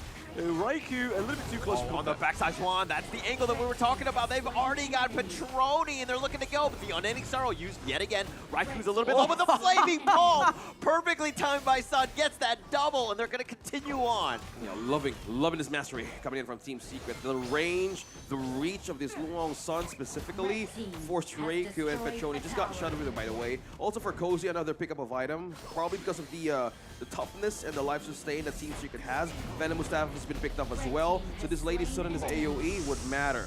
And they've got Cozy, Team Secret ready right now. It's 9-2. It's not looking good, but I want to congratulate Influence Rage. At least they've gone beyond the 8-minute mark. Ooh, let's see how much longer they can last. The Either Whirlpool does come through into the mid lane, trying to save that T1. It does fall down. no. Right in the No. side. Oh, it was No. a trap. Oh, why would you go in the Whirlpool? Oh, the Razor Cavalry is going to be knocking him in, and they push him back. Xuan with the heroic charge, but Xuan limps away. No, he's going to die, so they do get something, but that Whirlpool was disastrous and a bait for their own team. Why? What's he doing? Villa 01, right in the middle of everybody, really offered himself like to be taken away by Team Secret. Yeah, it's kind of like opening a door and then someone going, pop! Literally, Valau just was not available right now. At that moment, he was away from keyboard and phone. But neutral objective, second time going over to Team Secret. But looking at these lanes for the side of Influence Rage are not looking healthy. Obviously, the Clash lane all the way to the high ground turret. And we can kind of see that Influence Rage are trying to work on these side lanes. It's just a matter of time, right? Yeah, TNX taking a lot of damage. Oh, he's going to get knocked up with the Ocean of Tears. He's been controlled a little too aggressive, out of position there. Yeah, now Mask of Agony pick up for Cozy now. For this kind of momentum they had, I think this boils pressure for Cozy to make everything work with how the AoE works for its toolkit. Now having the Scepter and as well as the Mask of Agony, you have cooldown, yes, a magical attack, but this also depletes the health region of Team Secret, hoping this could mean a silver lining for this team. But look at the position of Sishan here. They're really wrapping around Team Secret. No position. They're really pressuring everyone out. Away. They've called the Whirlpool, though. That might not have been the greatest of positions. He's going to dash away. Hero charges back to safety. The Tyrant is now spawned, and this looks to be going the way of Influence Rage, unless Shisan can make some sort of action play. Nice little Kachus in there, does a little bit of damage. He's going to go in. He's showing religion, doing some damage. They've already gotten Sony. It looks like they've gotten the Tyrant as well. No, Raikou picks that one up, so they've gotten something, and it looks like they've got Yuan as well. But they turn this around, and Bilal has been killed, and they've got the control. TNX is taking a lot of damage, but Petroni is starting to do some work. The rolling right forward, but he runs right into Zwan, and Zwan says, I will take that. Eats him up, and he says, right on out, let's go. No, I'm going to take this one for the team. Oh yeah, Xuan actually got quite a few things from that whole interaction, right? They lost the Shadow Tyrant, but they was able to get a few trades there, equivalent trades, 3-3. Right, so Influence Rage really played their best within this interaction. We're going to see it in this gameplay that obviously Petroni goes down towards the latter part of this whole thing, and then Xuan gets literally frozen in time for them to take him down. But Influence Rage, 32k to 34. There is not a lot in this, and they are past the 8-minute mark. 11 minutes, we have the shadow alternatives of the neutral objectives. I say INF is not too far gone for a comeback. That we have felt the presence of Cozy being the Lady Jhin. Now they have more ways to deplete HP. Look at that initiation. Goes in with Showruin, and Raiku's still up in front, but they really want this Overlord, and they just take it. Raikou will pick this one up. TNX, Dream Rose back to safety, but Influence Rage, they're coming back, but it's taken some neutral objectives to do so. And that is the enhanced Overlord Lace Gel for INF. We were talking about how the early game was really nasty and INF to even continue, but this, the presence of Cozy from this moment on, that deluge the flowing side, doing wonders to deplete everybody. But look at the push up top though. Yeah, I mean, we've got Guan Yu rotating down to the mid lane, hopefully trying to give a little bit more of an assist for his team. But we have to give credit where credit's due, right? Raikou are in this jungle, we always say it. The Brazilian junglers are one of the greatest. They're so aggressive, but Shishan is just trying to proc some abilities here, but Raikou's still coming in. Taking a lot of damage. Oh, the Flaming Palm does enough damage, and they end up getting the pick-off onto Bilal. The Infinite Fastness back in, but it looks like they want to continue on. Nice two-man knock-up. Petroni trying to run away. Xuan goes in, does slice and dices, and kills him. Raikou now. Sony's going to be next, and they've got 3 members. Team Secret win that team fight. Yeah, commending Xuan with the right targeting. That position of Petroni was not a good position to be in if you're up against a moving motorcycle. That is Team Secret maximizing the open mistakes that INF can commit. They know, they felt something out of that, all of the steals that U1 did from Raikou, but this moment on, when they have the opportunity, really pushing the pressure right here in the mid lane. Unending Sorrow used a little early, but Yuhan getting a little bit low. They don't really have the minions to continue pushing here, and they're going to decide to back off here. Mind you, Juan had to go in the top lane to deal with the Shadow Vanguard, so he's kind of been pushed away, but unfortunately, they're just going to look to regroup at this stage. Yeah, I think the saving grace here for Influence Rage was that Shadow Overlord, right? Those Vanguards were placed at the right time, gave a lot of pressure into that Clash lane, was just not able to kind of finish off for Team Secret, because if they didn't have that, I feel like Team Secret could have had the game-winning victory there. I mean, the high ground turret in that mid lane is looking very, very low. I think that is an access point to the victory. I love how INF is keeping up right now. Like, man, it's not too far of a lead, like 2K gold lead, but no. Suwon, wrong road. One. He's trying to dodge it. He's going to go down. He face checks that one, and he gets blown up for his troubles. I really hope that this Guan Yu is not my grab ride at some point within this stay within Indonesia, because I don't think I trust him. And they're looking at the face check there. INF wanted to seize the moment here, but waves pushing from Team Secret could really distract the start of INF right now. Will they go back? But Charlotte or Sony here? Oh, they got a tower out of Team Secret here. They gotta watch out for Sony though. Sony is looking for a little bit of a back door. He's stopping it there. But nice try here for Influence Rage. They were able to get a high ground turret before Team Secret, showing that this team is not quite done yet. Yeah, and they want to put pressure as well on both sides of the lanes. Look at this, INF on both ways. Waves pushing through. Oh! Raikou! He does get the smites, wasn't too big of an issue, but they were really not going to commit too much. Team Secret didn't have Juan in that fight, so they're trying to fight that 4 versus 5. They didn't want to give up any more kills to throw this lead anymore, but it's so close in terms of this network. That solo minion takes out the high ground turret, all that effort to try and defend it, and he just rocks up for, hey guys, you're not stopping me, I'm taking this. This is my only objective, is to take down turrets. I'm doing it! Yeah, he got one job, and he did it right. INF. Looking for a way to seal this. Look at the position of where Suwon is coming from. I mean, this is going to be tough, right? The fact that Team Secret still has the mid T1 survives, and they have super minions pushing down that lane. Yes, their bottom is a little vulnerable. They don't have that T3, so it's going to be in return. But it's the long way around, right? So Team Secret could use that space to potentially get something going. But Juan, from the backside, the heroic charge, pushing him back, says, I will take that one to go. Juan going in with the drive-through, but the Unending Sorrow for Raikou. The Infinite Fastness, he's thought about going in forward, but no, it looks like he's going to back off. A little bit of a by Sunny. I mean, he has to, right? I mean, look at that minion wave into the farm lane. If no one backs up and they all die, they could go straight in for this, but Team Secret looking to go for the Shadow Overlord for now. Yes, Suwon, a perfect way to seal that force and trap out of INF.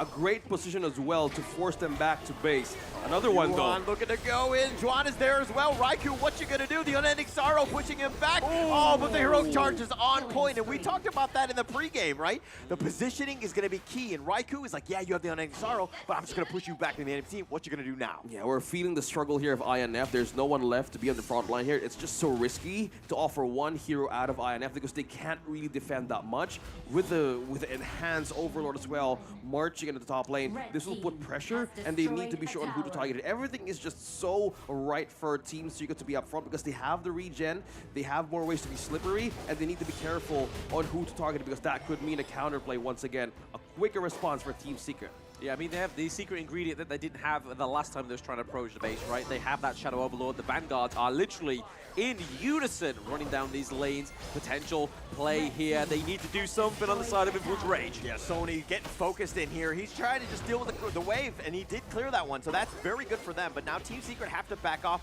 You talked about the fact that all 3 lanes were in sync. Good attempt, but unfortunately, Influence Rage were up to the task. A task of a really hard defense there, right? We see Cozy going for the Splendor. He wants to be a little bit more aggressive. If they decide to dive onto him from Shishan onto the Lady Jen, he now has the status, right? He can freeze in time and try and reformulate before dropping the destructive deluge. But yes, look at Lung Sun with 10 kills, 2 deaths. This is probably one of the best farm lane players that we know of, right? speaking of the farm lane of the opposing team INF, yep, you have all the advantage to be either get an insta-kill, but one thing that just scares me here, everybody could just jump in Lady Sun at any point in time for Petroni. They need to hide him so good that either Suwon doesn't reach him or even Shisan can reach him. He had that combo that Mai Shinui does, and with this kind of item that he has, man, this is very scary to deal. This puts pressure on how to defend the only winning condition that INF has to take it to an ace against Team Secret. Yeah, I mean, there's a lot of damage on the side of Team Secret right now. They're trying to brew something up here. Oh, Raikou taking a decent amount, the Infinite Vastness. It looks like he's just gonna kind of back himself out of there. He's gonna go in reverse, but Raikou is a little low. They need to be careful here. This is gonna be a big one. The Tyrants at 18 minutes, kind of setting this one up. It looks like Team Secret are in the right positioning, but are they able to get it? They are. And TNX with a nice smite. The Dream Realm forward, they want this. Sonny, look they at got a nice Sonny. little two-man knockoff. Sun gets a little bit low, needs to be Base. careful. Sonny's pushing in the top lane. Sun is gonna look to go down, but Jisan is looking to recall. Might be too little too late. I'm not entirely sure because Sonny is still continuing to push, but he's going to walk into Juan in the top lane. He does deal with this, and it looks like Sonny will die for his efforts. Yeah. Value and effort, right? Sony is getting taken down on a 2v1 up into the Clash lane, but man, Sage's Sanctuary coming through for Sun means that he can be a little bit more aggressive with these last few team fights because we're going into the 18-minute mark. Going from 8 minutes to 18 is two different sides of extreme. I was kind of confused, right, how they wanted to pull that Whirlpool. They were kind of calling Sonny to go down with him for a team fight, but despite that, they want to push through. But it was kind of like a Team Secret sensed that at some point, that they needed to go back in the base because there was no way that they found Sonny in any team fights. Now, they're taking this advantage to their side, and minions pushing at all lanes. This is scary for INF. Yeah, firing all cylinders are both of these teams, right? There's nobody slacking in the game too. It has been a fight of the Titans, 21 kills to 8 kills, which really just shows those watching at home, the kills don't mean nothing. It's all about the gold. It's all about making that macro plays to your potential. Because look at those side lanes. They're wide open on the side of Team Secret. Yes, all the high ground turrets have gone for Influence Rage, but hey, they're making good out of something bad. I think the mid lane, last two turrets here of a Team Secret is just so important here to be on the defense, but opening the advantage of INF as well. Nothing to defend, but they need to be wary of how to position themselves, though. Tempest Dragon could really call on who's going to win this game, but yeah, they're going to be in a tight defense as well. Look at how Sonny is just trying really hard here.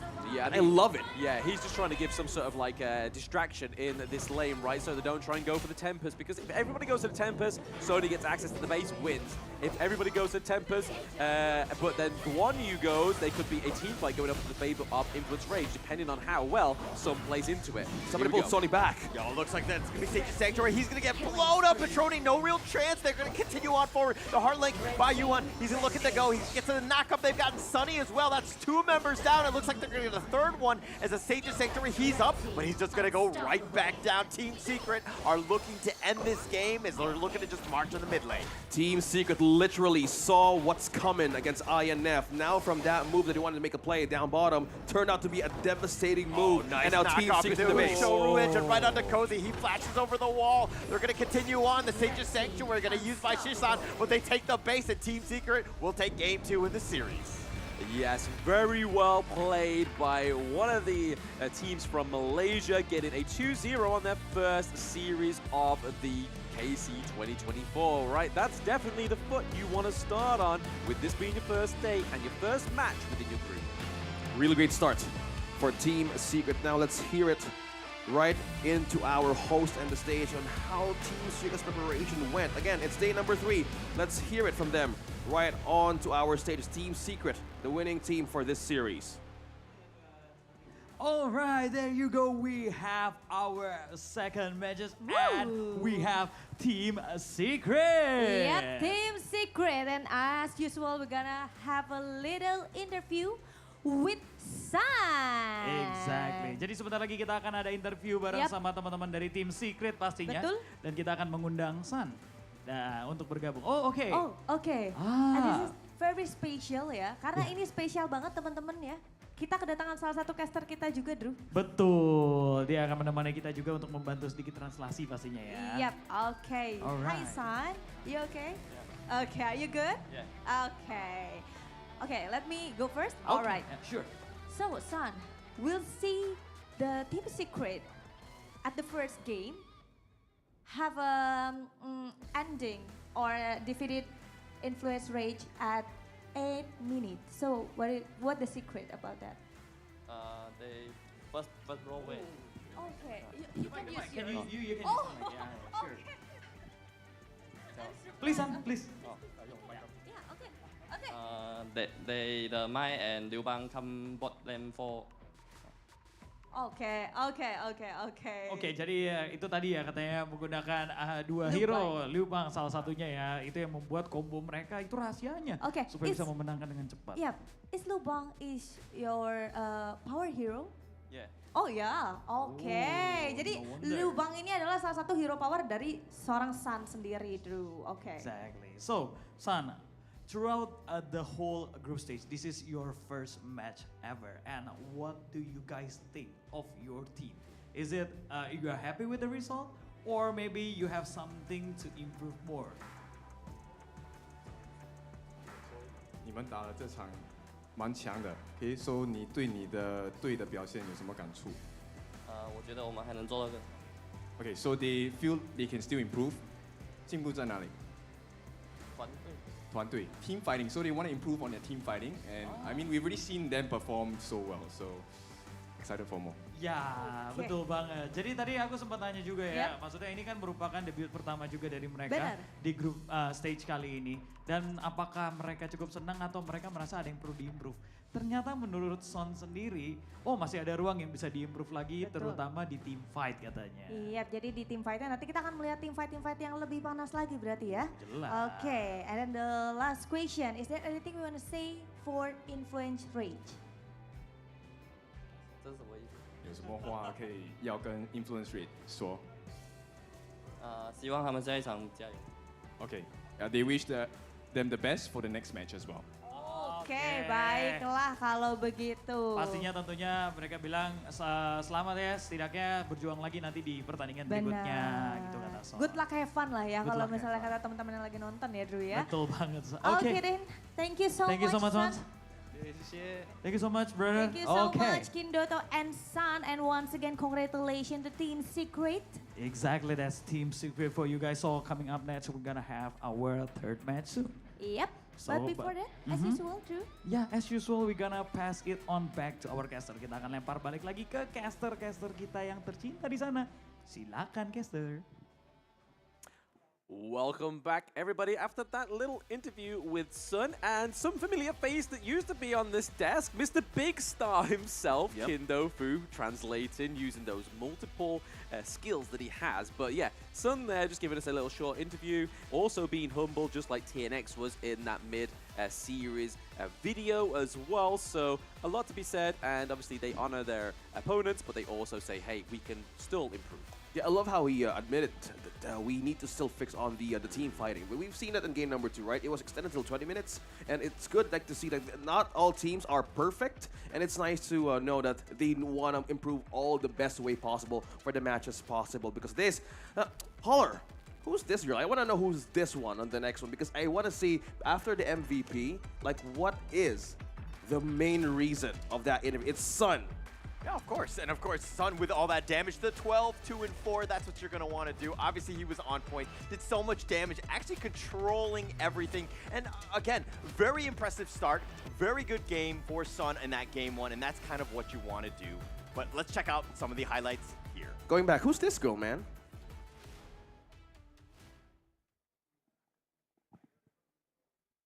Hi everyone, I'm Yuhan, and I'm the official 2024 HOK Championship Observer. The tournament highlight of the day is here. 3, 2, 1, showtime! Yeah, so here we are going to be seeing some of those highlight gameplays going forward for this last game within the best of 3 between Team Secret and Influence Rage. And Influence Rage, we do have to say, even though they had a shakier early game in this one, they did come back with the macro, right? Sony was showing that he is a fantastic Clash laner, but it just wasn't enough. They were playing a little bit too far behind, in my personal opinion. Yeah, this is Team Secret just being very well coached, understanding and using that experience. That late game happened, and not many teams are really tested, didn't really know what to do. I mean, some of the teams might have rushed the Tempest Dragon, they might not have pushed it out. Sunny might have just been able to end the game, but Team Secret knew the options that Influence Rage had available and took away everything from them. Yeah. Game highlights slowly really told us on how Team Secret would really want to fix what was missing in their own team fighting prowess. They had macro, they had micro, and looking back on the choices as well, this lineup alone from Team Secret is really strong in terms of like life sustain as well as HP regeneration that forced out Lady Zhun to build the Venomous Staff followed by the Mask of Agony. We felt some silver linings slowly showing from INF as well, and that was the wonders from Lady Zhun by picking up this second item, which was a bit of a tickle for Team Secret that they know what's coming if they let it through longer stages. But that kind of composure, but the defeat of INF was a really good reset though. Yeah, I mean, Team Secret just played into their positives, right? So TNX on the tankier, more jungle picks within that one, and then obviously Guan Yu being quite an aggressive clash lane like we know Chuan likes to play, and then also Sun on the Lung. Again, another aggressive, very hard-hitting hero. Throughout the entire of the game, just gets even worse as you get into the late game, right? You feel the burn of those flaming palms. Yeah, for sure. He was completely, I mean, 170,000 damage. That's absolutely insane. I mean, if we're looking comparing this to like Raikou on the on the Lady Zhun, who kind of does a little bit of collateral damage quite a time because you're spamming spells a lot and you just happen to just build up a lot of damage. But Shisan was just able to do some straight up damage and get, what, 12 kills on top of that? Yeah, it's all about precision and a little bit of luck between those two heroes. But look at this gold grab. A little different story, right? It's not as clean ride for the side of Team Secret. There's some bumps in the road, and it really shows that yes, Team Secret can admit it that there is a little bit of improvement they need to do for teamwork, and there is also a little bit of evidence that shows that too. Yeah, that's how the mountain looks when I hike, right? And that's the start of INF that they wanted to make some play. We've seen some hopes of them doing a split push once again, but it kind of cost them so much, right? They tried to distract, they forced Team Secret to react, but so far they know what's coming, and the defense wasn't enough. There's some points that they were like holding themselves for so long that Team Secret took advantage of. Yeah, and I mean, okay, that mountain, that gold grab that you were talking about, yeah, hiking, it kind of sucks to kind of have to climb up all those mountains, but if we're talking about Honor of Kings, it's actually very exciting. That was a great game too. Influence Rage really stepped up on that one, and it was an impressive one, but Team Secret were able to shut the door when they needed to. Yeah, like I said, I mean, it's the opposite sides of the extremes, right? 8 minutes to almost, actually, it went all the way to the Tempest Dragons. Nobody went for it because it was a little bit too risque within that game too for Influence Rage to go for it. They tried to go for the back door plays, or they was going to go for the Tempest Dragon. But that is it between Team Secret and Influence Rage. Obviously, we still have 2 more best of 3s today. We get another team from Malaysia. We get obviously Nova Esports going against Falcons. Falcons didn't have the best game of this tournament as of yet. But hey, this is their time to have their redemption, right? So anybody in the chat at home, at stage here with us, don't go anywhere. We're going to go into a short break before we get into Game 3 between Falcons and Nova. Fill up the game, top of the show, we're not the same. Blaming the blame, same on the aim. When you reminisce on this battlefield, it's on my silhouette that you see. We gon' do it, facing up fears, we don't think we just move it. No, we the best and we don't gotta prove it. Somebody test me, I swear I'm gon' lose it. I got a sure fuse on this boom and illuminate. The truth is there, another day, another way. You got the power to turn around. Inside a champion, yet to be found. Calling out for the game. There's no time to hide. Won't you yell out my name when I sing on top of our lungs? Where I belong. It's my ride or die. Won't you yell out my name? Let's begin. Crush the foe. Look at me now. Ready to go. Victory. Power within. We're standing tall. Fight for your name. Ready to give it all. Realme 13 Plus.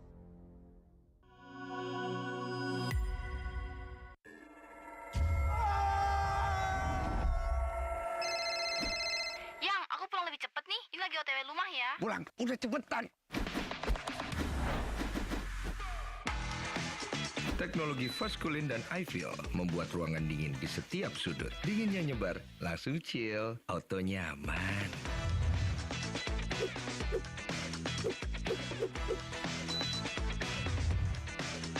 Dengan Ed Garment, tumpukan cucian kotor gone, semua yang ada di dalam jadi lebih terjaga, lebih dingin, dan lebih segar dengan Power Cool. Nikmati gambar yang lebih real dengan Kilet Pro dan Dolby Vision. Rasakan pengalaman suara yang mengitarimu dengan Dolby Atmos. Sayang.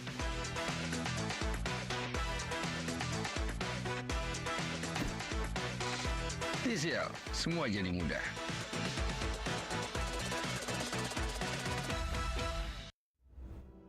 ကျွန်တော်ရဲ့အပိတ်တံမှာအခွင့်အရေးကိုအမြဲရှာဖွေနေပါတယ်ကျွန်တော်လက်ရှိဘဝကိုပြောင်းလဲနိုင်မဲ့အခွင့်အရေးပေါ့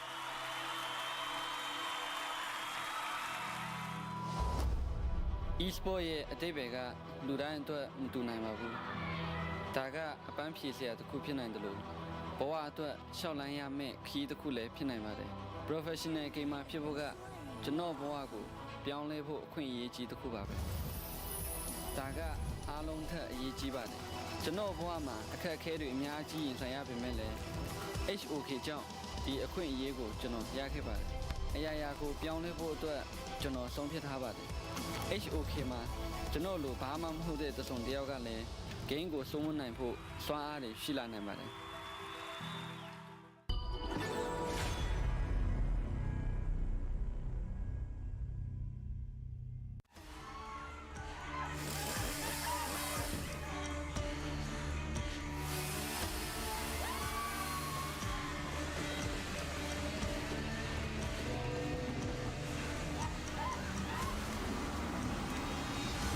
It's Friday! FLCN Day! You do good at chasing, huh?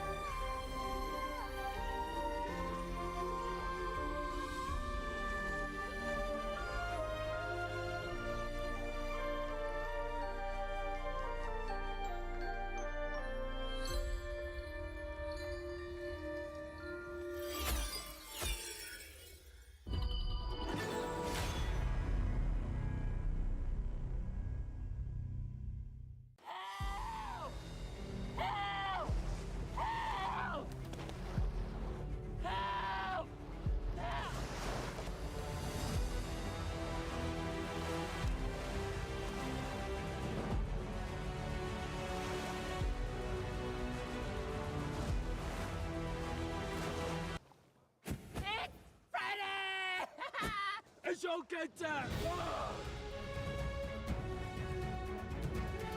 Yeah! Hey, you're good at jungling, huh?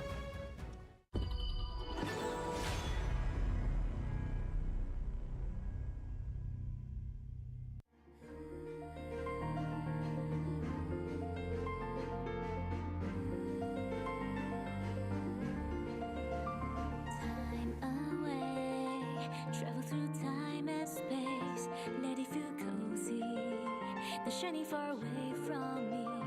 Black hole gate, speed to look at you, to letting you out, to make the call, and to sing the song for you. Let's try to get the picture of the lion to your heart. Even if you miss the gravity, you'll fall on the stars. The waves surrounding you, the colorful can steer away the dark. No longer be lonely, 'cause you've seen it is waves time. The time to be a part of the lightning from the star, because you've seen stars. This dream don't need a land or return to the world of love. So don't give up, get up, we will carry on. Wake up, spread it for me, 'cause you belong with stars. If we can let surface, we're always by your side and give you my heart.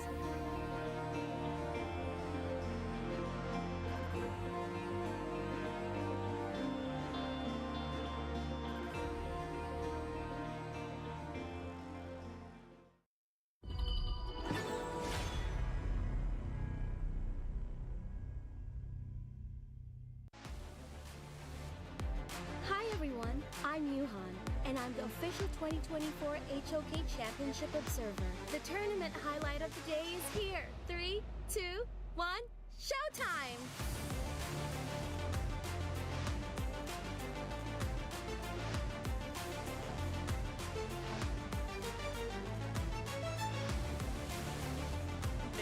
At the desk as well, but there he's going right on that range.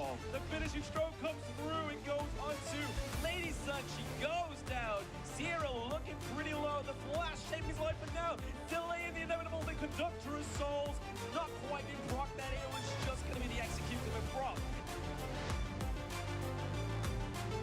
At this point, right? Making sure that he has that second win.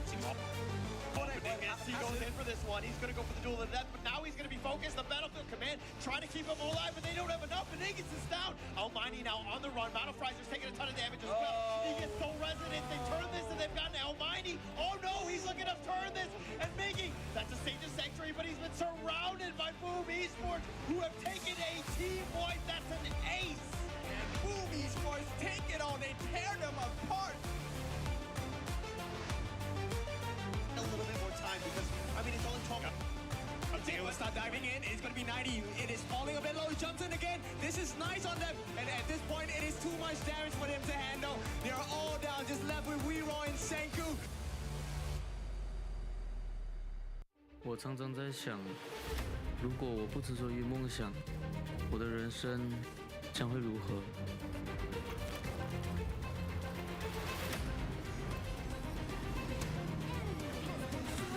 这是我的热爱所在，可是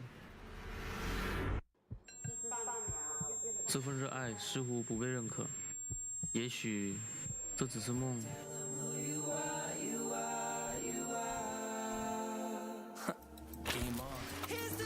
就让热爱、勇气成为我追梦的燃料。要实现这梦想，就必须马上行动，做就对了。FLCN 或许就是我实现梦想的地方。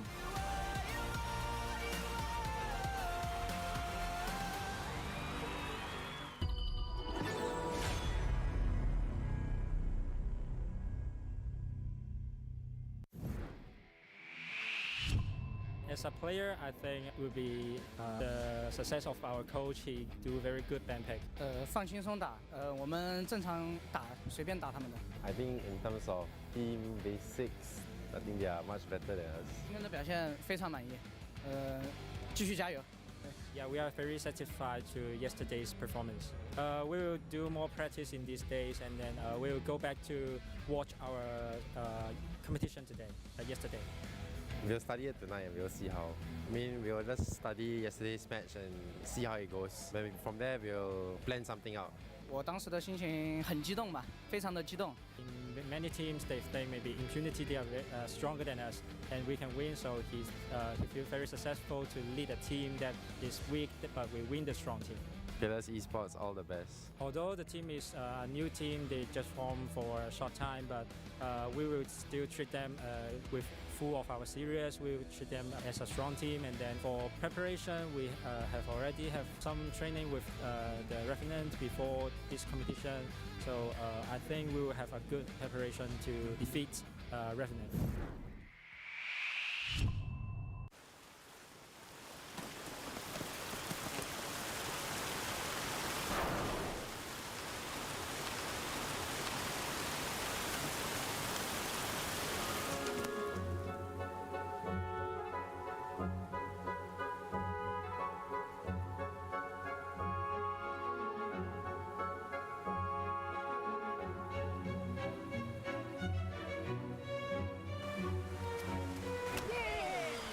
It's Friday! HOKK!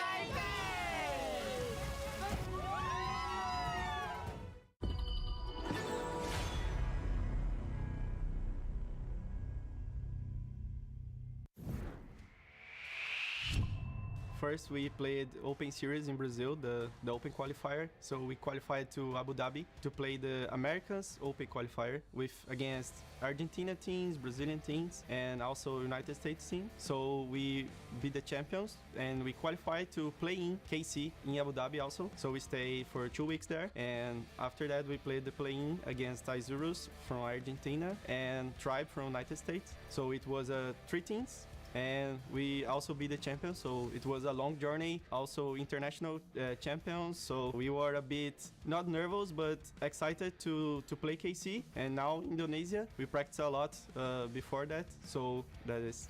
感谢那么多人对我的这个表扬吧。可是对我们来说，可能只是做好自己的，打好自己的就可以了，就不要在比赛上翻车，做好自己。I think we just practice a lot in the last month in Malaysia.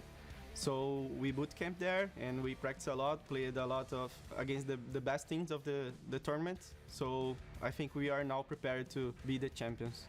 对我们来说，其实也没有什么特别需要做的，就是我们每天都在日水一路的训练，是每天都在做一样的事情，可是每天都重复做一样事情是不简单的，可是我们就会一直在坚持，所以我们就会进步。Yeah, we already practiced against them. They are a strong team, maybe one of the favorites to win the champion also. So it will be a great match for us. Also our first match in the tournament, so we are really excited for that. Influence 对我们来说是一个算很强的队伍，可是在他们的巴西也有他们属于他们的自己王者荣耀的联赛，HOKK联赛，所以也是一个强敌。可是我觉得我们是有信心打败他们的。对我们来说，巴西的这个队伍的话，它的进攻性非常有进攻性，它的打法。然后他们巴西也有很多他们的 HOKK 联赛，所以可能也练就了他们的一个风格。对我们来说，可能巴西队就是很会打架，很会拼手法，所以这个可能是我们需要注意的。I think our team is also confident in every match, but I think they are in home, so it's easiest for them to play here. But we are really confident. Team Secret, I know that you guys don't respect us, but we are prepared to beat you. So, yeah, let's wait for the stage. Influence 我知道你很强，但是看到我的对标，你应该知道我们的实力是秘密的，所以你们等着赛场上见真章就行了。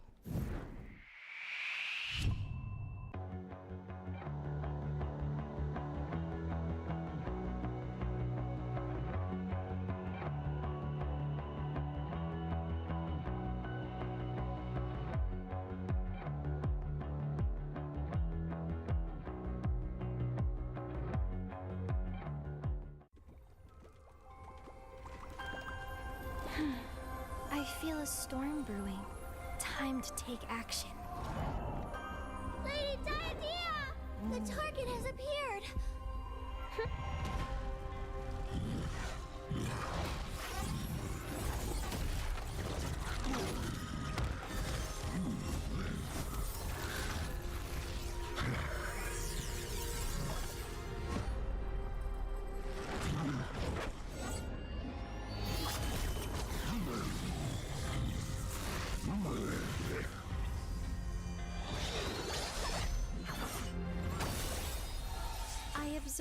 every aspect of this world, connecting those who are fated to be together.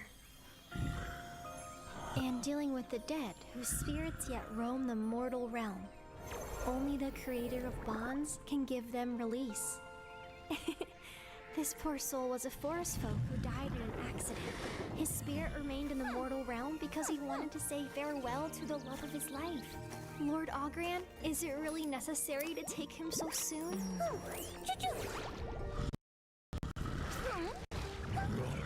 Hey, there's no hurry. He's simply longing for someone and has committed no wrong. I'll deal with it. How does that sound? You watch over relationships. Why are you meddling with spirits? All those with love in their hearts are under my jurisdiction, Lord Ogran. Under your cool and ruthless look, could there be love in your heart? I can look into your future relationships for you. Don't. 1,000 miles of fate bound by a single thread. Your fated one is... Farewell. Huh? Hold on.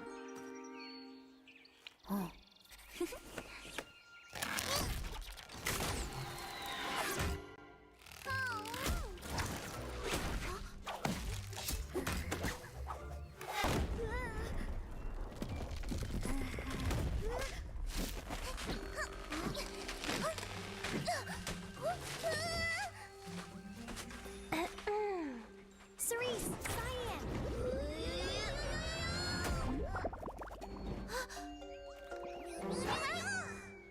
Yuria! Huh? Where did she go?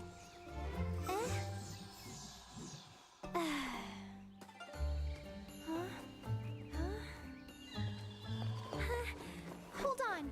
I'm not done divining your fate! I don't need it. It'll be a bad omen if the ritual doesn't complete. If you leave now, you will walk alone for the rest of your life. Is that really what you want? He's making this difficult. Just have to take a shortcut. I heard the mention of fate is great for relationship fortune telling. We should try it out. Will they see us? It's really far. Not at all. A breeze will take us there in no time.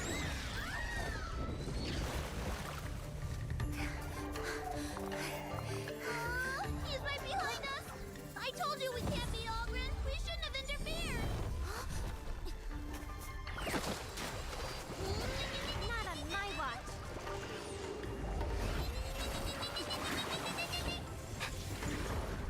Lady Diadea! Where's the police?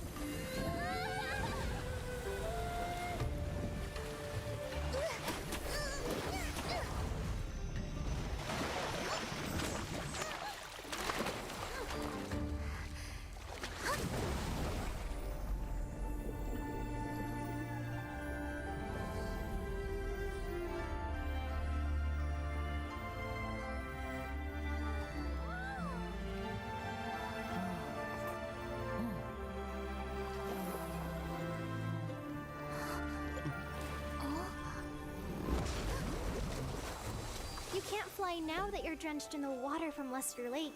Let me help you. No.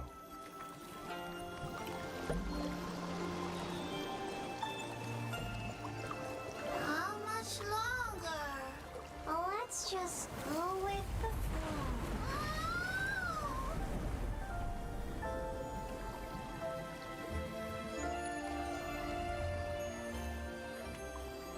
You look like someone I know.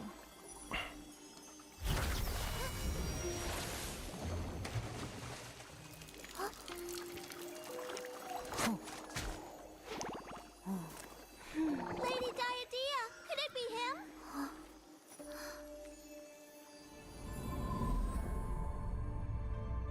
It can't be. Huh?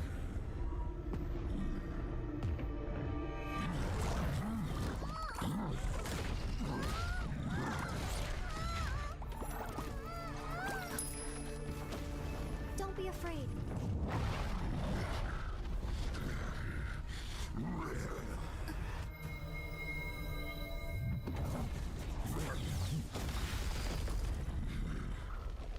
He's been waiting for you. Go on.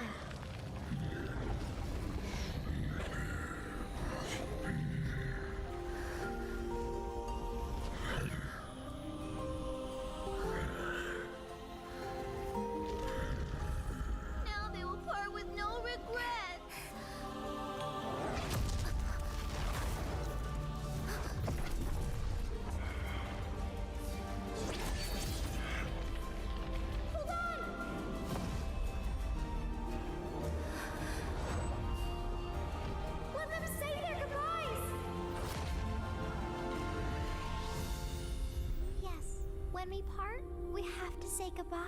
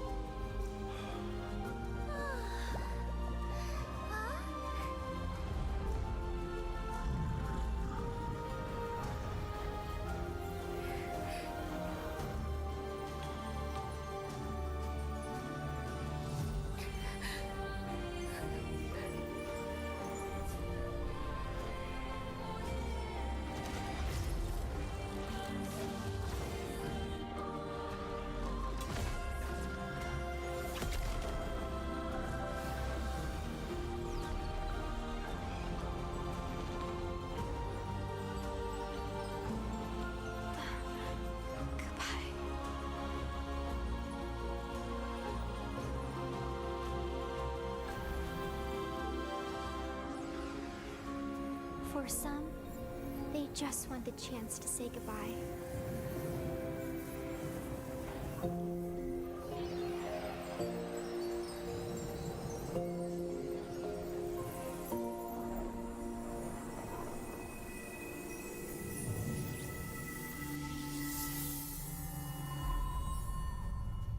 You're still here. I'm waiting for the ferry. Do you think that they'll see each other again in their next lives? Maybe. How long have you been a seer? You're a quiet one. Have you always been so quiet? Probably. Actually, I can swim. I know. Hmm?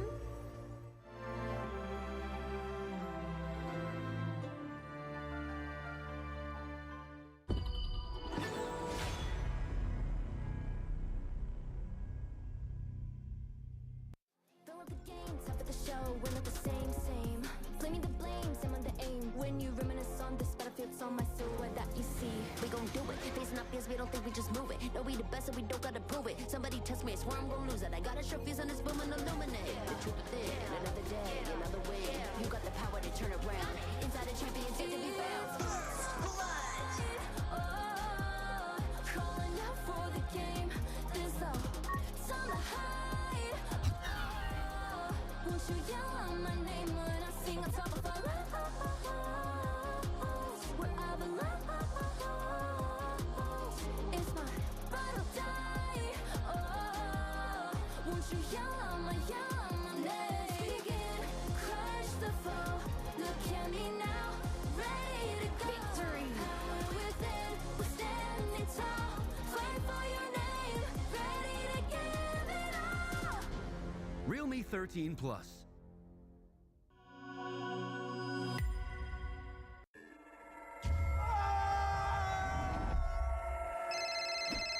Yang, aku pulang lebih cepet nih. Ini lagi OTW rumah ya. Pulang, udah cepetan. Teknologi fast cooling dan iFeel membuat ruangan dingin di setiap sudut. Dinginnya nyebar, langsung chill, auto nyaman.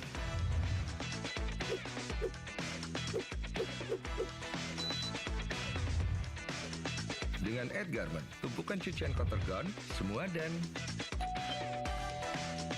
yang ada di dalam jadi lebih terjaga, lebih dingin, dan lebih segar dengan Power Cool.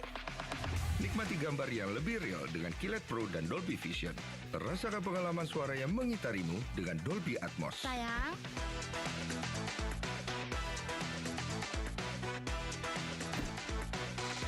TCL, semua jadi mudah.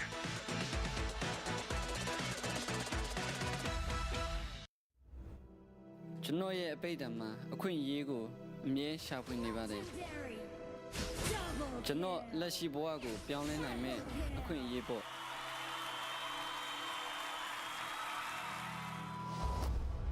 e-sport ရဲ့အတိတ်ဘယ်ကလူတိုင်းအတွက်မတူနိုင်ပါဘူးဒါကအပန်းဖြေစရာတစ်ခုဖြစ်နိုင်တယ်လို့ဘဝအတွက်ရှောက်လန်းရမယ့်ခီးတစ်ခုလည်းဖြစ်နိုင်ပါတယ် professional gamer ဖြစ်ဖို့ကကျွန်တော်ဘဝကိုပြောင်းလဲဖို့အခွင့်အရေးကြီးတစ်ခုပါပဲဒါကအားလုံးထက်အရေးကြီးပါတယ် ကျွန်တော်ဘဝမှာအခက်အခဲတွေအများကြီးရင်ဆိုင်ရပေမဲ့လည်း HOK ကြောင့်ဒီအခွင့်အရေးကိုကျွန်တော်ရခဲ့ပါတယ်အရာရာကိုပြောင်းလဲဖို့အတွက်ကျွန်တော်ဆုံးဖြတ်ထားပါတယ် HOK မှာကျွန်တော်လိုဘာမှမဟုတ်တဲ့တစုံတစ်ယောက်ကလည်း game ကိုစိုးမနိုင်ဖို့စွမ်းအားတွေရှိလာနိုင်ပါတယ်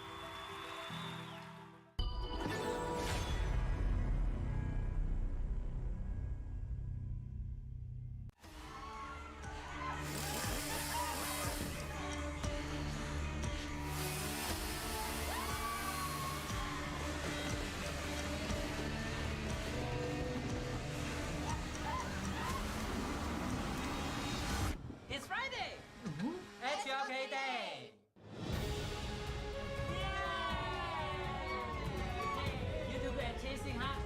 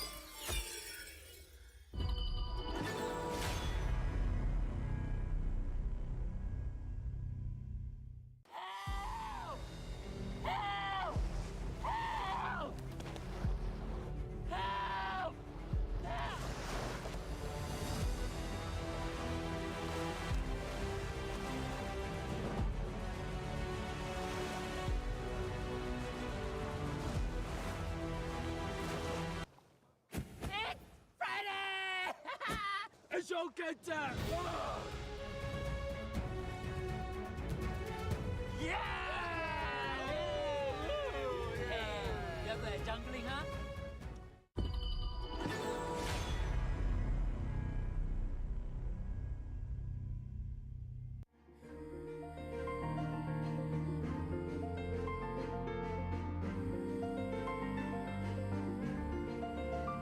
Time away, travel through time and space, let it feel cozy. The shining far away from me, black hole gate, speed to look at you, to land in the world, to make the call, and to sing the song for you. Let's try to get the picture of the lion to your heart. Even if you miss the gravity, you'll fall on the stars. The waves surrounding you, the colorful can scare away the dark. No longer be lonely, 'cause you've seen it is waves time. The time to be a part of the lightning from the star, because you've seen stars. This dream don't need a land or return to the world of love. So don't give up, get up, we will carry on. Wake up, spread it for me, 'cause you belong with stars. If we can let surface, we're always by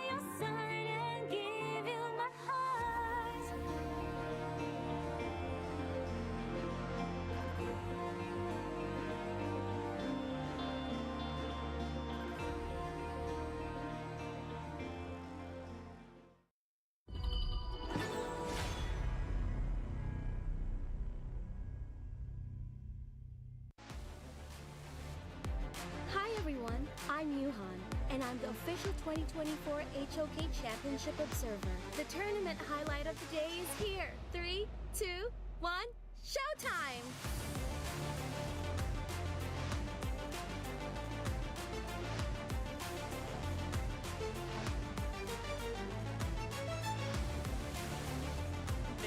At the desk as well, but there he's going right on that range. The finishing stroke comes through and goes onto Lady Sun. She goes down. Sierra looking pretty low. The flash saving his life, but now delaying the inevitable. The Conductor's souls not quite being proc. That it was just going to be the execution of proc. At this point, right? Making sure that he has that second wing to He goes in for this one. He's going to go for the duel to the death, but now he's going to be focused. The Battlefield Command trying to keep him alive, but they don't have enough, and Aegis is down. Almighty now on the run. Battle Fryzer's taking a ton of damage as well. He gets so resonant. They turn this, and they've gotten Almighty. Oh no, he's looking to turn this and making. That's a Sage's Sanctuary, but he's been surrounded by Boom Esports, who have taken a team point. That's an ace. And Boom Esports take it on. They tear them apart. A little bit more time because, I mean, it's only 12. Untitled will start diving in. It's going to be 90. It is falling a bit low. He jumps in again. This is nice on them. And at this point, it is too much damage for them to handle. They are all down, just left with Weero and Senku. 我常常在想，如果我不执着于梦想，我的人生将会如何？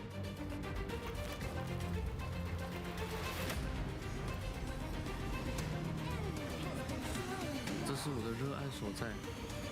可是，这份热爱似乎不被认可。也许这只是梦。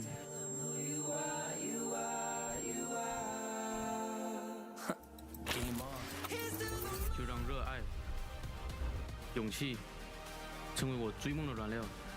要实现这梦想，就必须马上行动，做就对了。FLCN或许就是我实现梦想的地方。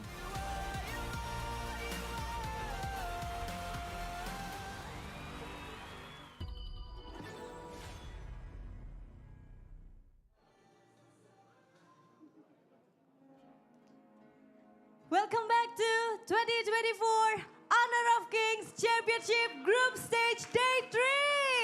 Yes, betul banget. Kita balik lagi di match yang ketiga sebentar lagi ya, Bill ya. Iya, betul banget. Dan ini adalah hari yang ketiga juga, Drew. Betul, hari yang ketiga pastinya setelah melewati berbagai macam pertarungan yang luar biasa banget.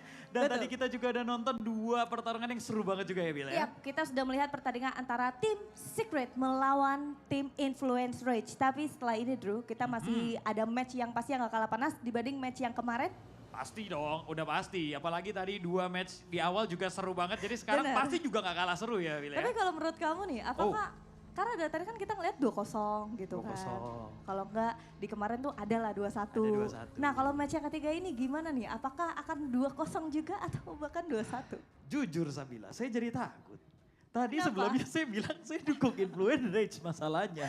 Tiba-tiba 2-0 nih aduh ya kan. Oke. Ntar apakah yang saya omongin akan kebalik atau jadi kenyataan kita tidak tahu pastinya ya. Yap. Dan tapi mungkin akan sangat menarik kalau ada 2-1 sekarang mungkin. Benar, kita menanti ya.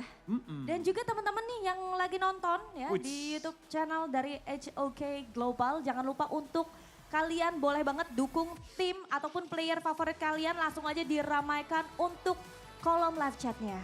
Okay, so Sabila, let's introduce our next match. So this is the first team who's gonna join us together in the third match. Please welcome Team Falcon.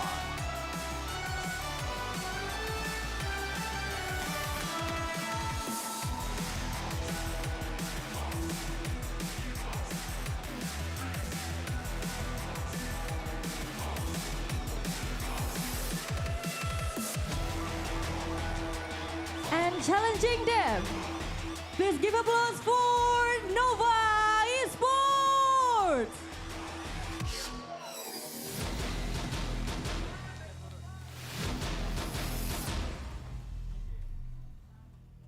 Okay teams, please do a fish bump before you go to your seat and prepare this match. Alright, we would like for both teams to have their fist bump to show sportsmanship and to start the third match as well, right, Sabila?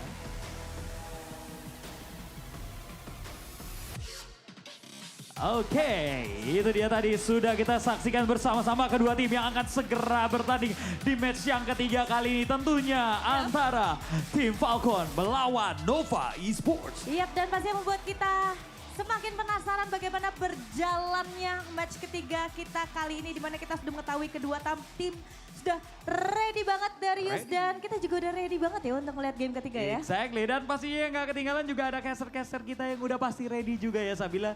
So casters, take it away. We head now into, of course, the third matchup, and this is going to be, we're going to be back into Group B. It's going to be Team Falcons versus Nova Esports. My name is Holler. With me is Blam and Kindofu. That's right, it's your favorite kind of tofu, and we are looking for an exciting match. This is the debut match for Nova Esports. We've already seen the debut match for Team Secret. What a performance, and I think we could be expecting more from Nova. Yes, I mean, we just saw, obviously, Team Secret from the Malaysia region as well just absolutely go for a brutal 2-0, an 8-minute match to a 20-minute plus match between Influence Rage as well. But I feel like a Nova Esports and Falcons, I don't know where to put my thumb on it. I'm not in the middle, but I'm going to be on the fence. Okay, you're going to be on the fence on that one. I know that you have kind of ties with both teams, and you kind of like them both, and you don't want to kind of explicit one of the other teams. I get that. But before we get into this game, let's actually look at what we need to do to win this Realme 13 Plus. All you need to do is just subscribe to the Honor of Kings Global Esports channel and tag championship participants in the comments for a chance to win a Realme 13 Plus, and of course other great rewards. And we're gonna go into this matchup, and I think as a Team Falcons fan, you might be a little worried. On day one, you lost to Kagendra and a nail biter, and now your back is on the wall in this game. Yeah, this is really important, right? So of course we have to take a look at the team compositions of the players as well. This is a stressful matchup to go in, but let's take a look at who they're fielding, right? To try and get the points in the bag as well. Let's see what the first team will start with. Nova Esports, and we will be having them represented by Waypit, Muji, Wendy, CY, and Xuan as well. A 5-man powerhouse. An absolute powerhouse. And this is a team that has always kind of been like the bridesmaid, never the bride, but we'll talk a little bit more about that. But Blam, please walk me through Team Falcons. So we got Clue, Bobby, Ray, FF, and Wawa. And obviously, those that didn't catch the first game of Team Falcons know that Ray used to be jungle, Wawa used to be the farm lane, but now we have Ray in the mid lane and Wawa in the clash lane. I think there was a little bit of a room for improvement for Wawa from that last series. Maybe they've watched back the VODs, and hopefully they're going to apply that improvement. Yeah, a little bit of change up, right? I mean, look, FF and Bobby, these are both very strong players, and we've seen them do very well in that Kagendra series. Yes. But okay, let's go back to that Nova Esports thing, because the fact that this is a team that has kind of always been in the shadows. I mean, the Malaysian teams are very strong, but they were always third place. They never really had an opportunity to make the big stage because of Team Secret and, of course, Black Shrew Esports. I think today is one that we will get a huge surprise, right? At the same time, this is where they will start to shine their brightest. And you know what? Maybe let's take a look at the farm lane. That's the one I'm most interested in. We have seen Bobby perform for Falcons, but now on the side of Nova Esports, they want to take this to the Falcons team.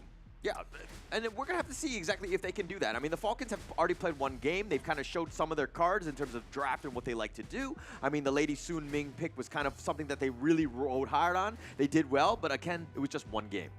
It was just one game, right? I mean, I feel like they need kind of, even though Masashi's a great pick, and I can't sort of fault that, I feel like there needs to be a little bit more flexibility within the jungle. But we're getting into the BP. Let's walk through it. All right, first few bans coming in. It's going to be the Shangguan. I like this ban, right? Instant burst, you don't want to have this problem. And bear in mind, Nova has had some specialties. They will ban out the corresponding mid lane, the Mai Shiranui as well. Yeah, and good bans to kind of start things off, right? I think that the Shangguan and the Yuan, you're kind of getting rid of that invincibility or, untargetability. So it kind of adds up quite well. But going into this one, Falcons go straight away. They're going to go the Arlie Bobby special. I like it, right? The bobbing, the weaving, the teleportation with the parasol as well. This is something of a beautiful symphony of skills coming out from the Arlie. And put it into Bobby's hands, he has not disappointed thus far. Yeah, for sure. He's really stepped up to it, and he has not been a weak link, so to speak. Not to point out anybody on that one, but he's just really stepped up in terms of getting his farm, doing his damage, and getting all the kills, but they're kind of rounding it out. Looks like they're going to go with the Mankey and the Dharma to kind of, at least for the first phase here. Okay, so a lot of meditation. We have seen the power of a good Dharma, so this is a strong start from the side of Falcons. Take a look at what Nova has in mind. The Lady Sun, Musashi, and Dolia combination as well. The refresh coming in from the Celestial Melody. But the most important is the duo to the death, right? They want to make sure they cut out your healing factor, cut down your life points as well. And with the big burst coming out from Lady Sun, it's definitely a good combination to start with. Yeah, it's a good one. You know, Nova, like they saw Team Falcons kind of picked it up quite a bit, and it's one of those things where it's like, hey, if we don't ban it, maybe we just pick it up ourselves. Nova, you know, very special on that one. CY is quite good with it, so we'll potentially see this. But now, the second phase of the bans here, the Heinuo and the Zhang Fei. Your thoughts on those two thus far? I think it's a pretty good ban, right? Heino, as we see, massive damage over time. Every time the scepters hit you, you are in for a horrible experience. At the same time, Diadea ban, along with the Zhang Fei, the heals and the shields coming in from both of these heroes are very paramount in turning around team fights, especially with the Unbridled Outburst. It's something that Falcon doesn't want to have in their hands against Nova, or will not be allowed to, because Nova, they are not exactly very tanky at this point. Yeah, not exactly tanky, and there's going to have to be some other person to maybe initiate with the Musashi when he does eventually go in. I mean, having two duels to the death with that Celestial Melee on the Dolia might be some sort of way to kind of just create this havoc, but you need a little bit more. And Lady Jean kind of adding on top of that the Ocean of Tears, the Destructive Deluge, you kind of doing a little bit of a wombo combo here. Yep, okay, so wombo combo for the side of Nova, but Falcons, they bring their A game, the Yaria and the Princess Frost. I like the fact that Yaria is picked here. Okay, sure, Wandering Beam may not seem as effective, but in the correct placements, it's going to disrupt the entire team fight. And technically, it might waste one of the illuminating slashes from the Musashi as well. Right, and okay, this is one of those things where when we're going back to, you know, day one, when Falcons had the Lady Sun Ming combination with the tether, the problem with this draft is that you have Arlie who's just so mobile and it untethers all the time, right? But you have the Yaria with the Verdant Protector that's just like attached onto you. I feel like, you know, Bobby is so good that if I was the roam on the Yaria, I would have a good game because, you know, I never have to move anywhere. Yeah, but for Nova's expectations, this places a huge emphasis onto Bobby, right? So he needs to be protected by the team. So Dharma, as well as the Mankey, will do very well for themselves to use their skills in a defensive manner to create offense, which sounds kind of oxymoron, but you guys will get the picture once the game starts. Yeah, and if we're looking at kind of how Falcons wants to go, you have like you have that meat shield up front. You want the Arlie kind of just damaging and picking people off from afar so that they're going to be kind of quick. They have a lot of mobility on this team, so they can kind of catch you off guard at a moment's notice. Yep, so I like the synergy from both drafts. At this point, it's on the Clash laners, right? We have a Mayin, we have a Dharma. Both of these can have the perfect initiation to really clean up the rest of the crew on the other end. Okay, now that we know the draft, who do you give the favor to? I'm kind of going more towards Nova at this point. I like the idea that they have individual survivability. Okay, we're going to have to find out. Of course, this is going to be the third match of the day. It's going to be game one as we go into this one. Of course, Nova Esports, we haven't seen much of them. This is actually the first time that they've played in the groups thus far, but we have high expectations. This is the #1 team out of the Malaysian qualifiers.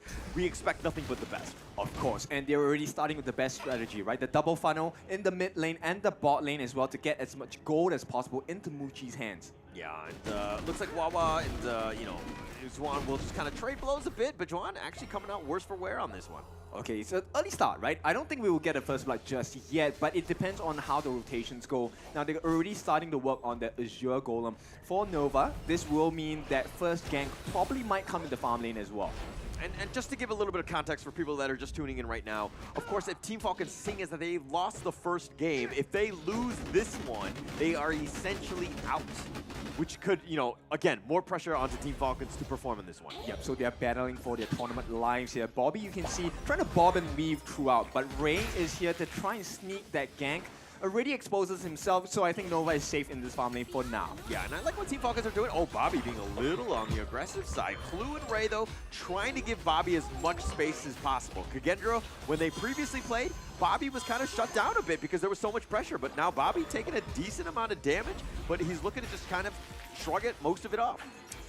Yep, I like the mid laners coming in. Oh, okay. Dream roll, not connecting, Let's not get too excited there. Falcons are just trying to get that first blood on the board, right? Yeah, Dream Roam actually just makes me super excited too. I love that. It is just so much I like fun. dreaming. Let me dream.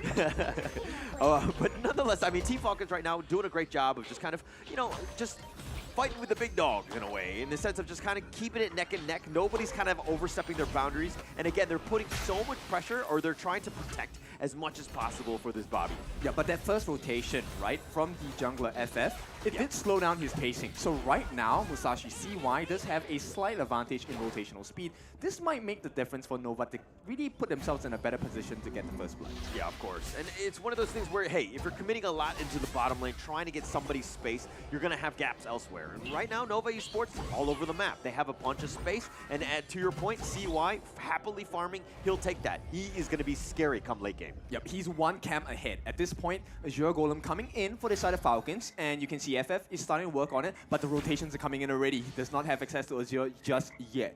Yeah, and FF, okay, there's the other Dream Roam. He's going to run away, and then he's going to be fine now. But circling! I mean, it's still 3 minutes in. The teams are kind of feeling each other out. I mean, all jokes aside, it's one of those things where you don't really want to do anything risky. You want to kind of play it safe, ensure that you have a good laning phase to give yourself a chance. And now it looks like Team Falcons kind of have a slight net worth lead. Yep, it is. And right now, CY steals another camp coming out from the Falcons jungle. Yeah, you might as well take that one, right? You'll take whatever you can get, and CY will happily take whatever's free at this point. And CY, you know, it's one of those things where if he's untouched and is able to take the farm, you know that he's a step ahead. Oh yeah, for sure. And especially at this point, CY, if he gets a level advantage before this neutral objective comes in, it's going to be a big marker. Okay. It's going to be about 4 minutes in right now. The Tyrants, this is a pretty big one. It looks like the Nova are going to just kind of focus on the Tyrants here, burn it down. Again, I say this time and time again, but I love this Tyrant first. Yep, they will successfully secure the first neutral objective of the game, taking the Tyrant buff for themselves, which means they can start fighting a little bit harder on the side of Nova. Yeah, but look at what they've done. They've turned this Tyrant, and they're turning it into some chip damage into this mid T1. Juan actually runs around it to make sure that there's nobody there.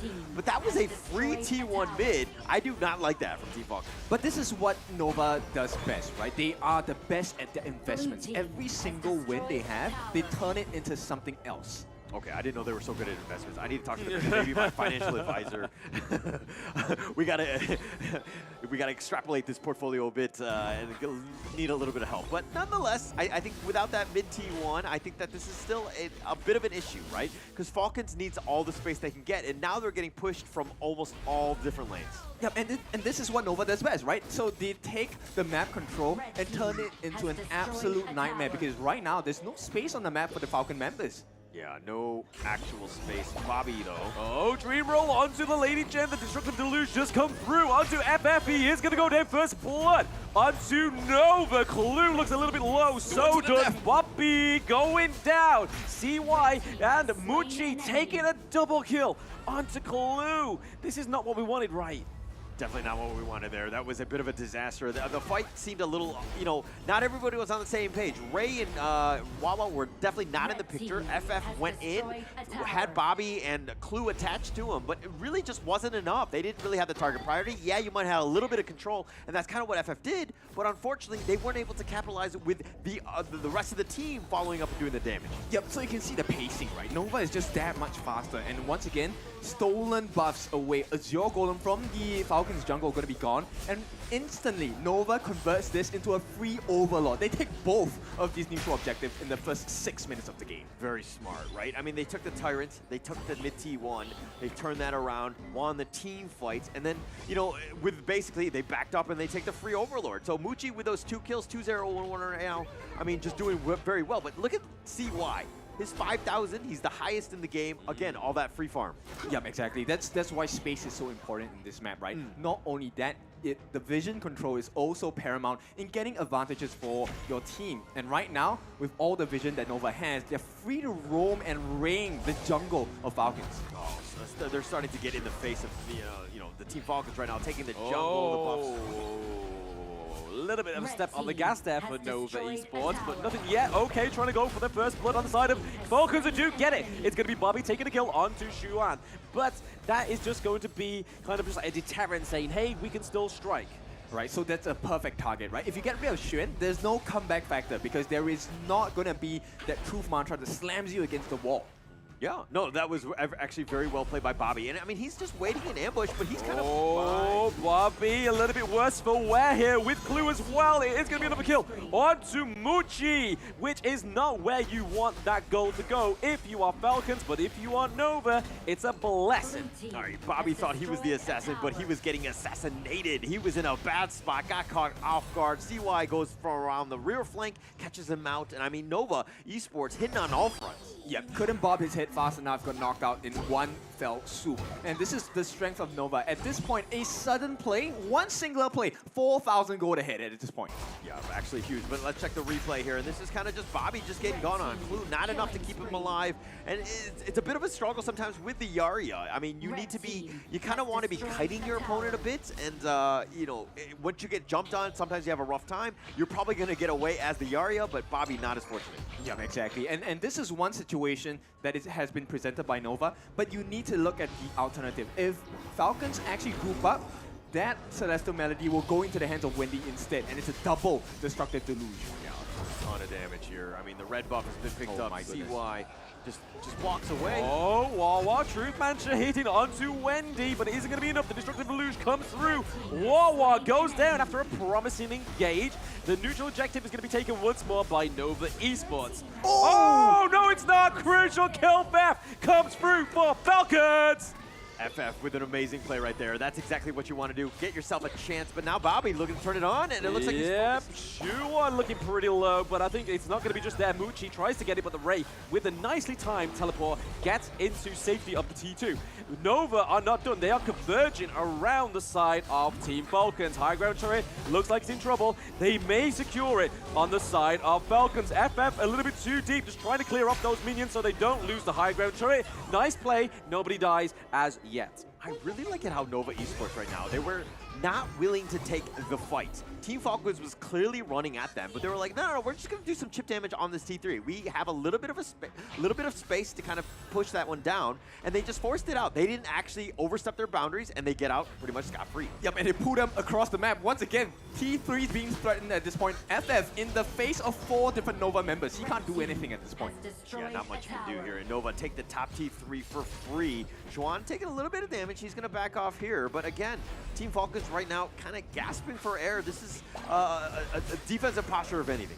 Yep, suffocating at the hands of Nova. And this is the pressure that Nova has successfully placed across all the other opponents they have faced. Oh, FF looking a little bit too deep here. He has taken a lot of damage already before his teammates can get in. If we see the duel of death come through, it is going to be FF goes down. And Muchi, and Wendy, and CY Waypin is down. Falcons, Ray, Bobby, and Clue are still up. They could take the neutral objective here, but they've got to watch for that clash lane. They have minions at the base. They've got to do something. They can't play completely offensive here. Yeah, this is why you don't give Bobby any space. The moment he gets an opening, he will go in hard. And right now, Bobby is looking at the T3s as well. Nobody's up for the next 10 seconds. Oh, they don't have minions. They're slowly coming in. I mean, about 8 or so seconds before everybody's back up. But seeing all the death timers are going to be going in, they're looking at this kind of base race.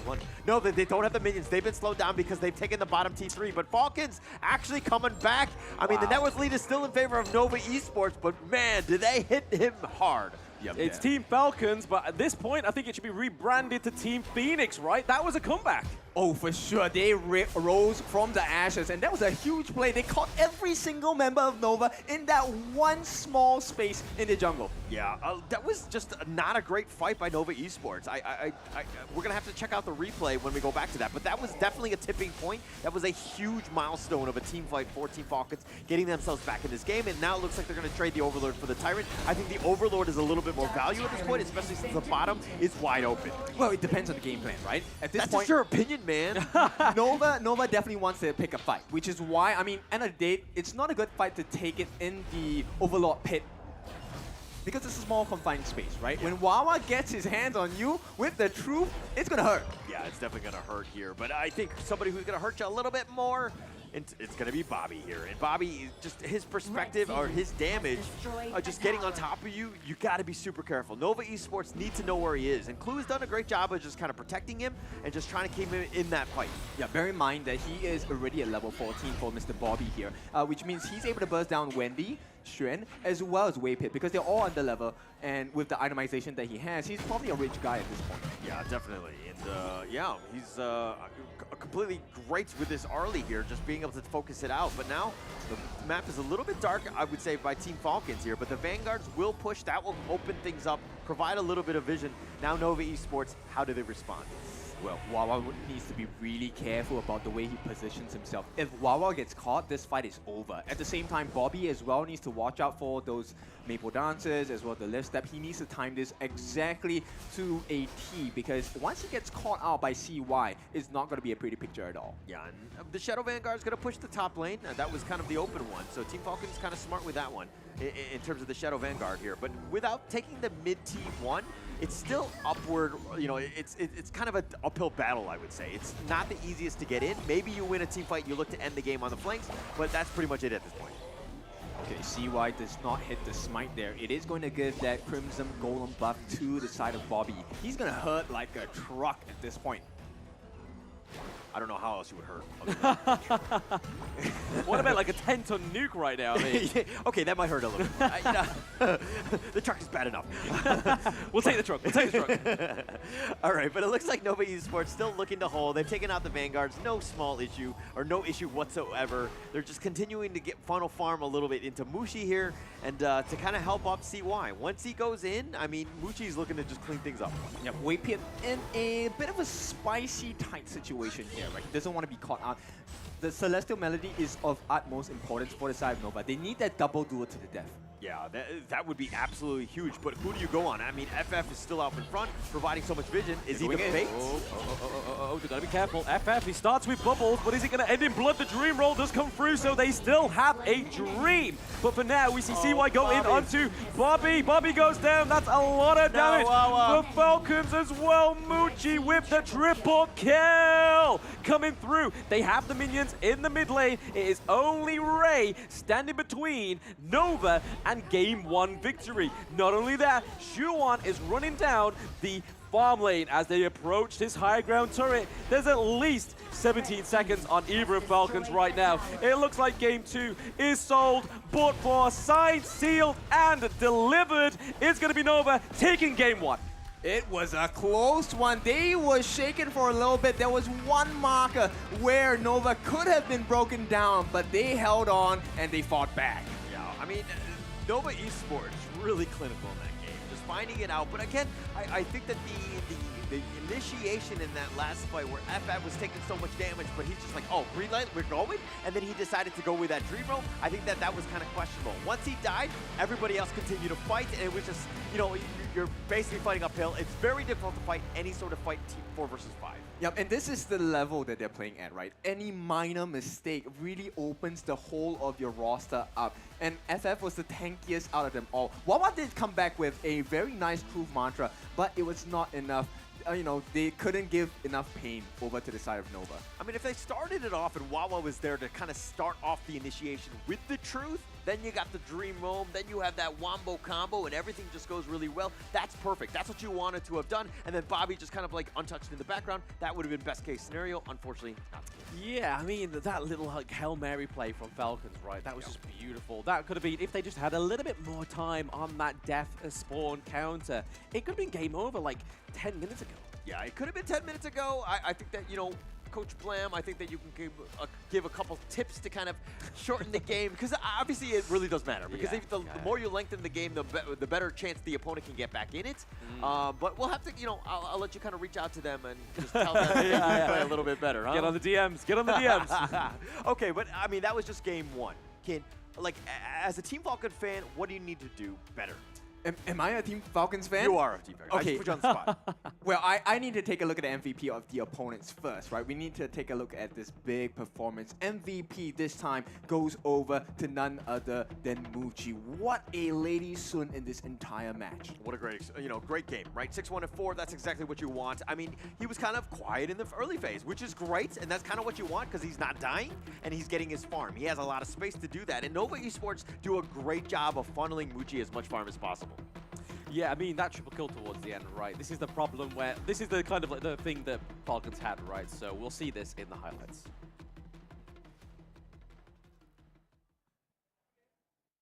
Hi everyone, I'm Yuhan, and I'm the official 2024 HOK Championship Observer. The tournament highlight of the day is here. 3, 2, 1, showtime!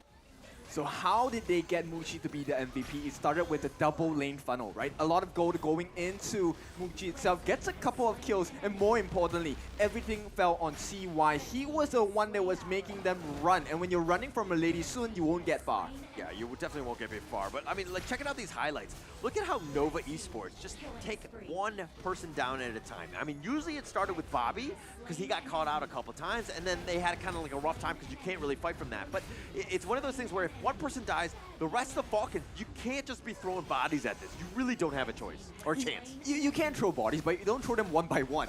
That was a big issue for Falcons, right? They came in as a singular target, and when you're 1v5, 5 people love to fight against you one on 5. Yeah, I mean, they'll take it up. It's just padding the KDA at that point, right? Yeah. I mean, Nova Esports is clinical in that game. That's a tough one if you're Team Falcons. But okay, I'm going to again put you on the spot. I know you're not a Team Falcons fan, but as one, what would you do?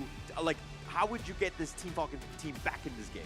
I think Wawa needs to play a little bit closer to FF at this point. So if they go with Dharma again, they can at least get that truth mantra down. And at this point, because farm is so important, right? The itemization, Bobby was hitting all the strikes. He was just missing the Daybreaker at this point. They needed to buy a little bit more time. Back to the moment where you say they could have won the game. Yes, they could have if they fought about 3 seconds earlier. Every second matters, yes. Right? Every second. And it's super important going into this one. But okay, let's check out some of these stats here. I mean, Wendy, absolutely so much AoE damage. That's going to get it off with 80,000s.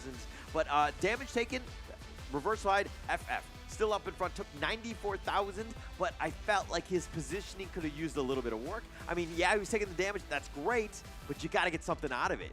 Yeah, they maybe can consider changing out the Yaria, right? I think the Yaria didn't provide as much value as they hoped it would. Something else that has a decent stun or someone that's able to soak in damage, that will make more sense for the side of Falcons. Yeah, but look at this gold graph. Just dipping a little bit. It got a little interesting. Team Falcons fought their way back in. They were looking to counterpunch on that one, but unfortunately, in the end, they lost that big team fight in the Tyrant Pit, and unfortunately, the wheels came off on that one. Nova Esports were able to close it out. Yep. So they just need to be really clever about the way they deal with Nova, because Nova is a team known for a 1+1, right? Yeah. We don't just win one thing, we win the fight and we take a turret. We win a fight, we take an objective. So it needs to be something more clinical from the side of Falcons. Decide and be decisive as a team, because right now it seems like the communication is not coming through. Everyone is entering one by one. We are a team. We need to go on this 5-man strong. Okay, and it seems like, Kindofo, you seem to be focused a lot on Team Falcons and a lot of their faults and all these things. But let's talk a little bit about... No, I'm just kidding. I put you on the spot on this. Nova Esports. But Nova Esports, on the other hand, I think that this is another one, right? If you're looking at that gold graph where there was a little bit of a dip, right? They let Team Falcons kind of get back in the game. Blam, your thoughts on what, Nova Esports could have done a little bit better? I think the gaslighting right there was very well called out. You know? Yeah, I'm very good What at did it. Team Falcons do? What did they do bad? He seemed like a bit of a fan.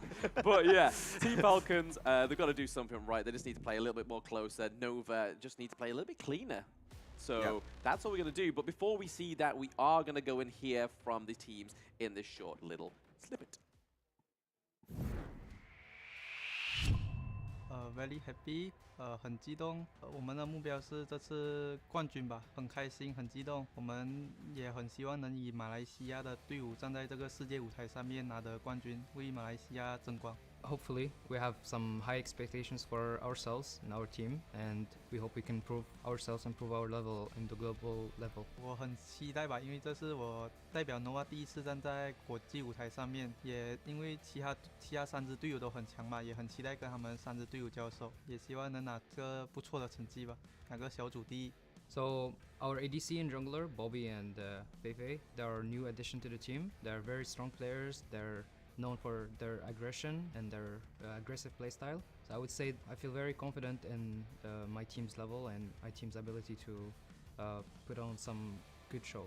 紧张还是有一点的，不过他们既然是很有名的队友，不过假如我们打赢了他们，我们也会变成很出名的队伍。我认为我们接触王者也4、5年了吧，他们今年才接触王者，所以我认为这是我们的优势吧。因为他是我们的对手嘛，所以我们还是会研究他们的打法来，以便比赛更好的对付。I wouldn't say that we are the favorites to win or to beat most of more experienced global teams, but we definitely have our chance and we have our hopes that we can prove it. 一开始就只有我跟炫吧 Nova 这2个队友，然后过后我跟 WeBig 打了快2、3年的游戏嘛，之前一起打过比赛，然后他也想打职业嘛，就邀请他一起进来 Nova， 就一起打。文帝是因为教练找的打中路嘛，就很强的一个 KPL 的选手来协助我们一起拿更好的成绩。然后 CY 是前几个月才进来的，因为他年纪也比较小嘛，就马来西亚也很缺人，所以因为我们这队伍也才组不到3、4个月。小组第一我们 Nova 已经预定了，你们只能争第2了。Watch out. All right, and it looks like, I mean, funny enough, right? I mean, both of the squads not too adversarial, I think, at this point. They're showing a lot of respect, which is great at the end of the day, right? I think that it's good to kind of see these teams kind of play because there's not a whole lot of experience in. There's not that bad blood, so to speak.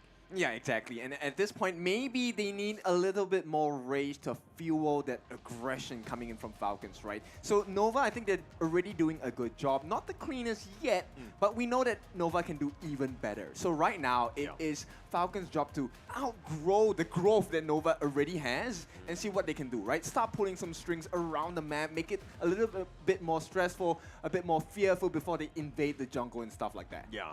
And I mean, it kind of comes back to, like I don't want to kind of bash Nova Esports. Obviously, they pulled out the victory, which is actually great for them. But there were definitely moments where I was kind of like, oh my gosh, they might lose this game, right? Team Falcons has an opportunity. They're actually finding some gaps. They're figuring things out. And Nova Esports, who I thought was like this guy that doesn't bleed, was starting to bleed at times. Okay, but all that just for a drop of blood, I don't think it's as easy as they thought it was going to be, right?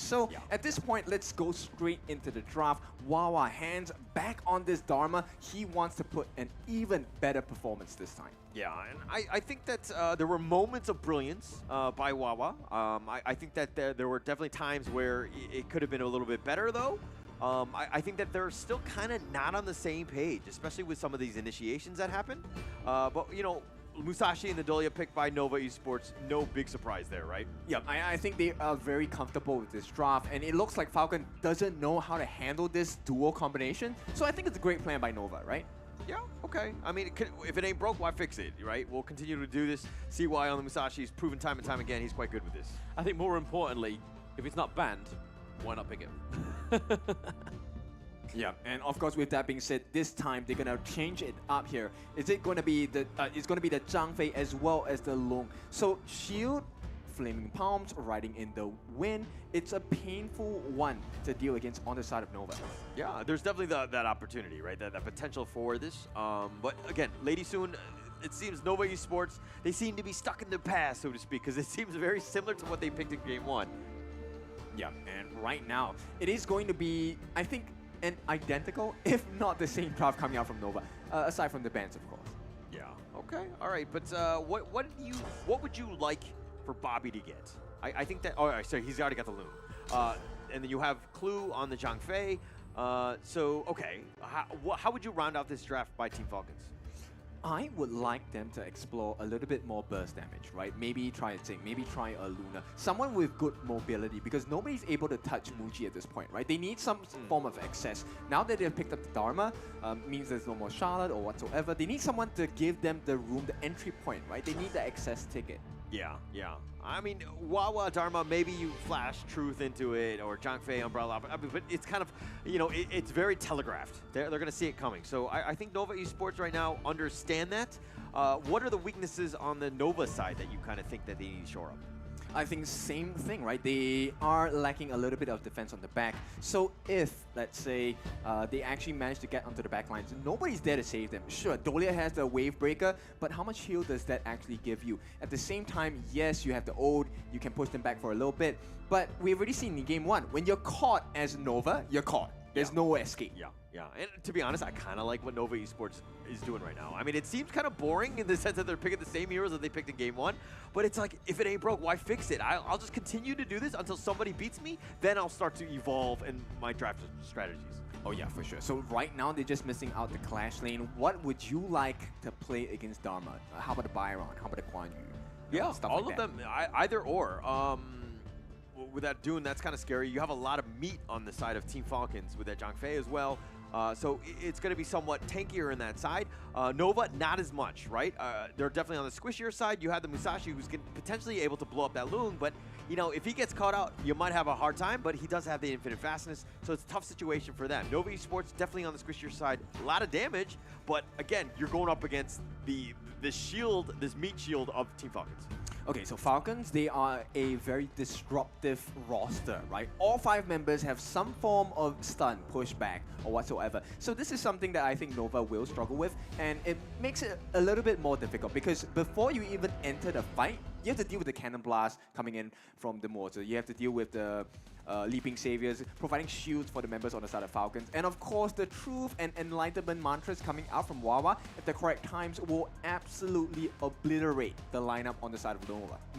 Yeah, I like how Nova Esports picked up that Charlotte there. I think that you have the Initiator. It kind of can start things off, and then you have the CY Musashi coming in, just doing all the damage that you need to do. I think that this is a nice little tag team, plus you have the guys following up with all the damage that you need. Yeah, I'm just a little bit concerned about the double duel to the death. I don't see how they're going to be able to sustain against this lineup on the side of Falcons, right? Because Lung is not a very tanky character at all. He's actually one of the squishiest marksmen in the farm lane as well. So when CY gets his hands on Bobby, it's not going to be a fun time. Yeah, definitely not. I mean, Bobby doesn't want to be touched at all, right?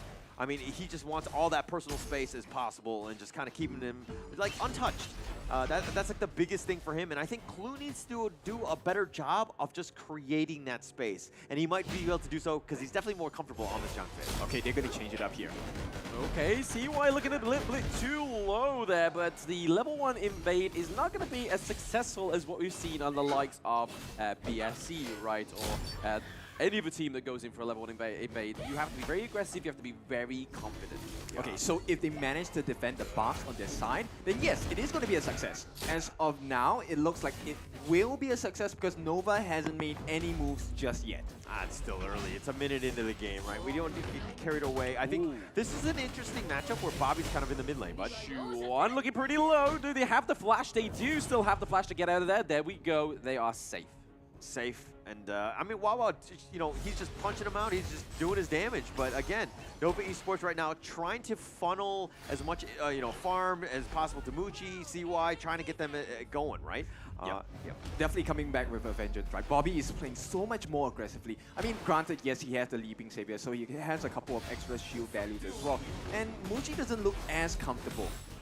Not as comfortable here, but I mean, he's still going to do some damage, right? Muchi, even last game, was, again, kind of on the quiet side, right? He didn't really get going until he got his farm, and then he just took over. And that's kind of what you want more out of that. I think Bobby needs to do a better job of just kind of maybe focusing him out so that Muchi doesn't really want to go in or do any sort of damage. Yep, and at this point, Nova has identified they want to put a leash onto Wawa, right? They can't afford that very painful Truth mantra, and at the same time, it looks like they will get that space right. So now teleportation available for both teams.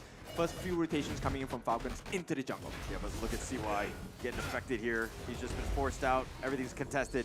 Is this a little bit of a bait for the Shu-1 here? Because obviously we know that Extreme Speed can get him out of there. The Musashi is still pretty high. Okay, first blood goes over to Wawa. They're picking up another one, but Muji is pretty high in health, but he doesn't quite have the damage yet. Wendy is here with the damage. They can take the 2 and just leave now. Let's not get too greedy for Team Falcons. What a flash coming out from Wawa just in the nick of time, and this is a big win for the side of Falcons. Now, it's about 1,000 gold lead for the side of Falcons, and they need to make this into a much bigger reward for themselves, right? We know how Nova plays. You give them one thing, they always get a one-for-one deal. Yeah, and I mean, it started with the invade. It started being aggressive. Team Falcons went back to the playbook, and they're like, hey, we need to make CY a little uncomfortable. Game 1, untouched. He was happily farming. He was doing everything that he could to get himself, the team, a chance to win, and they did. But again, this is a different Team Falcons lineup. They've changed up the strategies. I like it. Yep. Level 5 for CY, but FF already one level ahead. Bobby, look at the aggression coming from him. He's so confident, and the saves coming out from Clue. Yeah, knowing that, I mean, Clue's got the Leaping Savior, right? And once it's there, once it's been expended, okay, now I need to play a little bit safe. Bobby understanding just how this duo works in, and he's just going to help out, even pick up the red buff. They'll, FF will just give it to Bobby. Yeah, and at this point, you can see Ray, because of his mobility, he's able to kind of suss out any potential ganks. And Xuan, one-on-one against Wawa, it's a benefit now, an advantage to the Falcons lineup for the first time now in Game 2. Yeah, Wawa with that level advantage. I mean, just Swan really can't fight here. Tyrant looks like it's going to be going the way of Falcons. I don't think Nova can really contest on this one. So, again, Team Falcons really changing things up, and it's starting to show with this early lead. Yep, it's extending close to a 2,000 goal lead at this point. Now, Ray has been doing well to clear the lanes. Well, it's not really known as the biggest and fastest wave clearer, right? But because of the rotations coming out from FF, they are at a much higher pace than what Nova is offering at this point for game number 2. Yeah, and I like it. I like what Team Falcons are doing. They're being more bold, I would say, pushing things out, forcing Nova Esports to play on more on the defensive side, understanding that, hey, this is a different lineup. And again, the early game, very important because, again, having that lead going into the mid game is absolutely huge. Yep, they need to assert their dominance, right? And that's exactly what Falcon has been doing. But on the top lane, they might suffer some losses here. Yeah, Shu-1 going in for a 2v2, but then Bobby turns it around. Muji looking pretty low. He able to get back in with Long. Picking up the Lady Sun. That is going to be the third kill over to the side of Falcons. Can they get Shu-1 as well? He does get the dash out. They do get a kill onto Wawa, but boom! Bobby back in with the palms of death. Still going, Wave Pit, Wind Slash. FF needs some help to claim Wave Pit, but it doesn't look like the team of Falcons are going to be able to rotate quick enough. Clutch Ocean of Tears there, giving a little bit of space so that he can kind of keep himself alive. But, Bobby had a nice ride the wind, but he kind of backed off, and he wasn't actually doing any basic attacks. So it seemed like, they had a potential to do that. He could have maybe potentially saved, I think it was Ray at that time, but unfortunately not able to do the damage, and it seemed like there were just a little bit of a mishap on that one. I think it's fine, right? At this point, let's take a look at the replay here. He actually bought himself some time because there was still a chance that Xuan was able to get the cuts in as well. And like, Bobby was all the way in the bush, right? He was backing off Wawa. Yeah, it's a good thing. Yeah. It's a good thing. No, but I think that he could have gone in because it was Wawa and Clue. Both of them were fighting, and then Bobby could have been doing some more damage, potentially killed him, and then Wawa might have survived. He was on cooldown for the skills. It's not just about the kills, it's about the damage, man. Yeah, but he needed to do that. But at this point, Flaming Palms do connect, do a bit of damage, but it's the fists that beat the CY. Musashi going down once more. The Celestial Melody wasn't close enough to obviously get that duel to death or anything over to the side of Musashi. Yeah, I like the fact that Team Falcons are making Nova Esports sweat, right? Going into this one, this is the international stage. Yes, it's just the group stage, but man, Nova Esports right now, they're kind of reeling. They're not doing very well. They're on the defensive, and let's see how they respond. Yep, FF already at level 10. CY still trailing by about half a level at level 9. This is going to be a big difference maker in the way they start fights and the tankiness on the side of FF as well. This is giving me flashbacks to day one, Kagendra and Team Falcons, right? Because Team Falcons was picking up the Musashi so many times, and they won game 1, and they lost game 2 and 3. Maybe okay, the Unbridled Outburst comes through. Is it going to be enough for them to leap over the wall? There it is, but there we see the extreme speed of Musashi. Still nothing coming through just yet. It does mean the FF is able to go to the neutral objective and try and take it from the side of Nova, so paying back that full 100% from last game. Yep, giving all the freebies and taking it for themselves as well. Crimson Golem not gonna go into the hands on the side of Falcons. That still will not happen. Muchi gets it instead. Yeah, that's gonna be huge for Muchi. Let him do some damage here. Nova Esports right now just really defending this T1, not giving anything up in terms of objectives. I mean, yeah, the top and bottom have been taken out in terms of T1s, but it's more of a flesh wound at this point. Yeah, shot after shot, Ray is just making life so difficult for the side of Nova. At the same time, if we take a look at the split push attempt from the side of Nova, we can see, right, Shen is trying his best, but they are just so far behind at this point. Yeah, those cannon blasts, super annoying, especially he's able to kind of control what's going on. I mean, he zoned it away, right? They got to free Azure Golem because of that. Yeah, exactly, and now FX gets the Azure Golem. His cooldowns are much shorter. They will be able to take a fight as well. Tyrant available for the taking. No debuff, no Primal Bond for either of the teams. Look at how the Vanguards are pushing in the bottom lane. So Nova Esports making a beeline for it to defend, to keep themselves going. But again, you know, Team Falcons change things up. All three lanes are kind of pushing in their favor, at least for now. I just want to say, I feel like I'm a good coach, right? Falcon has been listening. This is a much different Falcon from before. Was it you? I think it was you were kind of bashing him. You were giving them a lot of crap for losing that last game. I mean, my memory serves me better at this point, but it's oh, gonna steal. Is that the crucial kill, Beth? No, they are able to get it though. Yeah. Really nice. I mean, he's got smite as well, so Clue able to kind of just add that on to it. They had the damage, and that's kind of creating more space. The Vanguard's pushing the top lane, and Team Falcons using that to kind of create space elsewhere. Yep, the timing is impeccable. The Crimson Golem is actually up as well. Yeah, still a lot of trading blows here. No one's pretty close to getting taken down on either of these teams just yet. With these Cannon Blasts, like he keeps saying, guys, Ray is really opening this team up. Yep, he wants to make them pay, right? So many stuns coming in, and every stun is a new opportunity for Falcons to get an opening into the backlines of Nova. Yeah, I mean, they took the T1 mid, and that's exactly what you want, Team Falcons right now. They're up about 4K, and now it's like, how do they play with the lead, right? The bottom T3 is a little on the open side. Wawa will push this one out, but Nova Esports really sticking together because they need to fight for this spot. Yep. Vital at rest comes through again, leap onto both of the backlines of Nova Esports. Cannon Blast does come through. It is going to be a takedown here for Wawa once more. Is it going to be another one for FF here? Yes, the leaps are coming through, but the soaking and damage is just not going to be enough. It's them. It's Falcons taking that farm lane and opening it up on the higher ground turrets. Taking the bottom T3, and that was actually a really good initiation, really good fight for Team Falcons. That's exactly what you wanted to have done. See why? He turned it around. He was like, okay, you want to go? Let's go. And unfortunately, he did not expect Clue to come in with his Unbridled Outburst. Just smashes him in, controlled him. Yep, super clean, right? They're sharing the damage so expertly on the side of Falcons, and they are rewarded with the T3 on the bottom lane. Now they can take the pace a little bit slower, right? Before they force the fights at the neutral objectives. Yeah, and, I mean, Team Falcons right now, this is night and day, right? This is a very different team. And I think that if you're watching and you're kind of thinking, oh, wow, this is the #1 team in the Malaysia qualifiers, what is going on? And it's not really that. It's just more of like Team Falcons really stepping up to the task here. Yep, I mean, this is the exact quality we want, right? We are not looking for good teams. We're looking for great teams. And so far in Game 2, Falcons seems to be the better one. Yeah, and I mean, they're doing very well. I mean, they're not out of the woods yet, but they're pushing it down. They have the opponent, Nova Esports, on the ground, so to speak, and it's just a matter of closing this game out.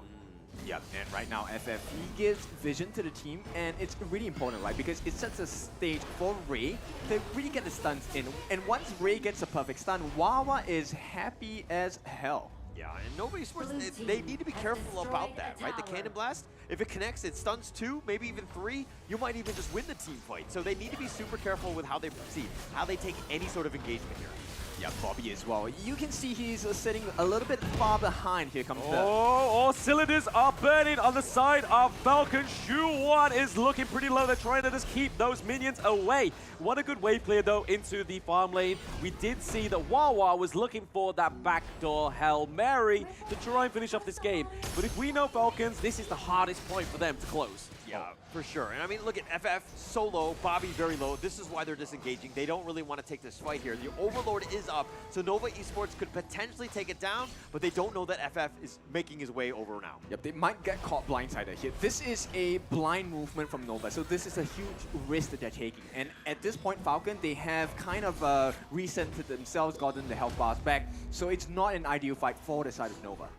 Not out yet. Team Falcons right now, again, okay, you got pushed back a little bit. You're still up 6K. You're still kind of in that lead, and it's just a matter of time of maybe you just start this Overlord. I mean, I think it's looking to be free right now. It is going to be free because right now the lanes are pushing in, and one of the lanes that are pushing in is actually a super minion lane. So Falcon should have the time of the day to really complete this, and once again, pressure reapplied from the side of Falcons. Reapplied right now. I mean, they've been putting the pressure on almost this entire game, right? They've definitely been in control. The mid and the top T3, the only things standing at this point. Nova Esports need to figure out a way to get back in, but with that Shadow Vanguard pushing the top lane, this is going to be tough. Yeah, Bobby already at 15, so he's at max level. He has max stats as well. And FF. I mean, this is clutch, right? They've got to make sure that Dune does not die early, because if he does, then FF will be a FF for Falcons. Right now, Nova Esports are just lacking with the kills, lacking with the gold, right? Yeah, it's a low-kill game, to be honest. 8 kills between the two teams. But so far, I mean, CY has been using his dashes and slashes to the best efforts.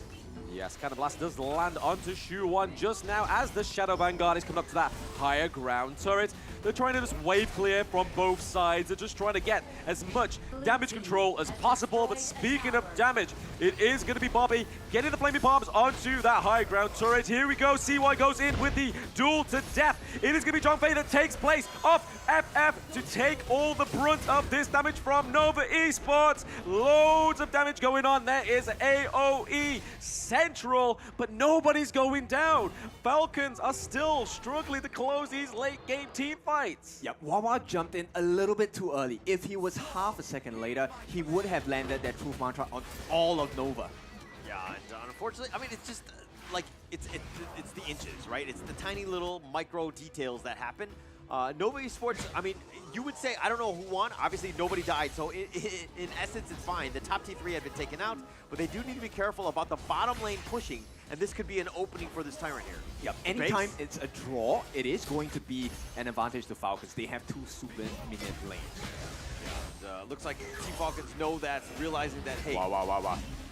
Clue? Clue, okay, and Clue going in. Oh, CY goes down, so the next jungle objectives are going to be pretty much scot-free for the side of Falcons. But let's not get too ahead of ourselves. We need to just make sure the Cannon Blasts are connecting, but they need to ride this out. They do get the Shadow Overlord, the Shadow Tyrant, sorry. So the damage from Bobby, those Flaming Palms are becoming into nuclear palms right now. We are getting into very late game territory right now. They need to take this fight, because if not, Tempest could come up in about 5 minutes. The minions are rocking around, putting a lot of pressure onto the Crystal. That high ground turret in the mid lane does fall. Falcons are looking for a closer here. If they don't do it now, it's going to be a little bit too late.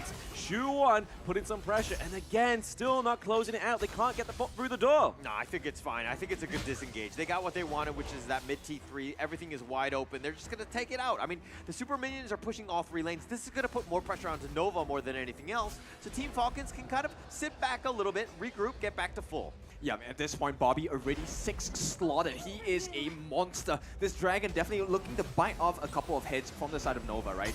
Yeah. Oh, Cannon Blast. CY taking so much damage into that early fight, right? Yeah, I think Bobby was just like, hey, if we lose this game, we go home, right? We're going to bounce out of this one. But he's not letting that happen. Bobby's like, hey, guys, get on my back, because I got this. Yep. The best type of play is when you play without fear, right? But at the same time, a good understanding of what needs to happen on the opponent's side. So they know that Nova is kind of handicapped at this point, because they don't have lanes that are pushing in. They don't have the map advantage as well. And it's a free Overlord, Shadow Overlord. Once again, in the hands of Falcons, they must make full use of this advantage. Hey, wait. Play without fear? Because I play without fear, but I tend to lose my games. What's wrong here? Because you play with Kindo Fu. Ah! So wow. Okay, got it. That's my fault. Okay. You know what? Bravery is, facing fear and doing it anyway. But stupidity is the same. That's why. Okay. So I've learned my lesson not to play with you. Got it. Okay. But hey, looks like the final siege. That's it, yeah. I mean, the minions are rocking around here. They do have enhanced minions in all lanes, but it's looking very healthy for Nova Esports right now. The Blood Rage does come through, keeping FF alive. Cannon Blast just to give them a little bit more room for breathing on the side of Falcons whilst they wait for that Shadow Vanguard. Waypit is not putting the pressure off the pedal yet. Yep, that's a lot of regression, right? And one of the main things here is there's not enough damage. Somehow CY is timing those illuminating slashes at the right time. He's just covering all of the angles for the team, and they're not taking any damage at all. Yeah, not really taking too much damage, but okay, hey, Blamp pointed it out. Ray, with his Cannon Blast, so good in terms of the team fights, of that control, and also when you're retreating, being able to hit a 3-man stun, absolutely huge. Oh, I mean, that was close. They could have got caught out with that one. Yep, Muji looking for an opening right here. FF, I think he needs to be supported. They need to be closer to FF, or they might make the mistake CY. Closer to FF, more like closer to CY. Goodbye! Wawa, it's not. It's Bobby getting the flaming palms onto CY right now. We do see the wind slash come through. Shuan into the backline, trying to take out Bobby. Infinite Fastness does save. We have the Unbridled Light Rage. It is Wawa and Clue for leading the front of this fight. We're going to shut down onto Bobby right now, but it is going to be the Sage's Sanctuary coming through for FF. But Shuan is turning this around. Ray has got to be careful. He goes down. That is a 3-1 trade right at the Crystal. How many teams have done this and said to live the tail? They have gone too far. Falcons, they had the advantage, but always, you know that Nova will hang on, and they have just pushed them away time and time again. No, but Bobby going in with that Infinite Fastness, that was a huge error. A bad misplay, right? Going in for that, he was like, okay, even if I die, I have the Sage's Sanctuary. But you're in the heart of the end of the team. Nova Esports is like, oh, I'll take this free food. Yeah, but it's not enough, right? And at this point, there is a silver lining.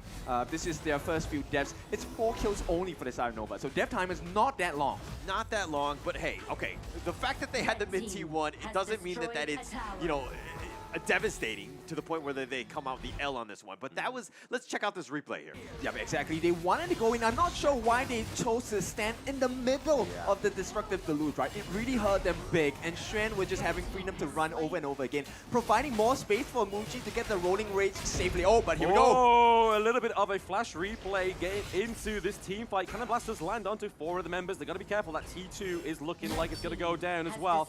So slowly but surely, Nova Esports are getting ground. I mean, they're gaining ground. They have a net worth lead at this point. I mean, they've turned the game around where they're on the enemy side of the river.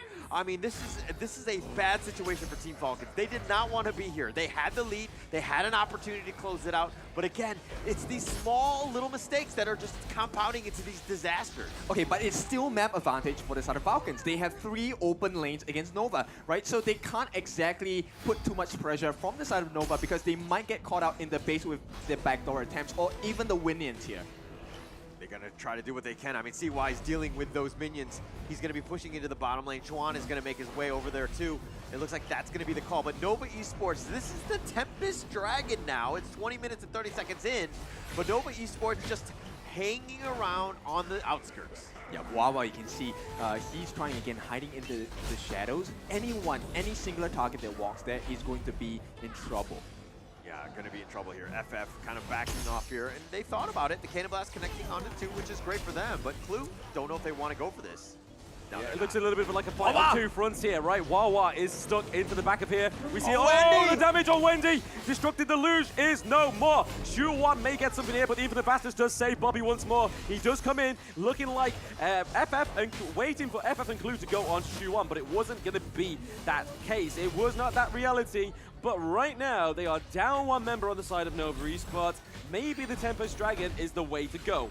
Maybe. I mean, you got about 23 more seconds for Wendy to get back up. This is a window of an opportunity, but Nova Esports. CY! Oh, Sai's got to be careful because he goes down. The Blood Rage is not going to save him. Sage's Sanctuary, will that save him? Think inside the box. He goes down. They need to take this Tempest now. The Winions are at the Crystal. Shuan is looking like he's handicapped. They've got to watch out on the side of Nova. CY down for 35 seconds, just completely out of position. They were really no real chance to take this one. And unfortunately, it's going to go, the Tempest Dragon is going to go the way of Team Falcons. They're going to look to close this game out. Yep, Nova, they took a huge risk. It did not pay off. And right now, they were going to make them pay from the side of Falcons. They're looking for vengeance. They're looking for that receipt. It's sending of an invoice over. We want your crystal and we want it now. Okay, but they're going to pay the invoice in what? Like 3 months, 4 months? Yeah, it's a team on all different fronts. Wawa's into the back there. Clue gets a kill. Onto Muji. They are coming around with the minions. It is going to be the stand-up. Meta Region stand-up. They are not out yet. A huge tie. They fought with their hearts and they came out swinging. This is the Falcons we wanted from the first game. This is the Falcons we're going to get as well. So Bobby and Clue, the rest of the members on the side of Falcons, they're still in it. Still in it, and they've got themselves a chance. This is a ball game here. We're going to go to a game 3, and that was off the back of, you know, Bobby. Almost everybody really stepping up. Wawa had some great initiations. This is exactly how you want to play if you're a Team Falcons. Yep, fan. That's what you should have done. We always call it third time's the charm. Third game of the day. This is what we are looking for, right? When we came here, we wanted an exciting game, and now they tied the series up 1-1. Yeah, and what a great game. That's kind of what you want to do. You get yourself an opportunity to get one in this, and Team Falcons really stepped up into game 2. That was a huge win for them. Yeah, I mean, this is their last crutch, right? Because if they lose this game, it's going to be hard for them to try and come back and even try and resemble something either for third place or tiebreakers, right? Because I think this group is going to be the group of tiebreakers. Yeah, and it's going to be very close, right? And I think every single game matters, and the fact that they're going to like a third game with almost every single series speaks volumes about how strong it is and how competitive it is complete randomness, but getting into a group like this, absolutely crazy. But this is not just a morale booster for Falcons. This is a morale booster for the other teams in the groups, because now they know, hey, you know what? We can take a punch against Nova, and maybe we can knock them down as well. Yeah, and I think there were a lot of questions about, in terms of Nova Esports, right? Well, like, how good are they? Yeah, they looked amazing in the Malaysian qualifiers, but let's talk a little bit about the MVP for Team Falcons. Who do you think it will be? It's gonna be Bobby, right? It's gonna be Bobby. Oh! It's Clue, my boy Clue. My goodness, he was so sick on the usage of the unbridled outburst. Many a times, he saved the life of Bobby. He also didn't die in this game. Leaping Savior? No, he was not saving anyone. He was killing everyone as well. The assist, 13 assists in this entire game. Goodness me. What a great game by Clue. I mean, just being able to set it up. When those team fights were happening, he was always in that one. Hi everyone, I'm Yuhan, and I'm the official 2024 HOK Championship Observer. The tournament highlight of the day is here. 3, 2, 1, showtime! Everything went right for this side of Falcons in this game number 2, tying the series up as well. Able to catch Muji over and over again, and to funnel that farm into the hands of Bobby. Goodness. And Wawa, I have to commend him. Yesterday, he was trying that straggler approach. Didn't really work out for them. But Wawa today, just all over the place, catching the correct people at the correct time. And they capitalized off of the mistakes of CY specifically, right at that Tempest attempt as well. And they did such a good job. I mean, you had Clue on the Zhang Fei, who was just kind of like setting it up. He had so many stunts, but then you had Ray with Think Inside the Box, Cannon Blast, controlling everyone. CY really didn't just go in with the Duel of Death and just blow people up, because he was controlled almost the entire team fight. Like that, the Think Inside the Box, just locking him down. Yep, Ray only ever used it once or twice in this entire game. That shows you exactly what they're looking for. And Clue, I mean, you have to be happy about this. You have to be pumped about this as well. This was a great game for Zhang Fei. Yeah, I mean, we had to see Clue do it twice, because that was a pump up. He is loving it, right? That was a huge win for them, Nova Esports. Okay, you took a lick. Kind of didn't, you know, it kind of surprised us a little bit, but now how do we get back into game 3? But first, let's talk a little about the post-game items here. Yep, so Bobby, of course, already hit that full 6 slaughter items with 12,000 gold, and it was for the rest of the team to really catch up as well. Wawa this time, I like the aggression, the risk-taking, right? So he went for Armor Pierce, Starbreaker, X of Torment as well, and Pure Sky. The damage reduction helped them so much because they were able to catch out the rest of the members. They didn't have to bother about Shren on that Charlotte as well. The crazy part to me is that Bobby's got 17,000. There were 2 members of Nova Esports that just went too fast. But they had 16,000 like each in terms of net worth. So the net worth swing towards the cores of Nova were very, very high. And I mean, Nova, Wendy, 259,000 damage. Wow. Yep, exactly. And they tanked up so much, right? 100,000 each and above for Xuan and CY on the side of Nova. But still, they cannot do too much because it was due to Ray. Ray was shooting cannon blast after cannon blast. They couldn't play their game at all. Controlling the map, right? And Ray did such a good job of that. If you're going in or you're having the team fight or you're looking to run, Ray just had an answer for you. And to be honest, I think the moats going forward might be banned, maybe even pick themselves, because he had such an impact this game. Yeah, for sure. And you know what? FF played spectacularly in this game. There was a couple of moments where it started to look a bit shaky, right? Nova seemed to be so strong with the grip on the defense, but somehow Falcon said, you know what? You can have a strong grip, but how long can you hold out for? Well, it looks like at the 20-minute mark is when Team Falcons, held out for, and they took advantage of it, and they ended up pulling out the victory here. I mean, that speaks volumes about how this team did. They were looking to continue on. They were never say die attitude. It was a very good game by Team Falcon. Yeah, but take a look at the objectives that they had, right? Falcon had to take so many objectives to even compare with Nova. So I think Nova is going to protect the jungle much harder this game. They're going to try and provide more space for CY because CY was struggling. He had his jungle invaded over and over again. There was no answer. But this is the chess match, right? Team Falcons was like, hey, we let CY just, untouched last game. We're going to have him. We're going to pressure him. We're going to focus him to find farm elsewhere on the map. It was tough for him and not able to do so. But what is actually a simple thing for either of these teams to do? And that is, of course, subscribe to the Honor of Kings Global Esports channel. Have your chance to win a Realme 13 Plus. The phones are right in front of us. They're amazing. Check them out. And of course, you can win that. All you need to do is, of course, just subscribe and tag championship participantes in the comments for a chance to not only win the Realme 13 Plus phone, but also other great rewards. Oh, for sure. Many rewards. And now both teams looking to be rewarded for all their efforts as well. It's a nail-biter, right? For Falcons, I can't imagine the pressure they're under because at this point, if they lose, they're out, right? This is the last line of defense for them. Yeah, and to be honest, I don't want to see this team leave, right? No, absolutely I love the fighting spirit. Yeah, I mean, they are great. I mean, just saw Clue's reaction towards the end there. Just kind of like me banging my desk is like Clue standing up, right? If I could stand up and without this pulling me back and choking me, I would have done it. But hey, like I said in the post-game analytics, it's their last crutch, right? Because this is going to be the group of tiebreakers, and they just need to make sure they're getting all the points that they can secure before that's even like a realistic outcome. Okay. Yep. All right. I like that. But okay, get off the fence, guys. This is game 3, right? Where do you stand? I'm still going with Nova at this point because they have to lay everything on the floor, right? I think Nova just in general, slightly better. Just slightly better. Okay. How about you, Blim? Well, you know for a fact they're going to ban out the Modsu or bring it for themselves. So if that happens, there's going to be less room for Falcons to do what they need to do, unless the Modsu is just kind of like the second trump card. There is something still in the barrel of the gun that they're going to go for. Okay, but your prediction, who do you want to win in this one? Who do you think has the momentum?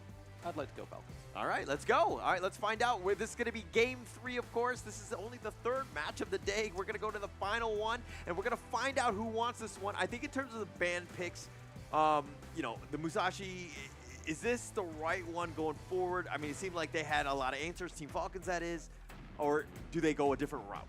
I think if you're going to take up the Musashi again, you want to get rid of the Tun, right? I think Tun is just a little bit too mobile. Maybe you want to give them the Kaiser instead. He's not as mobile, but with the duel to the death, you can kind of curb his invincible warrior as well. But then, once again, we have so many lanes to consider, right? Do they give Wawa the Dharma again? I don't think that's a good idea. But at the same time, there are other people like Charlotte as well. Instant access into the backline. What kind of style do you want to choose, right? Do you want to punch them in the face or do you want to slice them apart? Yeah. Actually, I would think it'd be hilarious if Nova Esports went with the Musashi because Team Falcons did that on day 1, right? Where they picked Musashi 3 different times. First game they won, the second and the third they lost. So it might be the same MO for Nova Esports here. If they lose or they pick it and they potentially lose this one. Yep, they might even flip the script here. We have seen Han Sings and we have seen Jinx as well in the competition. We have not seen a Li Bai yet. The Iron Frames could be something that makes the world's difference in the team fights as well. But here we go. Straight away, Nova says, yeah, the Dharma is a problem. Wawa, you're not going to get the Dharma this game, and Yu Huan are going to be banned out by Nova as well. Yeah, and it shows a lot of respect. I love that. If I'm going to play something, you're playing in like a best of 3, best of 5, whatever it is, but having the enemy team ban your hero that you just played, that's got to be feeling really good for Wawa. Yeah, it speaks markers and volumes about your performance, right? They know that you're so strong in this, they will not allow it. At the same time, Falcons, they're going with the Shangguan and the Mai band as well. Two very big bands, I think. The iframes, the burst damage, the early game advantage that this can allow Nova to have is something that Falcon doesn't want to give away. Okay. No, definitely. I mean, they don't want to deal with it, right? But okay, the Dune as a first pick for Nova, you know, changing things up. Definitely not going with the Musashi in this case, and changing it up. But again, I'm not a huge fan of giving away you're picking the jungle hero first. I think that it kind of opens you up for a lot of counter picks. I think I agree with you on that, especially when you're giving an Arlie over to the side of Falcons. We know how strong Bobby is with this Arlie, and I think maybe they're giving too much disrespect at this point, or maybe they have a solution to Bobby's Arlie. Okay. But it's funny because, you know, Clue had an amazing game on the Zhang Fei. He was MVP, gave it up, and decided to go a different route with the Dahlia instead, and letting Nova Esports pick it up themselves. I'm not the biggest fan of that. Okay, I'm just going to say this is a strong start for the side of Falcons, right? The double death at Sunset is going to be pretty hurtful against Nova, especially when you're dealing with a Lady Sun. How many times can you rolling rate in 5 seconds? There's a cooldown. Yeah, and you have that opportunity. So now it comes back to Nova Esports, like the Zhang Fei, Dune, they can kind of deal with them, right? They just need to be that, you know, that meat shield in front of Lady Sun to kind of protect her. And I think that Nova Esports are up for the task. I'm not so worried about a lane just yet. Well, it's going to be a split fight, right? The moment you get that unbridled outburst, it means you won't go defensive anymore. You have to go aggressive. You have to go and look for more members to go. And that leaves Muji alone. And that's a risk, right? Any farm laner, unless, I mean, even if you're Arlie, you do have the potential of getting bursted down. It's not safe. I'm kind of praying for the Kaiser. We've seen Adolia, we've got the Elaine. I'm praying for the Kaiser. Because, again, they've taken the Dune, they've taken the Musashi off, so they know that FF likes to play the Musashi. But now they have been given the Dolia. It would make sense, right? Ogren makes sense as well, right? Yeah. That's a much faster paced jungler, and at the same time a huge tank as well. They heard you. They banned it out. Nova. No, but to be honest, the Ogren, I like the pick because you need to be able to do some damage, but the Zia pick instead, your thoughts on that one by Team Falcon? I like it. At this point, you have so many members to choose from, right? Do you give rated 25, knowing that he will dive on the backline, he's supposed to handle multiple members at the same time, or do you give it to the Arlie played by Bobby, right? Yeah. So many options. At the same time, we don't know the jungler. If it is a Kaiser, he's going to be a big, beefy boy. Yeah, for sure. And I like the Zia in kind of as a counter pick to the Dune and the Zhang Fei, where they kind of want to fight in like a certain zone. And if you have that, you know, you create the anti-zone, so to speak, by Zia, and pushing them away, I think that you're going to have a much better time and make it difficult for Nova to take any sort of team fight. Okay, so yes, Zia's a good pick, but at the same time, it's a very immobile character, right? You have to expend the flash to get out safely. Now, Nova, they come in with the Byron, with the Princess Frost. That's a lot of huge AoEs, and if they're caught at the wrong time, this Unruly Blade into Winter is here. It's going to be a devastating combination to deal against for the side of Falcons. Yeah, and Nova Esports, man, that lineup kind of, it ticks a lot of boxes for me, right? The Lady Soon and the Princess Frost, you have a bunch of ways to do damage. You're creating zones that really they don't want to enter in, and plus you have the tankiness of the Dune and the Zhang Fei to kind of just round this one out, plus the Byron, right? So I like the balanced lineup of Nova Esports. I think it's very strong. If they get onto the Dahlia or be able to just control Arlie at all, they might have a good time, but this last pick. There was a reason why they banned out Landing in the last game, right? And Prince of Landing is going to be an absolute demon against the likes of Nova. This unseen vision, unseen awareness, and attack coming in from Prince of Landing is going to be vital in the game plan for the side of Falcons. But can they pull it off? Let's see. Yeah, what a great draft. I mean, going into this game 3, I think that both of the lineups are good. They both have merits. There's a lot of potential, but I think it's going to come down to execution at this stage. And so, you know, my heart tells me Nova, but Team Falcons at the same time right now, after that last win, man, it's hard to say no to them. Yeah, it's going to be both teams leaving their hearts on the floor. Final game of the series, Nova going up against Falcons. Let's see who takes it all. Well, Nova Esports right now, they're kind of let Muchi just get in the mid lane, kind of a little bit of a difference, right? Not just in the farm lane to kind of start things off. Bobby, again, he had started in the mid lane last game, so sticking to this tried and true strategy, so to speak. But a level 1 invasion. It's a big start, right? And if Nova gets this successfully, it's not going to be a fun time for the side of Falcons. Right now, they're going to be behind already from the get-go. And wave clear very strong for Wendy, so he's not going to be too bothered by it. Not too much there. I mean, the Prince of Landling, FF definitely wanted that buff, right? And giving it up there, the red buff is going to slow him down. He's going to actually walk over there and be like, oh, actually everything's gone. Now things are kind of awkward because he's kind of scrambling to find any sort of farm on the map. Yep, and that's exactly what you need, right, as a Prince of Landling. That increase, that advantage of levels is what gets you the burst damage. And right now, you're on par with Muji, Waypit, Wendy. You're not going to have too good of a time looking for those assassinations. Yeah, it's going to be tough. I mean, look at FF. He's actually following. It's like the Hansel Gretel, like, crumbs. Like, he's just finding whatever he can find, and he's realizing that actually everything is gone. This is, you know, not where he wants to be. He's actually wasting a little bit of time. This is going to be tough for FF. Yep, they want to take everything. They don't leave any breadcrumbs. It's going to be a one-on-one, but here comes FF. He needs to make something happen here. Shen going to be forced to use the flash, right? So this is a small win, right? And we will see. Oh, a little bit of engage there into the bot lane. Muchi looking pretty low. He then rolls back in just to do a little bit more damage onto the Dolia, but that's the blessing of Dolia, right? She has the Celestial Blessing, but she also has the healing. Yeah, Bobby will be like, all right, yeah, just do some damage on Clue. I'm okay with that, as long as I'm not getting hurt here. But, you know, this Firehawk is going to be the next big one for Bobby. He's looking for that pick off. He's just hiding in the wings, just kind of being a little sneaky with this. Nova Esports, I mean, I'm sure they suspect him, but it looks like they will pick it up.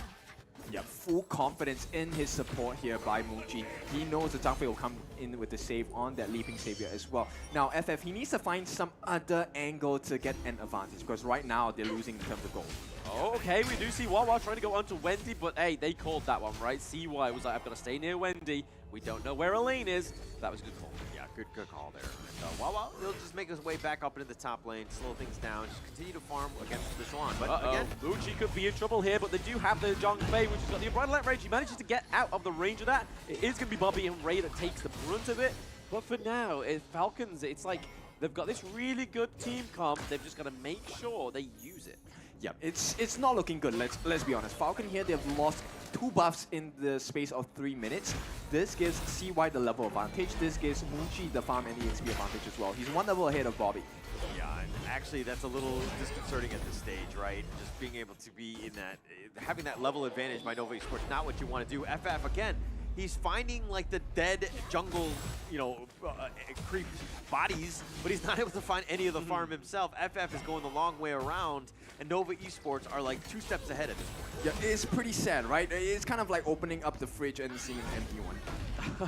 Yeah, to be honest, that would be demoralizing. Yeah, especially at midnight. You're like, oh, I just want something to eat. I got nothing. All right, but look at Nova Esports right now, just looking to push things on. They do have a net worth lead because, again, the rotations have been great. FF has been struggling here. It looks like he's going to try to start the Overlord first. Yep, and at this point, the level advantages will start to show in the strength for the side of Nova.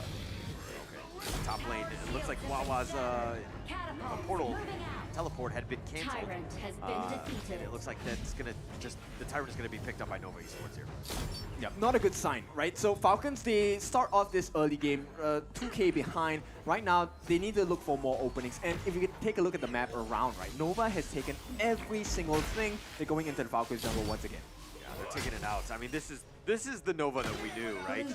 Just being the aggressor, not giving any sort of space, never playing defense, right? Everything, it's just all gas, no breaks. Oh yeah, it's definitely working in their favor at this point. So finally they get 1 camp, but the Zero Golem now going to be safely in the hands of CY, I presume.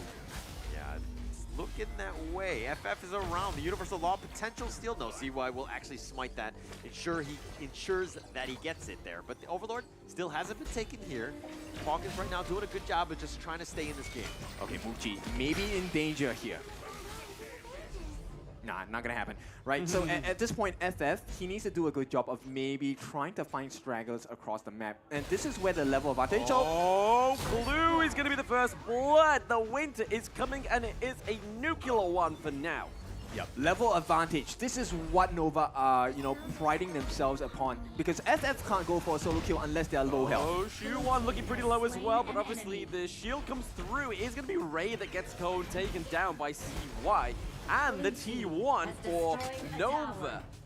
Nova Esports right now just exerting dominance. FF can't even farm. He's level 8, yes, but now with this T2 being sieged here, tough situation for Team Falcons. Yeah, it's looking like a tough bounce back right. Waypit looking pretty low. It's not low, but looking low into the gorge. And then we are FF gets taken out by Mochi once more. Wawa as well. Maybe a prime suspect, but it is going to be Bobby taking a kill onto Wendy. So it's not a be-all, end-all, but hey, a 2-1 trade for Nova is a way better trade than that one for Falcons, right? Yeah, FF right now, I mean, on this Principal Land Link, if you're behind or kind of even, you're not going to have a great game, right? And FF is kind of feeling those effects. They thought they could take that fight. It's not a good one, especially since you don't have any items. You don't really do a whole lot of damage just as of yet. So Nova Esports know that, hey, we're the aggressive ones here. Yep, and especially when Bobby is one level behind everyone, with the exception of Wendy and Waypit, there's no one else he can really target, right? And Wendy knows this, Waypit knows this, they don't stand in the front lines. They don't need to. I mean, Team Falcons here making their way downtown. Going against Muji. Muji. Muji, got to be careful. Death on Sunset does come through. Are they going to be able to clean up the kill onto the ADC? Yes, we see Muji goes down. Waypit has to leap over the wall just to stay safe from Falcons, but the Falcons can fly. Yep, and Nova still make a positive trade over this. They're going to take a T1 on the top as well, even when they lost a member like a Muji.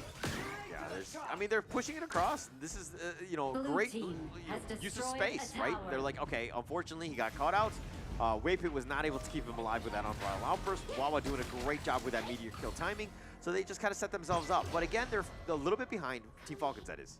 Yeah, a little bit behind, and I think maybe at this point, if they can find more pickoffs, as they have done with Muji over and over again, maybe 3 or 4 times, they can try to even the game out. Yo, there are games where Muji doesn't even die a single time. If you want 3 or 4 times against Muji, it's a tall order. It's not the easiest of things for sure. Overlord being picked up here by Falcons. That's a good one. They needed that. Okay, and at this point, they're looking for an opening space. Oh, backlines, FF. Oh, FF trying to go back onto Wendy again. The Unbridled Rage is going to push them all away. We do get a leap onto Falcons Bobby, but he's able to get out of there with the dash. Right now, the Death on Sunset has been committed onto CY. Right now, the Death on Sunset comes through again. How many sunsets are on the gorge? The answer is 2 if you're good at maths. Muji gets a kill onto Wawa. Yep, the sun definitely set for the side of Falcons there. That was a good attempt, but there's just not enough damage and burst potential coming out from the side of Falcons, right? And so Wawa has to pay with his life for the mistakes of the team. Yeah, and I mean, look, Wawa going in with the first Death and Sunset, fine, not an issue. But then he gets the refresh with the Celestial Melody, and then he continued to go in. At that point, you're signing your own death warrant, right? I think that there was a time where he probably should have looked to escape. You've already attracted their attention. They had backed up under that T1. You could have played a little bit safe. You needed to have survived more than anything else. Okay, so let's take a look at some of the merits for this, right? So Muji did have to expand his flash. So this could be a good time for them to try and catch Muji again, because the cooldown for the side of Clue on that Celestial Melody, not that short. Yeah, but Muji's level 12. Bobby's level 10. You don't really have the damage. FF does not have the farm yet. I mean, FF has the smelly aura that everybody's kind of saying. Nah, it's the spider sense from the stealth for sure, but the Tyrant easily picked up by CY. Yep, and it's a safe position for Nova, right? Waypit, every time he does have that Unbridled Outburst, he is not bothered about being at half health. Yeah, not at all. And Nova Esports right now, again, just in the driver's seat, they're up 3K. They play really well with the lead, and they're going to continue to push this off. Bobby, man, he just wants a farm in the top lane. He just wants to be untouched. Yep, but he's being chased down at the same time on the top lane. Can they catch him? The stun comes in. Oh, yes, Shu1's going to get him. Oh, he tries to knock him back, but he's not going to have enough help. Oh, the Power Soul comes through.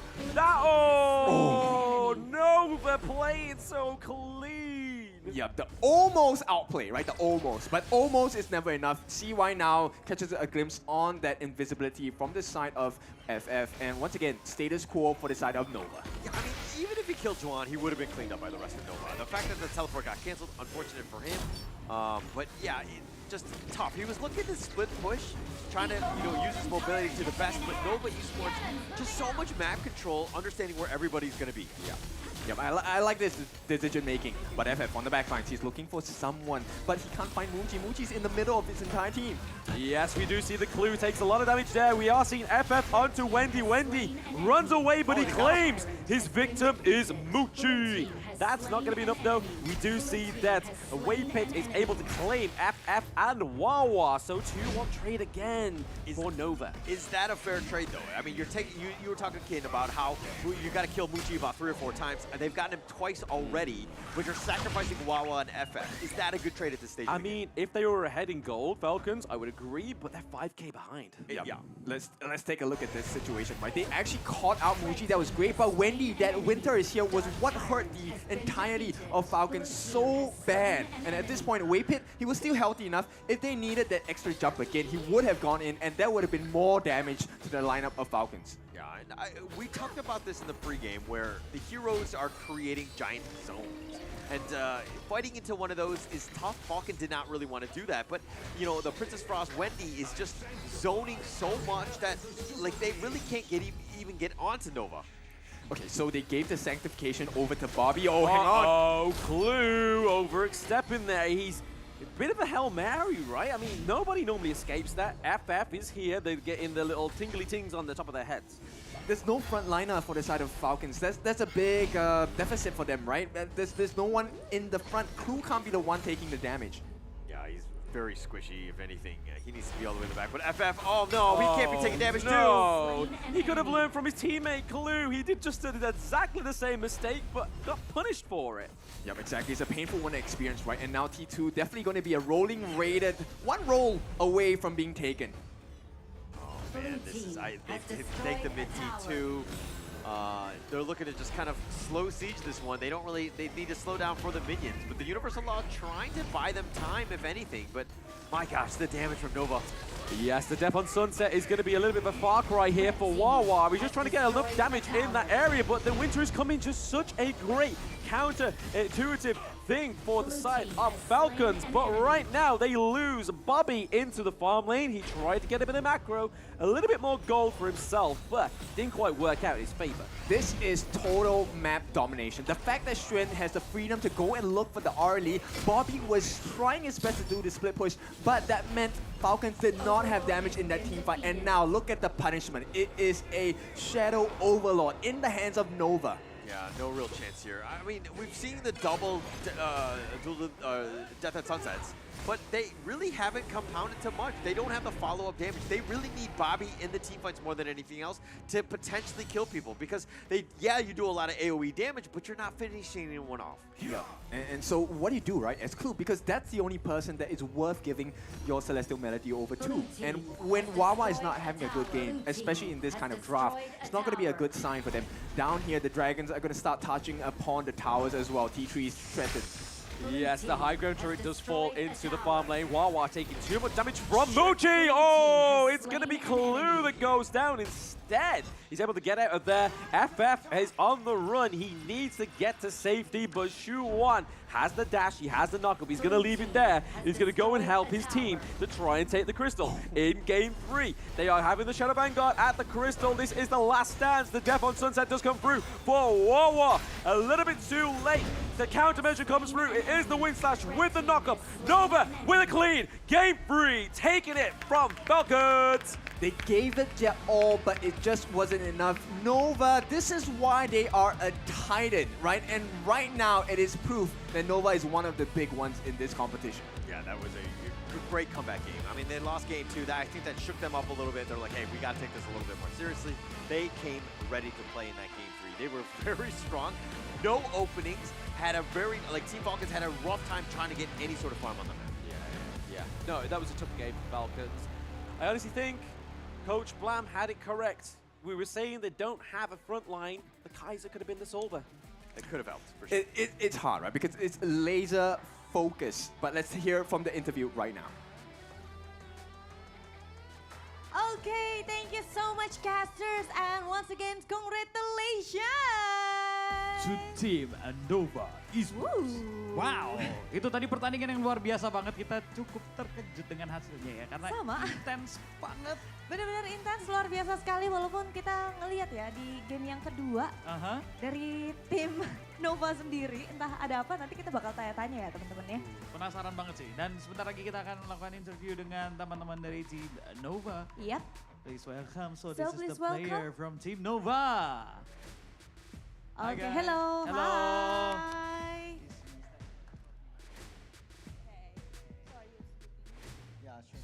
Okay then. Okay, Sembilan. Okay, maybe I want to know what's going on at the game too. Actually, we feel really panic actually. Oh, you guys really panic with it? Yeah, Team Falcon is very strong. They surprised me. Yeah. Wow. Oke, itu katanya jadi ternyata dari teman-teman Nova Esports itu agak sedikit panik di game yang kedua. Jadi agak sedikit terkejut.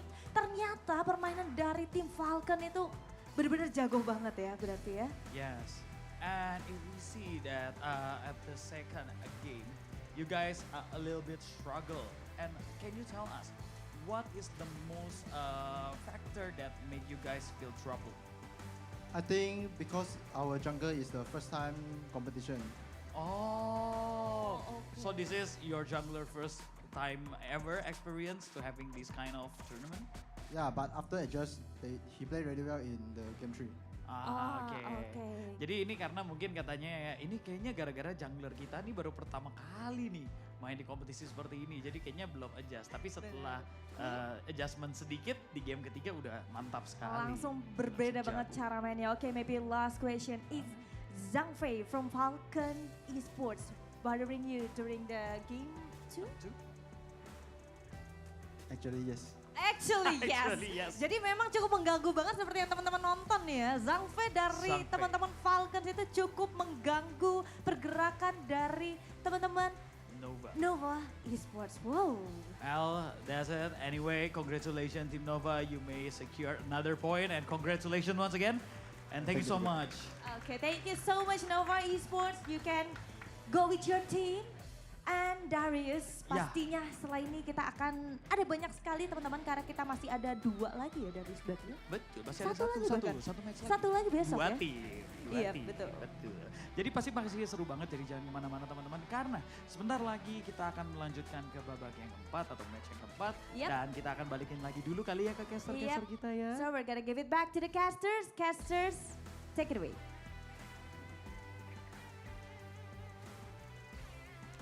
Nova Esports coming out with a victory on that last one, pulling it off 2-1. I think that there was a lot of respect on both sides, right? The fact that there was a bit of a surprise, I think that game 2 is going to go into the record book. Oh, for sure. I mean, it was a strong started performance by the Falcon boys. I think they really put everything into it, and this is the result that they can have. It's a bit unfortunate that they lost the third game of the series, but Nova is just that much stronger. Yeah, they're definitely much stronger, and you could tell, like, once they had that early game lead, they kind of just took over. They had a whole bunch of map control, just very well played by them.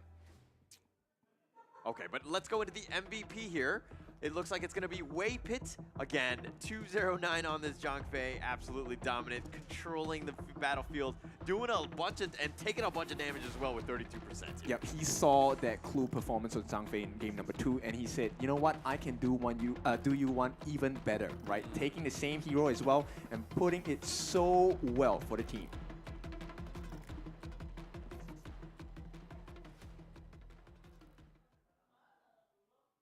Hi everyone, I'm Yuhan, and I'm the official 2024 HOK Championship Observer. The tournament highlight of the day is here. 3, 2, 1, showtime! Yeah, big win here, and it all came from the first blood, right? Clue, unfortunately, like we mentioned before, it was just a difference in draft, right? Nobody was front-lining for the side of Falcons, and when they hit the strides, the first advantage in farm, there was no stopping the team of Nova anymore. Yeah, it was tough. I mean, the Falcons was trying to make plays happen when they didn't really have like the itemization or the actual numbers of it. Like, I mean, he's fighting 1 versus 3, no real chance, right? FF, no real farm, kind of a low impact that game. I don't mean to bash the guy, but he didn't have the greatest of games in this one. He wasn't doing a whole lot. CY was just kind of controlling, but Nova Esports were kind of death-balling it and doing just a really good job. Yeah, they couldn't, right? So much tank, so much shield coming out. Waypit really just did his dirtiest to decide a Team Falcons, right? There was never a singular moment where FF could get a kill successfully. Yeah, and that's the Nova Esports locker room right there. Just I would say that they're pretty happy. I mean, business as usual. But if we're talking a little bit about the post game here, what kind of sticks out to you other than Waypit's MVP of 209? I think it's really about Xuan because he was able to burst Bobby on the R lead pretty quickly. At the same time, he was also able to slow down FF long enough so that he couldn't join into the team fights as well. And you can see this is where the farm comes into play, right? If you take a look at the lane, Wawa, he was doing his best, but he just had the Spark Forge Dagger with the Blood Rage. There was no additional damage, right? Maybe some burn from the Blazing Cape, but it was definitely not enough because Waypit, he was just providing so much shields to the team on the side of Nova. Yeah, and I like the fact that you talk about Xuan, right? Because I think that he's going to be in the nightmares of Bobby tonight, right? Sure. Every time Bobby tried to do anything in terms of split push or trying to get in, Xuan was like, that's my #1 target. He just chased after him. It almost seemed like it was personal.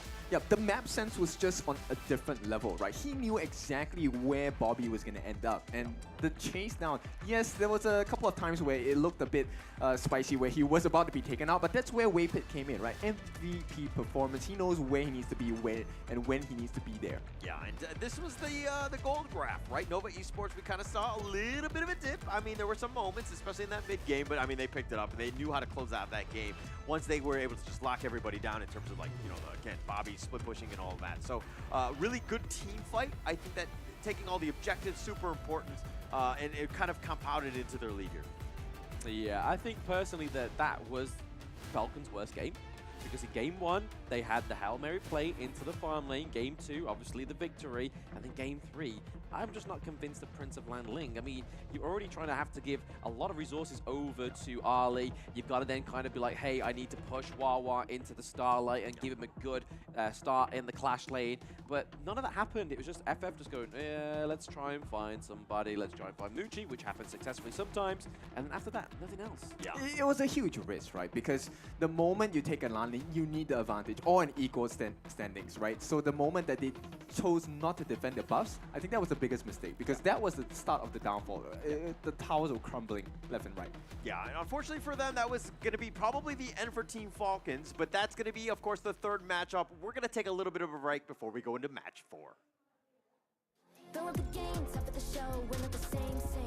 Blaming the blame, some of the aim. When you reminisce on this battlefield, it's on my silhouette that you see. We gon' do it, facing up fears, we don't think we just move it. No, we the best, so we don't gotta prove it. Somebody test me, I swear I'm gon' lose it. I got a sharp fuse on this boom and illuminate. The truth is there, another day, another way. You got the power to turn around. Inside a champion, yet to be found. Calling out for the game. There's no time to hide. Won't you yell out my name when I sing on top of our where I belong? It's my battle die. Oh, won't you yell out my name? Let's begin. Crush the foe. Look at me now. Ready to go. Victory. Power within. We're standing tall. Fight for your name. Ready to give it all. Realme 13 Plus.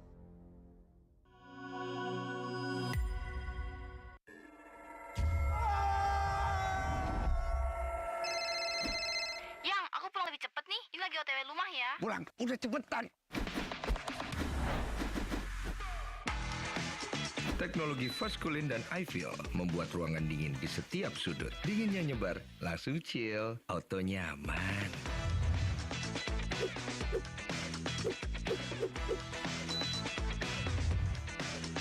Dengan Edgarment, tumpukan cucian kotor gaun, semua yang ada di dalam jadi lebih terjaga, lebih dingin, dan lebih segar dengan Power Cool. Nikmati gambar yang lebih real dengan Kilet Pro dan Dolby Vision. Rasakan pengalaman suara yang mengitarimu dengan Dolby Atmos. Sayang.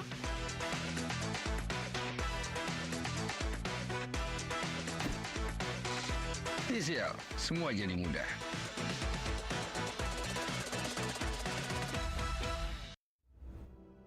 ကျွန်တော်ရဲ့အပိတ်တံမှာအခွင့်အရေးကိုအမြဲရှာဖွေနေပါတယ် Double ကျွန်တော်လက်ရှိဘဝကိုပြောင်းလဲနိုင်မဲ့အခွင့်အရေးပေါ့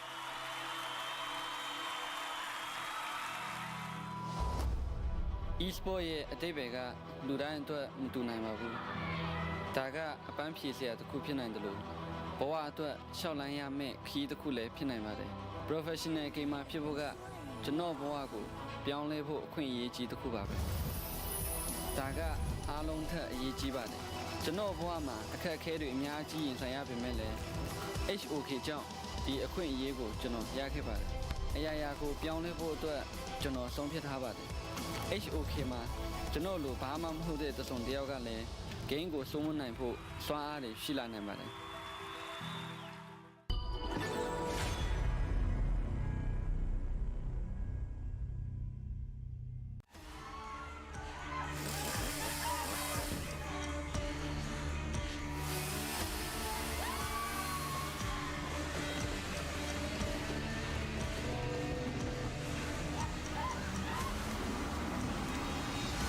It's Friday! FLCN Day! Yay! You do good at chasing, huh?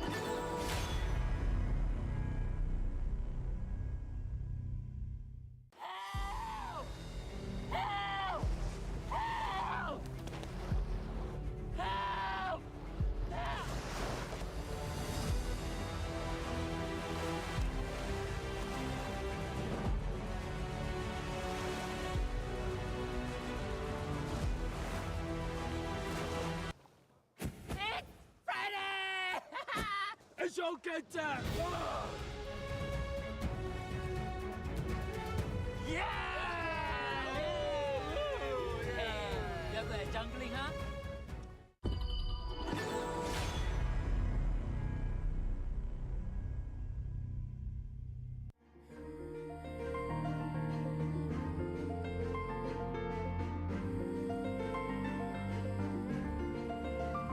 Time away, travel through time and space, let it feel cozy.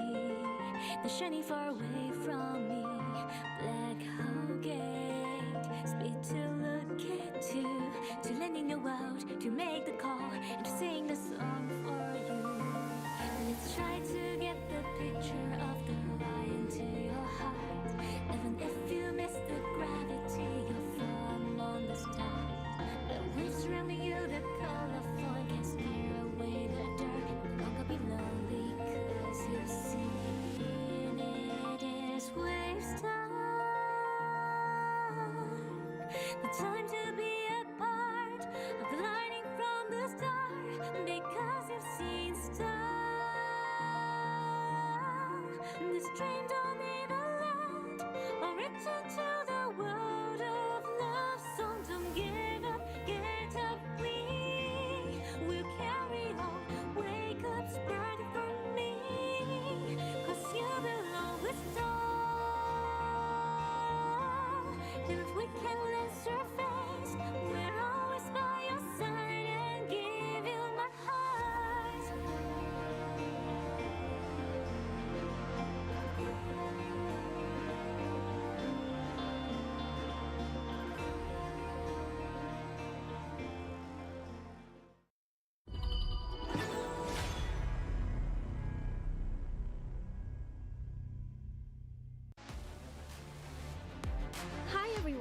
I'm Yuhan, and I'm the official 2024 HOK Championship Observer. The tournament highlight of the day is here. 3, 2, 1, showtime!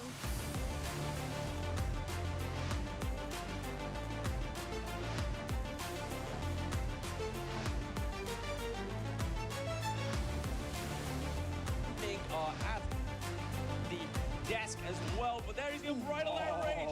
The finishing stroke comes through and goes onto Lady Sun. She goes down. Sierra looking pretty low. The flash saving his life, but now delaying the inevitable. The Conductor of Souls not quite being proc that. It was just going to be the execution of proc.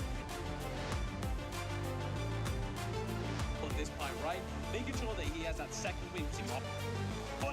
He goes in for this one. He's going to go for the duel of the death, but now he's going to be focused. The Battlefield Command trying to keep him alive, but they don't have enough. And Vegas is down. Almighty now on the run. Battle Fryzer's taking a ton of damage as well. He gets so resonant. They turn this and they've gotten Almighty. Oh no, he's looking to turn this and making. That's a Sage of Sanctuary, but he's been surrounded by Boom Esports, who have taken a team point. That's an ace. And Boom Esports take it all. They tear them apart. A little bit more time because, I mean, it's only 12. They will start diving in. It's going to be 90. It is falling a bit low. He jumps in again. This is nice on them. And at this point, it is too much damage for them to handle. They are all down, just left with Weero and Senku. 我常常在想，如果我不执着于梦想，我的人生将会如何？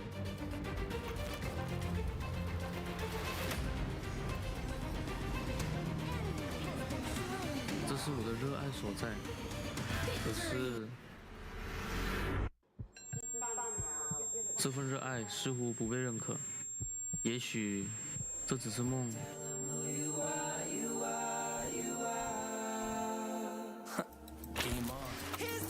就让热爱、勇气成为我追梦的燃料。要实现这梦想，就必须马上行动，做就对了。HOK 或许就是我实现梦想的地方。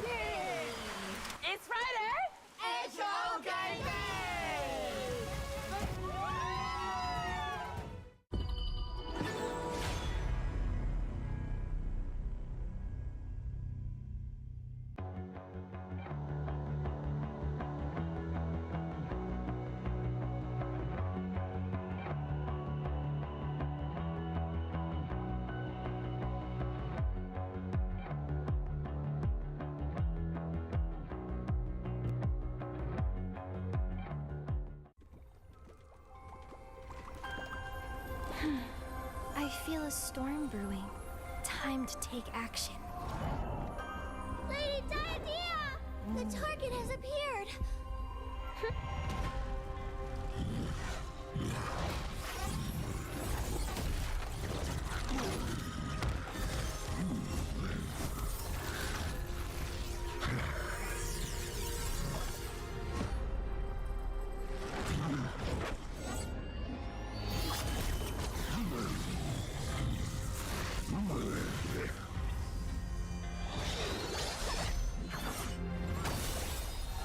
I observe every aspect of this world, connecting those who are fated to be together. And dealing with the dead whose spirits yet roam the mortal realm. Only the creator of bonds can give them release. This poor soul was a forest folk who died in an accident. His spirit remained in the mortal realm because he wanted to say farewell to the love of his life. Lord Ogran, is it really necessary to take him so soon?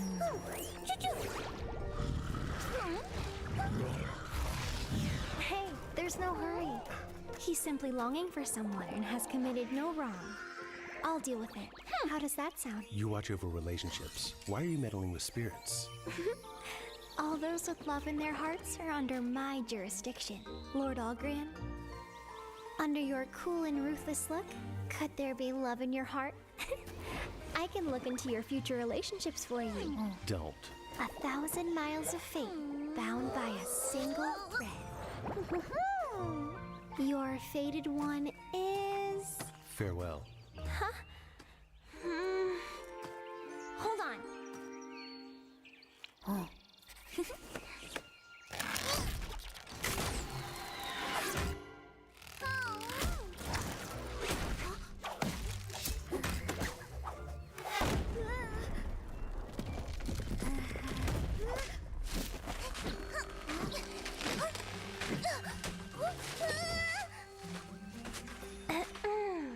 Cerise, Cyan.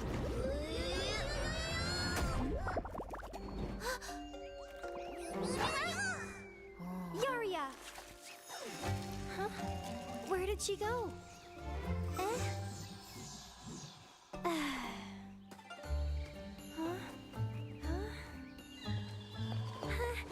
Hold on. I'm not done divining your fate. I don't need it. It'll be a bad omen if the ritual doesn't complete. If you leave now, you will walk alone for the rest of your life. Is that really what you want? He's making this difficult. Just have to take a shortcut. I heard the mention of fate is great for relationship fortune telling. We should try it out. Will they see us? It's really far. Not at all. A breeze will take us there in no time.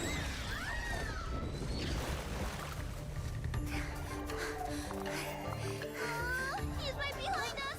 I told you we can't beat Algren. We shouldn't have interfered. Not on my watch.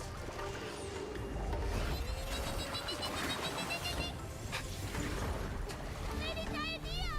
Where's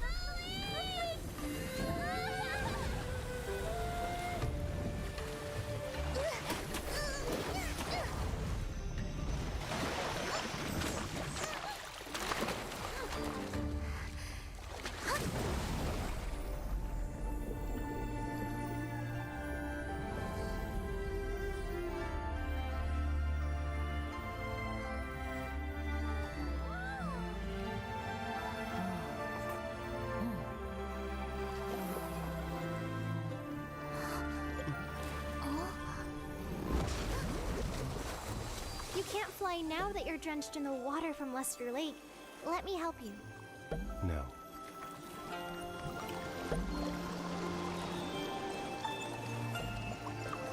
How much longer? Let's just go with the flow.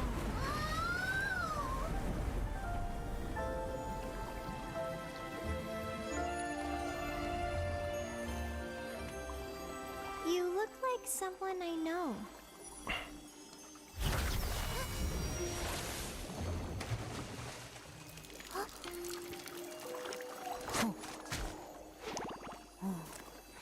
Lady Diadea, could it be him?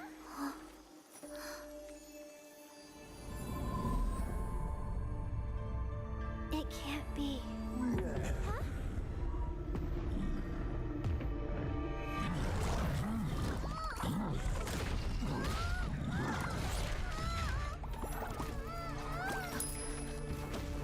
Don't be afraid.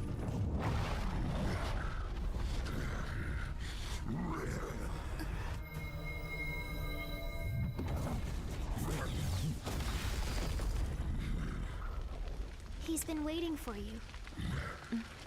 Go on.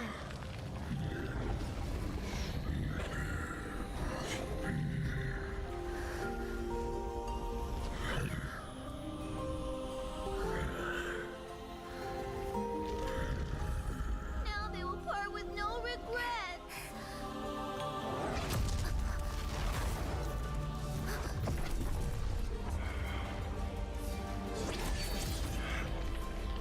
Hold on!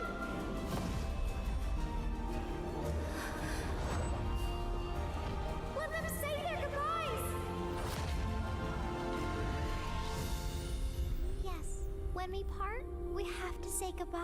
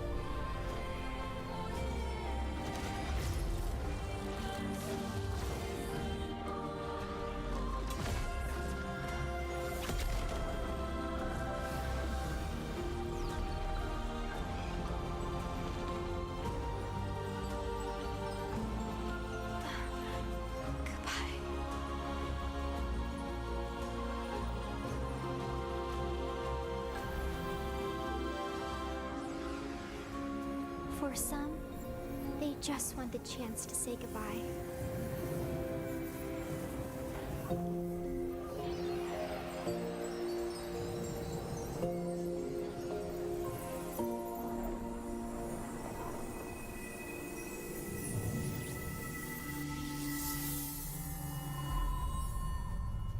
You're still here. I'm waiting for the ferry. Do you think that they'll see each other again in their next lives? Maybe. How long have you been a seer? You're a quiet one. Have you always been so quiet? Probably. Actually, I can swim. I know. Hmm?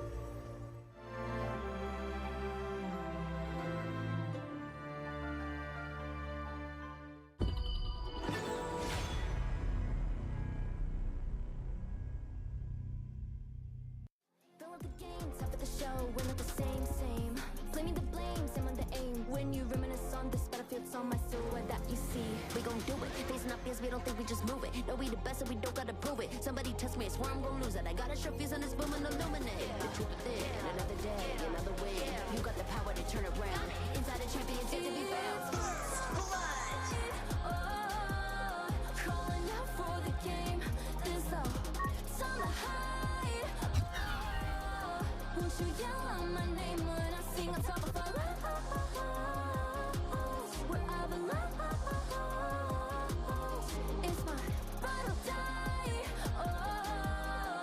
You yell out my name. Let's begin.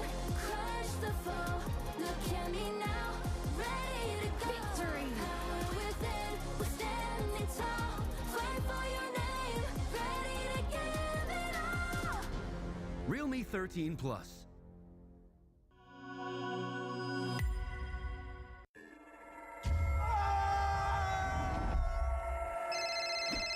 Yang, aku pulang lebih cepet nih. Ini lagi OTW rumah ya. Pulang, udah cepetan.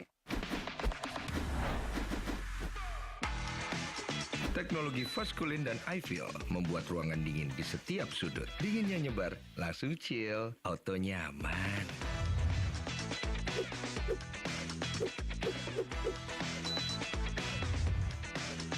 Dengan Ed Garment, tumpukan cucian kotor gone, semua yang ada di dalam jadi lebih terjaga, lebih dingin, dan lebih segar dengan Power Cool. Nikmati gambar yang lebih real dengan Kilet Pro dan Dolby Vision. Rasakan pengalaman suara yang mengitarimu dengan Dolby Atmos. Sayang.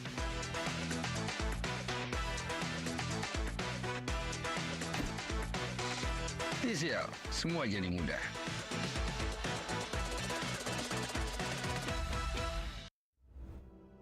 ကျွန်တော်ရဲ့အပိတ်တံမှာအခွင့်အရေးကိုအမြဲရှာဖွေနေပါတယ်ကျွန်တော်လက်ရှိဘဝကိုပြောင်းလဲနိုင်မဲ့အခွင့်အရေးပေါ့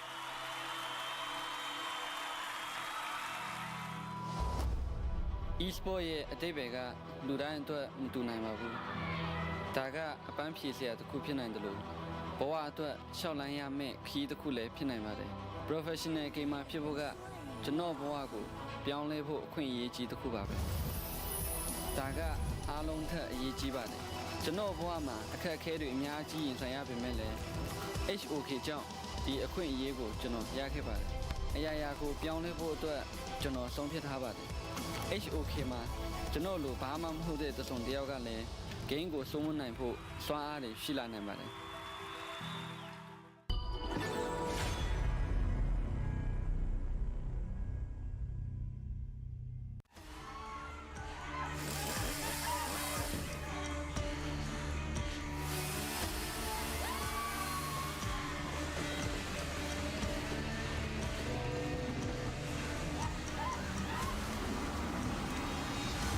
It's Friday! FLCK Day! You do good at chasing, huh?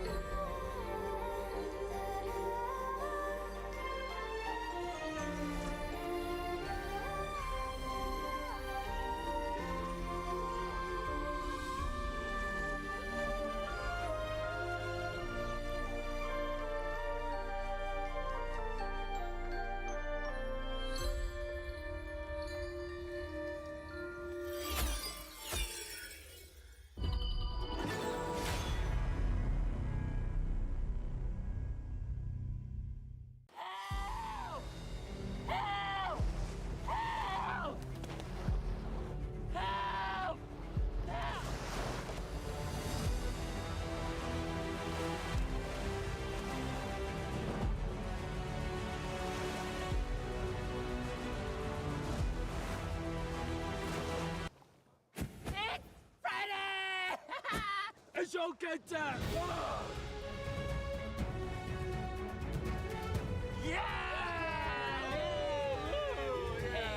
You're good at jungling, huh?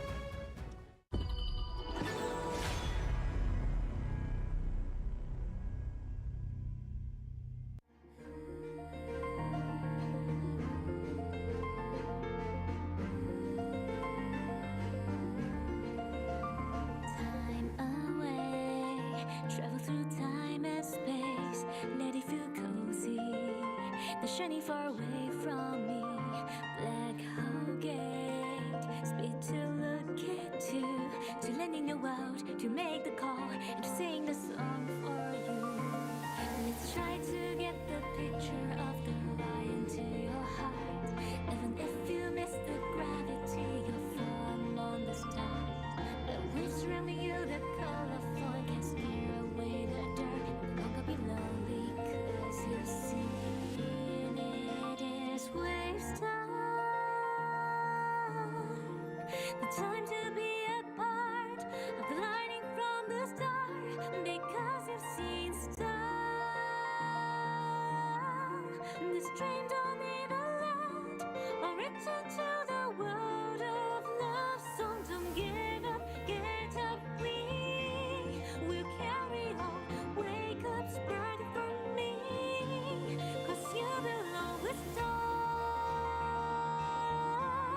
And if we can land surface, we're always by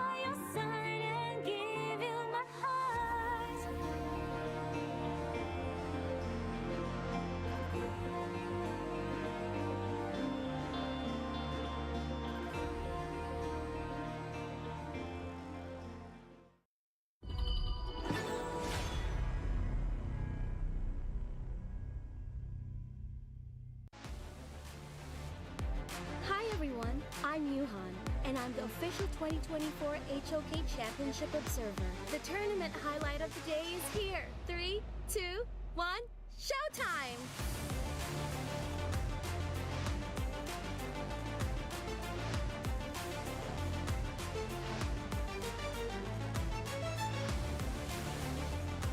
At the desk as well, but there he's going right on that range.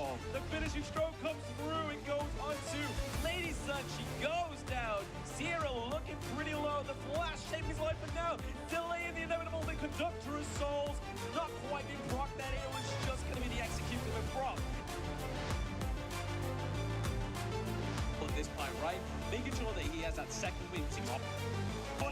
He goes in for this one. He's going to go for the duel of death, but now he's going to be focused. The Battlefield Command trying to keep him alive, but they don't have enough. Venegas is down. Almighty now on the run. Battle Fryzer's taking a ton of damage as well. He gets so resonant. They turn this, and they've gotten Almighty. Oh no, he's looking to turn this and making. That's a Sage's Sanctuary, but he's been surrounded by Boom Esports, who have taken a team point. That's an ace. And Boom Esports take it on. They tear them apart.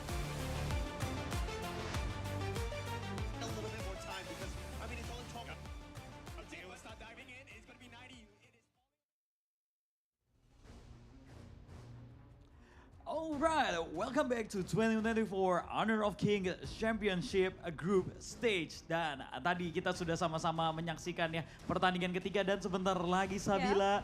Ini adalah pertandingan yang udah pastinya kita tunggu-tunggu.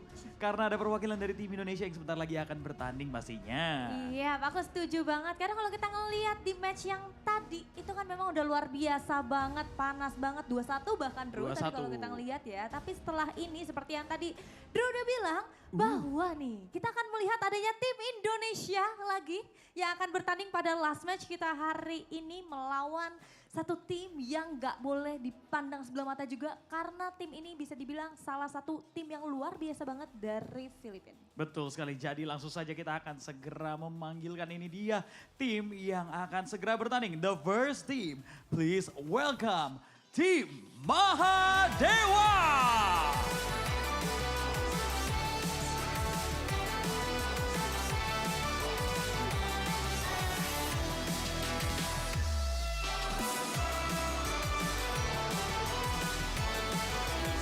And now, challenging them, please welcome Blacklist International!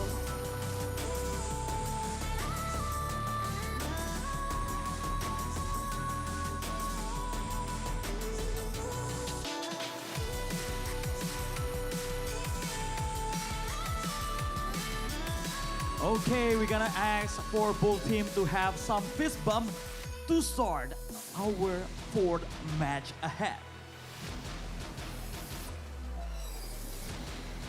Yap, dan pasti kita sudah melihat kedua tim sudah benar-benar ready untuk bermain di last match kita hari ini. Di mana kalau kita ngelihat ya, walaupun tadi mereka sempat ketawa-tawa berdua gitu kan. Ada dari tim Blacklist International dan juga Mahadewa benar-benar udah santai aja, tapi kelihatan banget panasnya kerasa sampai sini, Drew. Betul banget, pastinya mereka udah gak sabar ingin melihat langsung saja melaksanakan pertandingannya. Jadi tentunya pertandingan keempat kali ini akan ditemani oleh para caster-caster kita lagi. Kalau begitu, langsung saja Drew. Langsung saja, casters, take your time.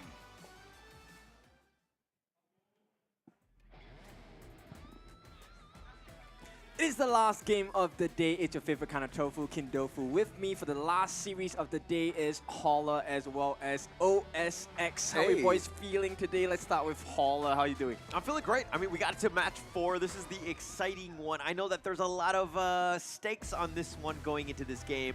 It's going to be super exciting. Yeah, we casted the first series today, and we see the first team to actually had a struggle to bounce back. And one thing also to see in the series is Blacklist International on how will they recover from their loss from their first day here in HOK Championships. Oh, for sure. So, of course, we have Mahadewa looking to continue their winning ways. Blacklist looking to redeem themselves. Now, OSX, I know you're a big fan of Blacklist. How do you think they'll do today? Well, in their last interview, they completely admitted that it was their first time completely in the main, in the big stage. So maybe they had more adjustment now compared to from the last thing that they had to encounter and feel. I mean, it's normal to have that, but now, since they have a 0-2 on the first series, they need to double time to get their feet back on the ground. Of course, we're looking for better performance, and if you're looking for the best performance, you can have it with the Realme 13 Plus as well. All you have to do is to follow us on our socials on Honor of Kings Global Esports, right? All you have to do after that is to wait for the chance, right? And so we'll take a look at the teams being represented today, the 5 different members. Let's start with Blacklist International. Yeah, okay. Blacklist, Mahadua. Let's go with Yep, NX, Assurity, excuse me, Amy, and Mons. This is the team that, you know, kind of shook things up a little bit. This is the 3rd place team in terms of the Indonesian qualifiers. They got themselves in here, but the Indonesian teams have been playing awesome. Yeah, I think we must not be confused with the number 3. 3rd place, some people will have this expectation, oh, 3rd place not as strong.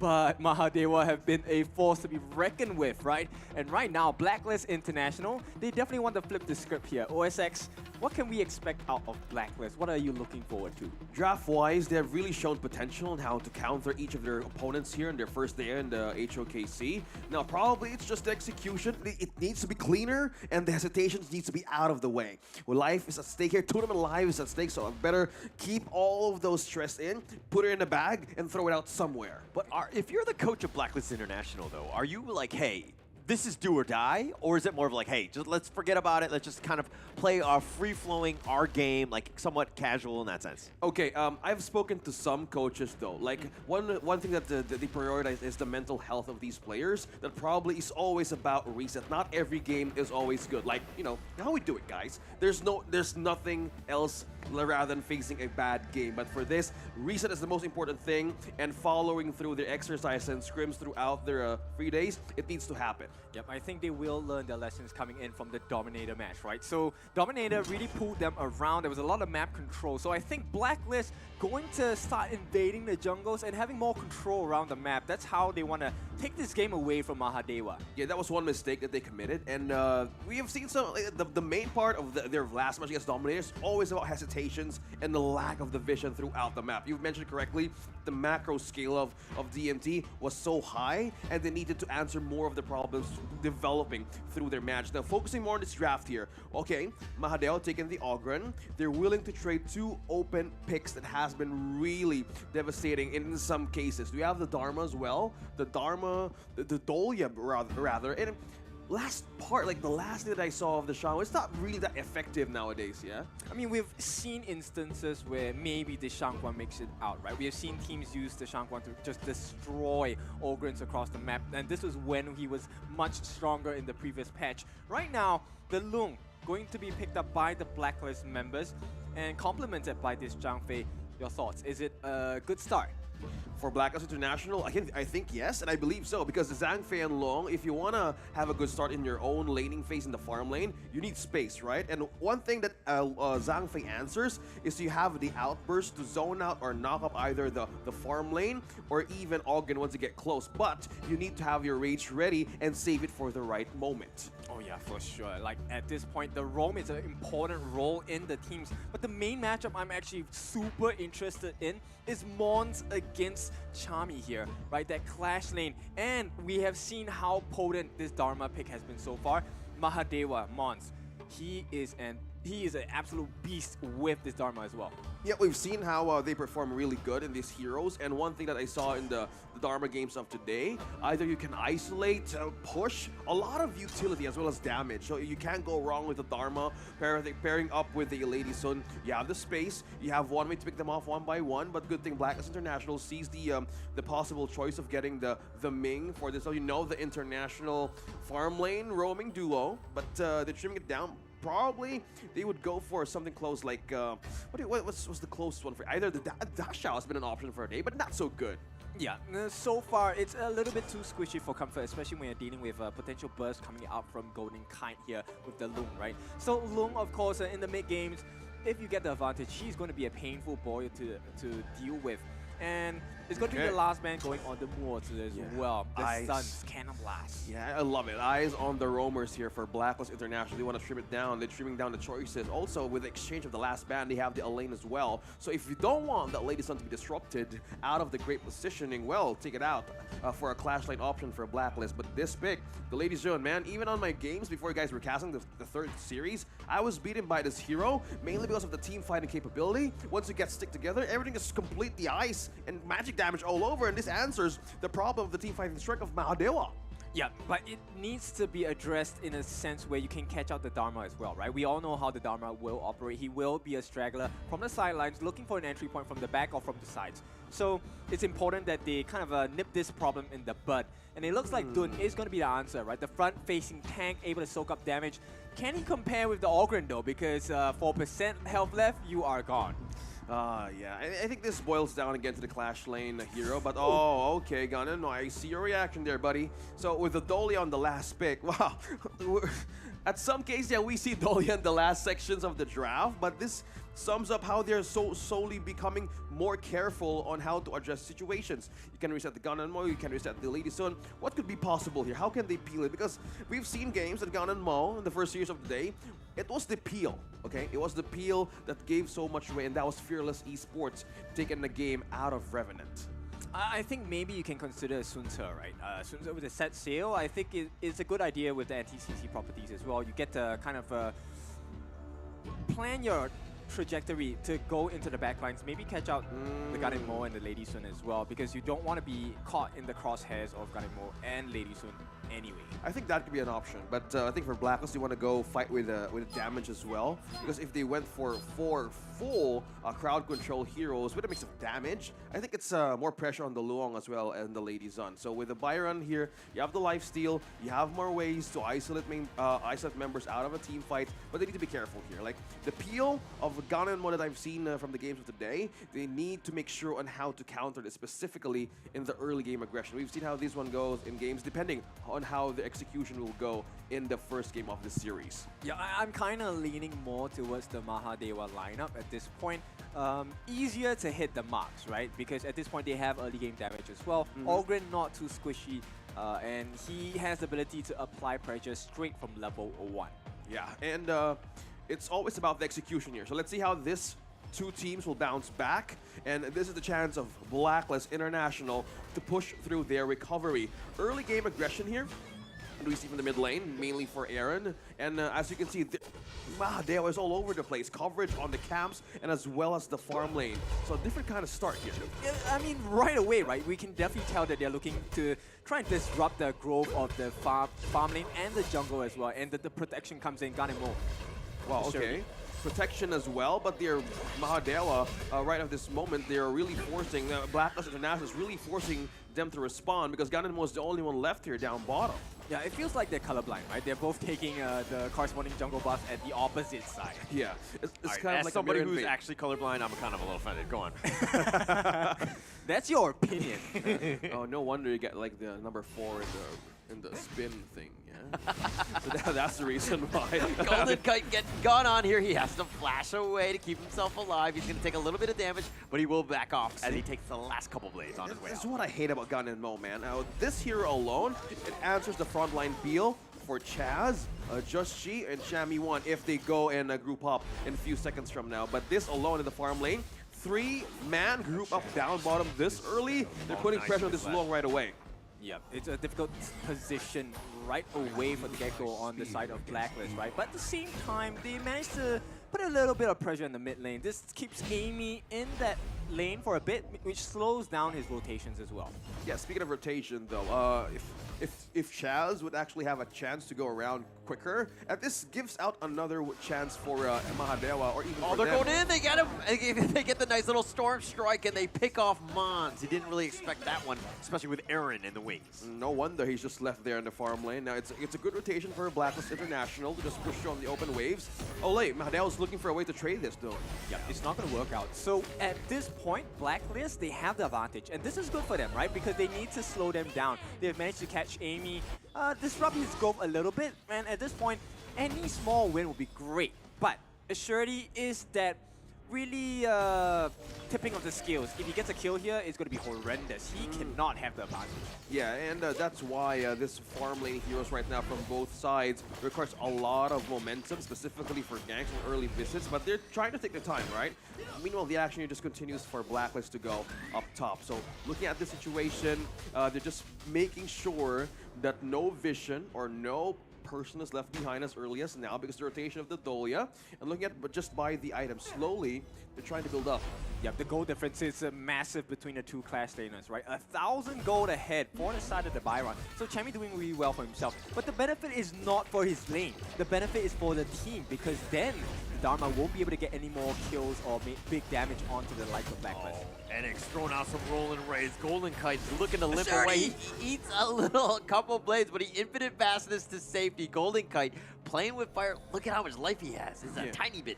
Yeah, I'm loving the response here. So Unseriority here from Mahadeva really is pushing Blacklist to just go back in the base and unregen as soon as possible, mainly of the reach it has on his own toolkit. So this sums up that they need to double time here for defense, but not to disrupt their own capability of taking damage in against Mahadeva. Yeah, Jeshi is already at level 8. He is so far ahead. At this point, they will have the advantage going into the first neutral objective of the game. But Shirley is once again the deterrent, right, along with Yep. All 5 members, they're going to go. Unbridled Outburst right on top of the Unruly Blade. Yep taking a decent amount of damage. He's limps away. Chaz going in for the Stampede, gets him down, and he gets the pick up. But who gets the Tyrant? It looks like Amy will take that nice smite on that one. But it looks like Chaz has been killed in return. Chami looking to fight, but no, he flashes back to safety. Aaron, he gets gone on, and X is chasing him down. Chami's got the force field suppression, but over the wall, and he gets soul rendered, and he's going to be killed. That was supposed to be Blacklist moments to shine, but that moment where Chami won and that Chaz initiated team fight, he was too far for his team to respond, targeting the most possible lowest HP of Mahadewa, but that space that he opened, take everybody out from Blacklist's prowess. Yeah, this is the strength of the draft coming out from Mahadewa, right? The big burst come from Assurity, big burst coming out from Enix as well, and the save from Yep to push them away with the Wave Breaker when she's underwater. Ooh, that's a big one. Now look at that replay once again, right? This is the cleanup moments that he had against Chami 1. He was trying, and that pull that Amy did, yeah, the Ogren still lives, by the way, guys. He's not gone. Yep, that 4% definitely a number that is not going to be favored by the side of Blacklist. So now they take a loss. They have to go for the next neutral objective somehow. I think that will count if Mahadewa sees a way to distract Blacklist here. Yeah, they got in some kills. I think one also thing to note that Blacklist not letting go of their objectives as well, being in par with the lead as 15,000 as of this moment, and they would really want to contest it. But so far, they all need to do is vision and find a better way to isolate these 3 members out of Mahadewa. Oh, Golden Kite's going to use the Uber. He's going to take the Dragon on out of there, and he's going to get back to safety. But Mahadewa, we're looking to cut off that angle, and it looks like they're just going to push the top lane instead. Yeah, but I like the response from Blacklist, right? They're not just taking the setting down. They will look at that T1 on the bot as well. So it's a small trade. Doesn't really recover too much, but at this point, they might lose the Overlord. Yeah, it's a mirror push as well from top to bottom. So Mahadewa here has more ways to get this objective away from Blacklist, but I think what they wanted to capitalize on their mistake, as you mentioned during the draft, is the map control. Maybe possibly you want to push him down bottom quicker.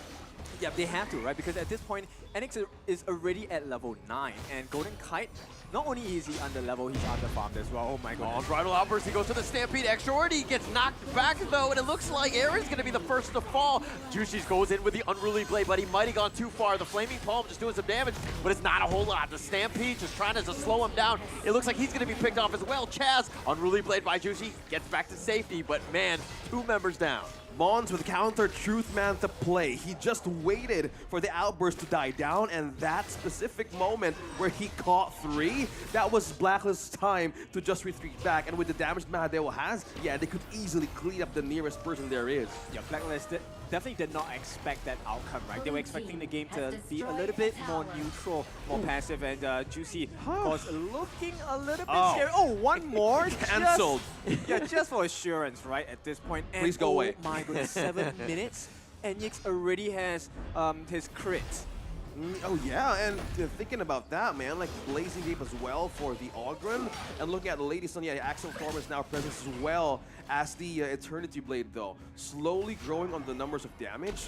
Man, Ganon Mo still a pain in the most delicate places possible. He spots every single bit of Blacklist's movements. Yep, this is a really quick one. 7.5 minutes in. They're threatening the tier 2s as well. Juicy has to use that Unruly Blade though. Oh, they want to go. The Wind Slash does connect though, but Chammy taking most of the damage. The Force Seal Suppression not enough. He gets killed with a couple blades. Aaron now getting a little bit low. He flashes over the wall. Golden Kite is on the run as well. But the Unbridled Outburst from Chaz, but he's on the wrong side. He goes to the Stampede. He does get the pick off on the shorty, but Chaz now, he has to run. He's hiding under the tower. The T2 goes down, but Chaz does survive. Golden Kite still going in front. He should try to fight for this, but he gets knocked up and he gets knocked down. Mons will take that kill. I'm not going to sugarcoat this at this point. Mahadewa just outclassing Blacklist at this point. They were just caught blindsided. And once again, the big neutral objectives going into the hands of Mahadewa. A couple blades. And everything about Mahadewa here really is shining, commending how they managed to layer every possible skill there is. Yep, that's the flash. A great way to show that a lot of resources in HOK is the best possible scenario to do a combo ult with that resource, the flash. Now, looking back on what happened here, Blacklist needs to have a great stronghold on how to take one against Mahadewa. Look at that.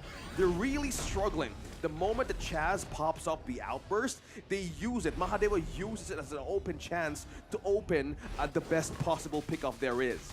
I feel like I'm failing my maths because at this point it's a 2,000, 3,000 goal lead for the side of Mahadewa, but it feels like a 10k goal lead instead. Wow.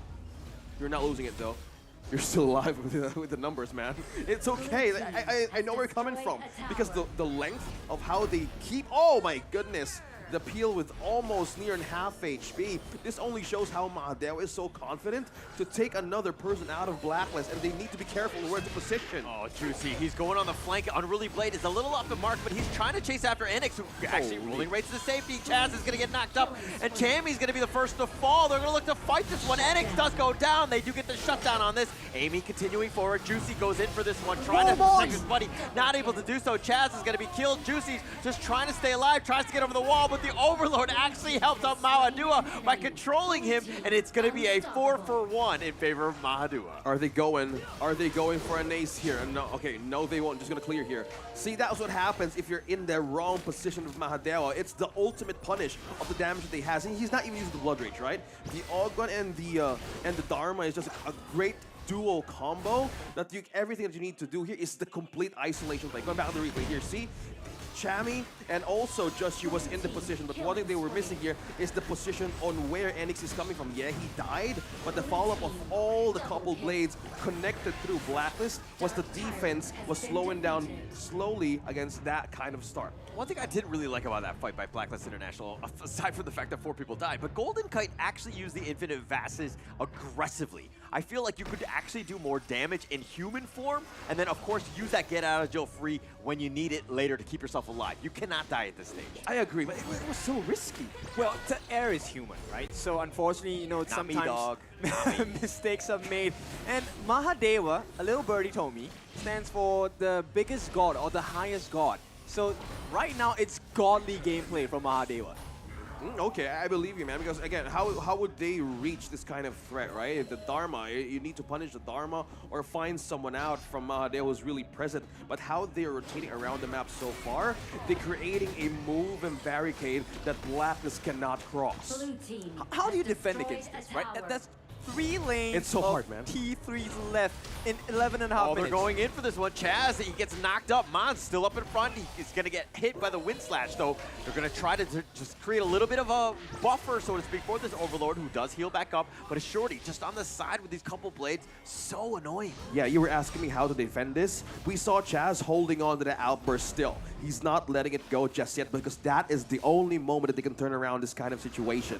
For those of you watching us out there, there's 2 members here could actually be at the front line, Just She and Chaz. I don't know whether you noticed this combination or not, but the Celestial Melody was given to Assurity for his double reforged blades into couple blades. That's 8 blades, instant deletion. Yeah, that's what you get with it. I think that's a great solution if you don't want to shave for a week, man. Because with that kind of threat that they have, they know how the gun and mo lands the blades perfectly. And with that kind of feel, Blacklist is instantly pushed back in the base to regen. That's why he keeps on doing it. See? Even the most thickest armor here in Blacklist slowly surrendering by every move here. Mons on the back line. Yeah, on the back line. He's going to look to go. Aaron gets caught out. They get the wind slash onto him. Do they get the return? The Unbridled Outburst pushing them away. Golden Kite doing some work, but Chammy does get the kill. They found Enix and they want to go for Golden Kite. They knock him up and they kill him down. And Mons is looking to get really low. Is he somehow for the system back to safety? But the Stampede, no, they do end up getting Mons. And they finally go for Yep. Yep is getting focused in. He gets pushed away by the Ode. It's a 2 for 2 and they look like wanting to get for Amy, but he has the shield. He's gonna out-heal everything. Bro, how are they surviving that moment? Yeah, exactly. Mons was dancing on death for about 5 seconds, dude. Oh my goodness.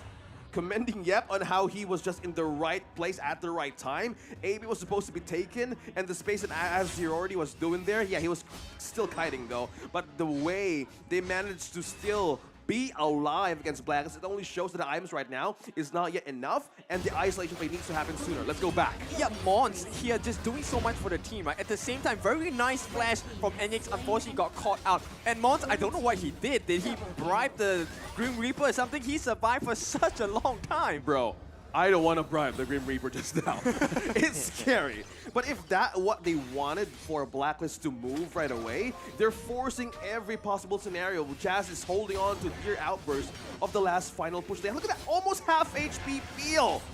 I don't want to be in this game. Yep, Assurity is just a pain to deal with, right? A thorn at the sides for the side of Blacklist International. And at this point, Blacklist, they need to find a solution. Oh, Chaz going in for this. They have the Unbridled Outburst pushing them away. Who's going to get this one? And it looks like Juicy gets the steal. And they're going to continue forward. The Infinite Fastness again aggressively. Golden Kite taking a lot of damage. Needs to be careful. Amy trying to fight 1 versus 4. He goes path of passing, but the Wind Slash knocking him up. Somehow, eventually dies. And Chammy now, he's going to be focused here. He wants to dive under the tower. Chammy don't care. Chammy's going to die. Enix is going to get credit for this. Now Juicy's on the run. Yep, looking to just kind of slow him down. Juicy thinking about it, gets the Wind Slash onto Mons. Aaron though gets couple blades. He gets sliced and diced. And it looks like they get the secondary one. And Juicy gets picked off as well. Assurity, you can't be assured he will land those blades. And this combination, guys. Hey, anyone wants to play Dole with me later? Oh yeah, I would. Count me in, because that kind of situation, bro, how is Amy surviving every possible damage that he can get from Blacklist? But he was like the reason why everyone was pulled out in a tight corner. Yep, and also have the perfect positioning for Assurity to land those couple blades. Let's take a look at it again. Back on the replay. See, look at that poke. Ow! Oh! Somebody get out of that game, please. Look at that. Oh! My goodness. Yeah, it's a tough one in stomach for the side of Blacklist, right? Because let's be honest, at that moment was a potential comeback for Blacklist. Did you see that? Just 2 hits? 2 hits on that? Okay. We are really reacting on the best possible way in this kind of Gun and Mo gameplay, because he's just being the damage, high damage deal for everybody here in Blacklist. Okay, Chammy on the backlines. This could be something big for the side of Blacklist. Juicy gets back to safety. Chaz is going to use the Umbrella Outburst. They found Enix. They get the pick off. That's the one they wanted. Now Amy's on the run. He's going to be a little whittled down. Chammy looking to go for the Stampede, but he's going to actually get the shields back up. Mons going in for this one. Tried to go for Aaron. He gets the Enlightenment, but not enough. Aaron just walks away. The rest of the team back him up, and Assurity's down for the count. It's a 3-0 trade going the way of Blacklist International. A good way. This is the way. Split everybody up on Mahadewa. They know how their prowess works with the team fight. He's going to go for this. Yeah, he's going to dive under the tower. They don't care. They're going to continue to push. They have the minion wave. They have all 5 members. And Amy and Yep, they're looking to just hold. But man, 15 more seconds, at least for Enix. The T3 is looking to be killed right at this moment. They have the next minion wave as well. They're continuing to push. Is this going to be it? Amy's going to be one last hurrah. He goes in 1 versus 5. He's going to be picked off. Yep is getting so low, but Enix is now here, but they take the base, and it looks like they're going to take this one down, and somehow from the depths of hell they come back and they take game 1. Oh my, they snatched that game from under Mahadewa's noses. They completely denied the entry of the Grim Reaper, taking them out of that game. Blacklist showing great recovery. What is up with the Filipino teams nowadays, man? Like Boom Esports did it, and Blacklist done it as well. We found your name on the board. We have written you off the list. Blacklist, Mahadewa, this is not a nice one. This is the part where in Blacklist International, you go in the chat and you'll be like, GG, easy. Right? Like, totally get in their heads. I mean, they were so far behind, but somehow they were able to do that. And that one team fight and be able to push through, that was amazing. A better voiceover. They tried. Oh yes, they definitely tried. I mean, Blacklist, what a game. I can't imagine the frustration on the side of Mahadewa. They did so well. It was all under their control until it wasn't. Man, we were so close, and even getting that right effect on that Ganenmo blade, it was so tremendously dangerous. But when they managed to split everybody up, that was the most chaotic way possible to go down in the last stage of the game. Yeah, it really came from Chammy's hands, keeping them clammy for the side of Mahadewa, right? But of course, this is a team effort, but we're looking for one of the best players in the team. Let's take a look at who the MVP of Blacklist International is going to be. There you have it. Same thing on the last series that you guys casted. Zhang Fei doing all the work, holding on to Deer Outburst at the right time. Chaz finally taking all the best possible scenario for the team. A team player there is, commending how he moved throughout the map. Yep, he was the leaping savior in both forms, right? So it's so crazy, but we have to take a look at the highlights as well.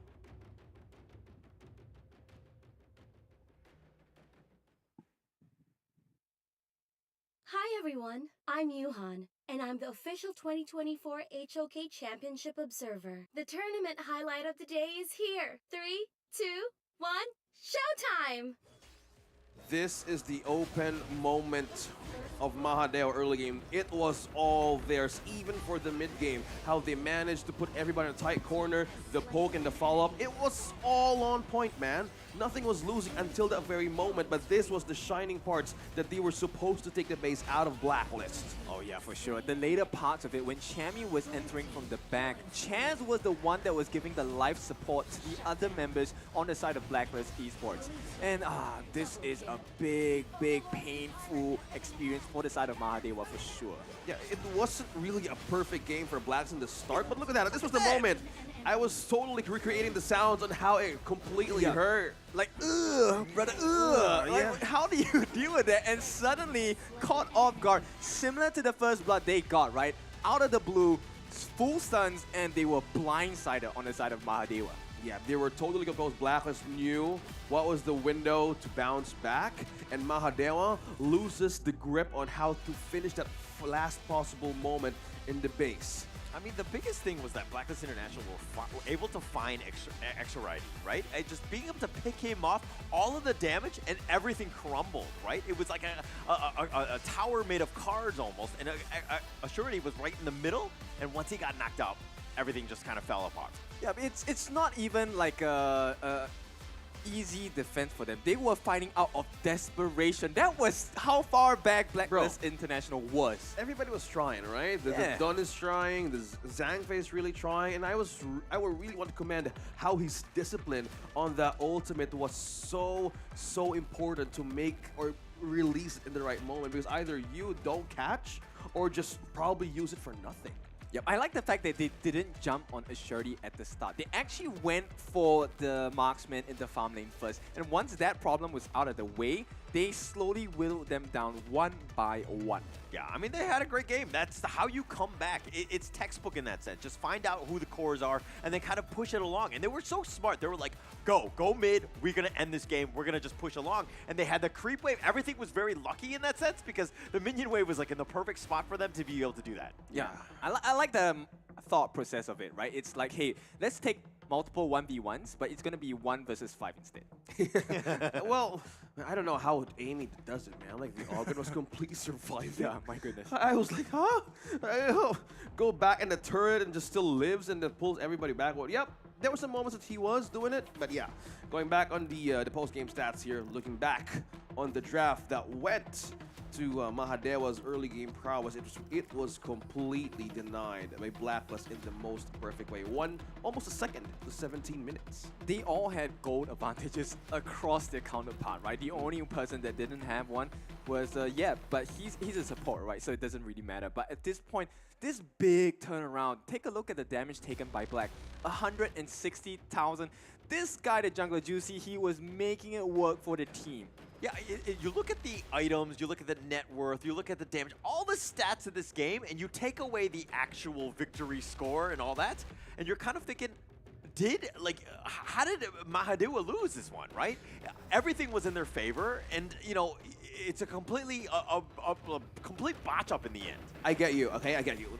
This kind of lineup for Mahadewa has the Dharma and the Dolia. They can only do so much if they miss the right moment to use that ultimate of Dharma to catch either 2 or 3. They've done it once, but in the later stage of the game, it's so much critical if you lose that window to not get a proper setup. Because if they lose that moment with a long kind of cooldown, yeah, it just turned blue in the side of Blacklist. I mean, look at this. I mean, look at this gold graph. The red is just in the beginning, but they actually won the game. The gold graph was completely in Mahadewa's favor the entire time. I mean, this is a crazy game, and I think that you're going to have to watch it just to be like, oh my gosh, what exactly happened in the end? That was not the gold graph. That was my emotional state. It was like, okay, we are looking at a good game, and suddenly, oh, it's a great game, but this is the best game at the end of it. So we'll be looking for the questions that will be asked towards both teams. And of course, very interested to take a look at what they have, right, for us. What do you think is the most interesting question or answer they'll get? Oh man, I just need to know what was their mindset there in that game. I want to know. All right, so we will have those questions answered as we take a look at the interviews right now. Kalau kita tadi dari game 1 dan 3 itu kita kesusahan di early game sih, karena kita dari hasil sebelumnya juga agak kurang lah buat early game. Cuma kita nutupinnya kerjasama lah. I think first things first, we need to reset because it feels like we didn't play the playstyle we used to play, and I think we're just nervous because we just got back to the stage. Versus Mahadewa, I think we need to prepare more because we made a lot of mistakes earlier match. That's why we need to 2 times practice. Untuk lawan Blacklist kita udah ada strategi ya. Soalnya kita dulu juga sering scrim sama mereka imbang gitu. Jadi kita punya strategi lebih lah buat lawan mereka di KC ini. I think we need to be more disciplined like other teams because I think the comms earlier on us is like shaky and everyone is not like listening fast enough and the response is like kind of slow. So I think we need to improve more on our communications. Kalau di scrim itu kita lebih nyoba sih, nyoba-nyoba aja. Cuma buat strategi khusus ada buat turnamen. Kita waspada semua player sih, cuma kita pede aja lebih kuat. Mungkin kalau buat lawan Blacklist perbedaannya karena biasanya kita lawan dia online, mungkin di offline-nya akan lebih seru lah. Mungkin bedanya hanya di situ sih.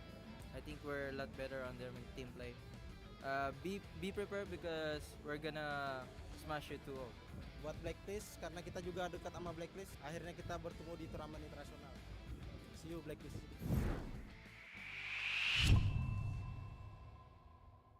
What an insight, right, into the thought process of both teams. Now, this was a painful one to swallow for the side of Mahadewa, but I'm pretty sure they will be recovering really quickly from this.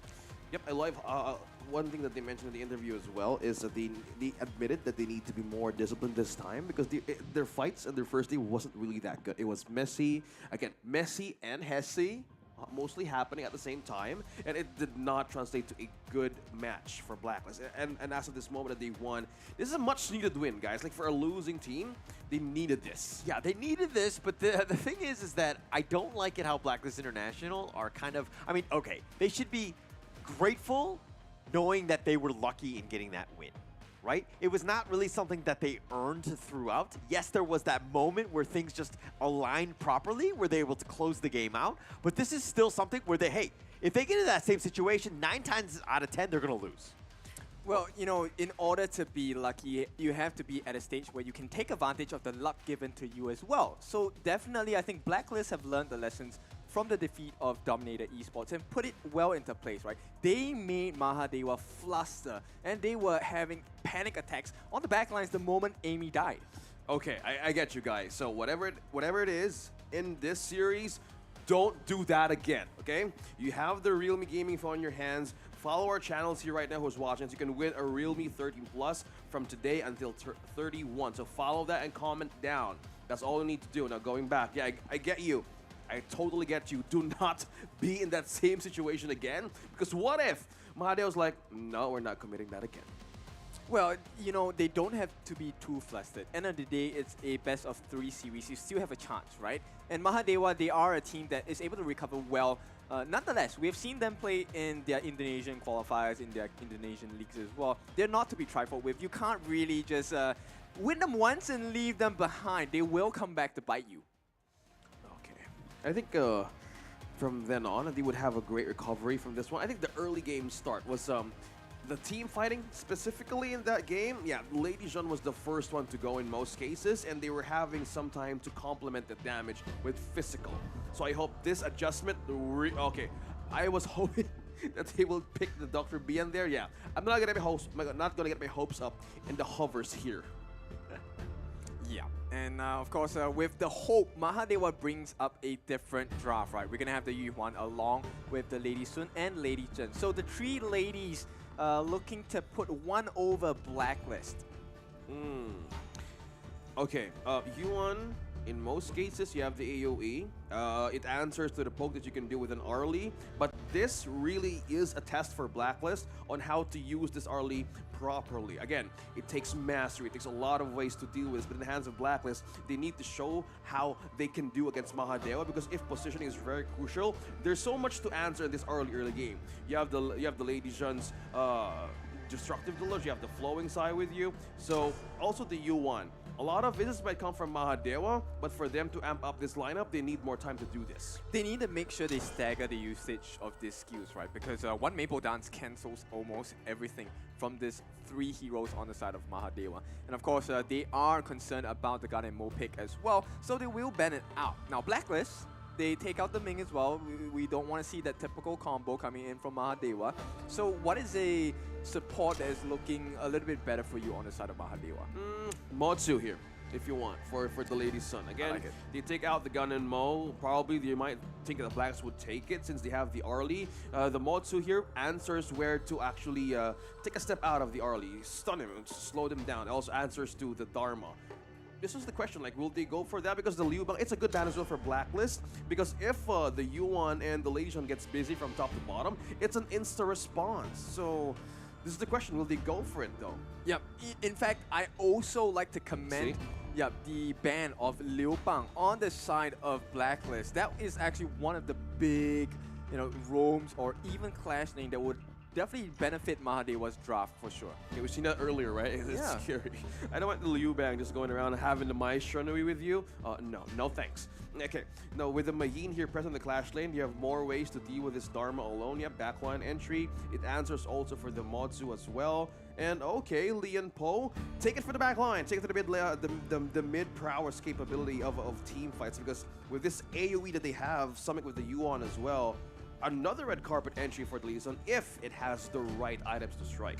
Yeah, at this point, it's very important that Mons as well as pair their combinations really well, because from the way that Blacklist has gotten their roster so far in terms of these heroes, they're able to operate individually as well. You will find it hard to really catch them clumped up together tightly like a can of sardines.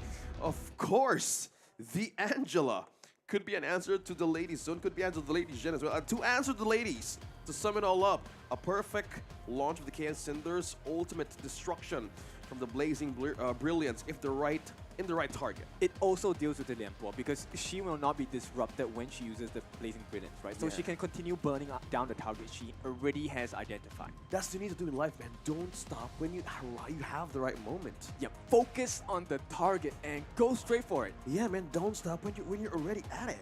Yeah, just do it. Yeah, man, it's the most important thing to have if you're an Angela. Throw in the Chaos Cinders, give their Blazing Brilliance, and it's an insta-kill right away. I love how you guys are like pumping each other up. It's like so hype, like between the two. It's like you guys are getting your rank ups, like, oh, this Angela's so good, the Blazing Brilliance, everything. We're gonna get the stars, come on! All right, but let's go. This is, of course, the 4th match, game number 2. How does Mahadewa respond after that somewhat of a fumble in game 1? Okay. Blacklist looking to perform. How do you bring down a god? That is a great challenge for today. Again, they came from a series loss, and if they win this, they would totally have a great way to get advantage on teams as well, who's gaining on the points. As we can see, they're rotating faster in the farm lane as well. They might know that they will need reinforcements as early as possible because I think they kind of expected that the A run could be targeted soon since the Lian Po has still the level 1. Yeah, Chance already providing his value as a mortar, right? And right now, it doesn't matter, sure, you can get a burst ramp, but at this point, Chance already dealing more damage in total against Yep and Enix. A little bit half HP poke here. This really signals Aaron just beyond the bush. Yep, Aaron is just waiting, he's patient. He can see it in his eyes. The Chaos Cinders is looking for its target. Yeah, being in the L bush. Waiting for the right moment. And he's really aiding the farm lane as soon as possible. And again, if you're an early, this is the best partner possible if you want space. And completing mostly of the pokes, early in the right timing and situations, yeah, you can get a kill right away in the early game. And that's an advantage for Blacklist. Oh yeah, for sure. But one advantage for Mahadewa as well is that... See, they found Enix, they were able to get him picked off, and a nice little combination with the Cannon Blast, and of course, Golden Kite Beam is just burst people down. We were just thought about one more for Surety here. Oh, Cannon Blast yet again, the Chaos Cinder combination, the burst ram and the flash away, and Yep survives. See, when you find it, don't stop. Exactly. Eyes on the target, you will be able to achieve your goals here. Yeah, this is how Blacklist really wants to push the pressure here against Mahadewa, specifically on the farm lane. They really want to Chaos Cinder once again with the Blazing Brilliance, the nice little combination, and Enix was like, hey, I just got here. I gotta go do the Walk of Shame again? I mean, are we at a motivational talk? Man, it sums up the lineup of Blacklist International. It's follow-up, man. Once Aaron lets go of that skills, complete follow-up from the Mozzie. It's too much of a stun, too much of a slow. It's that short crowd control. Yeah, it's a pain. Yeah. Discipline, going into motivation, going into results. As Blacklist said, we need to be more disciplined in handling this kind of team fights. Yeah, at this point, Blacklist, this is the best possible start they can ask for. 3 minutes in the game, they have about a 2,000 goal lead already. Slow. I think Howler's also enjoying how the gold is slowly being in the favor of Blacklist, right? If you want to have this kind of a check on how they're really standing right now. They go thick inside the box, they got him locked in, and Enix dies a third time. The Tremor Smash is not enough, and the Blazing Brilliance will burn down Yep. But here come the reinforcements. Amy on the side, the Cannon Blast is gonna connect. Extra Variety is on the run. The Peacebringer pushes back Amy, and it looks like Blacklist International get 2 kills and nothing else. Yep. This opens up the map. Look at the top lane as well. Another cross-map play. Yeah. Another cross-map play. They're going to the top lane. Mons is on the run. They've used the Conductor of Souls, but Blacklist International have just thwarted them away. And Mahadewa, they've been shaken, and they're starting to feel it because right now, they're on the run. Amy looking to duel with Aaron. He has a 2-level advantage, but Amy's like, hey, I'm going to let you go. Yeah, the last pick, Angelo, was so good for Blacklist right now. They know how to deal with this kind of situation. Yeah, you deal with game number 1, we'll deal with damage with game number 2. Oh, Chaz misses the Cannon Blast in this one, but the Unending Sorrow used a little early. The list step back. The Tyrant goes back into his cave. He's going to heal right back up. But in the top lane, Jamie is taking the top T1. Chaz looking to just farm the Spike Tail, but not able to do so. Mahadewa are threatening at least into the bottom lane. Did you see what just happened there? With all of the hesitations coming from Mahadewa, Just G, yeah, he was just taking the Overlord for themselves, using the Tyrant as bait. Oh, here's the portal play. They're going to look to go in this, sir. Chammy's actually going to be here. They want to take out this bottom T1. They go over the wall. Juicy doing some damage. They got him knocked in. Chammy is making some plays. He gets him with the truth. The Blazing Brilliance has been stopped by the burst ram. They're actually between the T1 and the T2 at this point. They don't have the minions. The Vanguards will now push. I mean, if we're talking about game number 1, I thought it was going to be a tipping of scales. This is an absolute domination from Blacklist. This is how they wake up, man.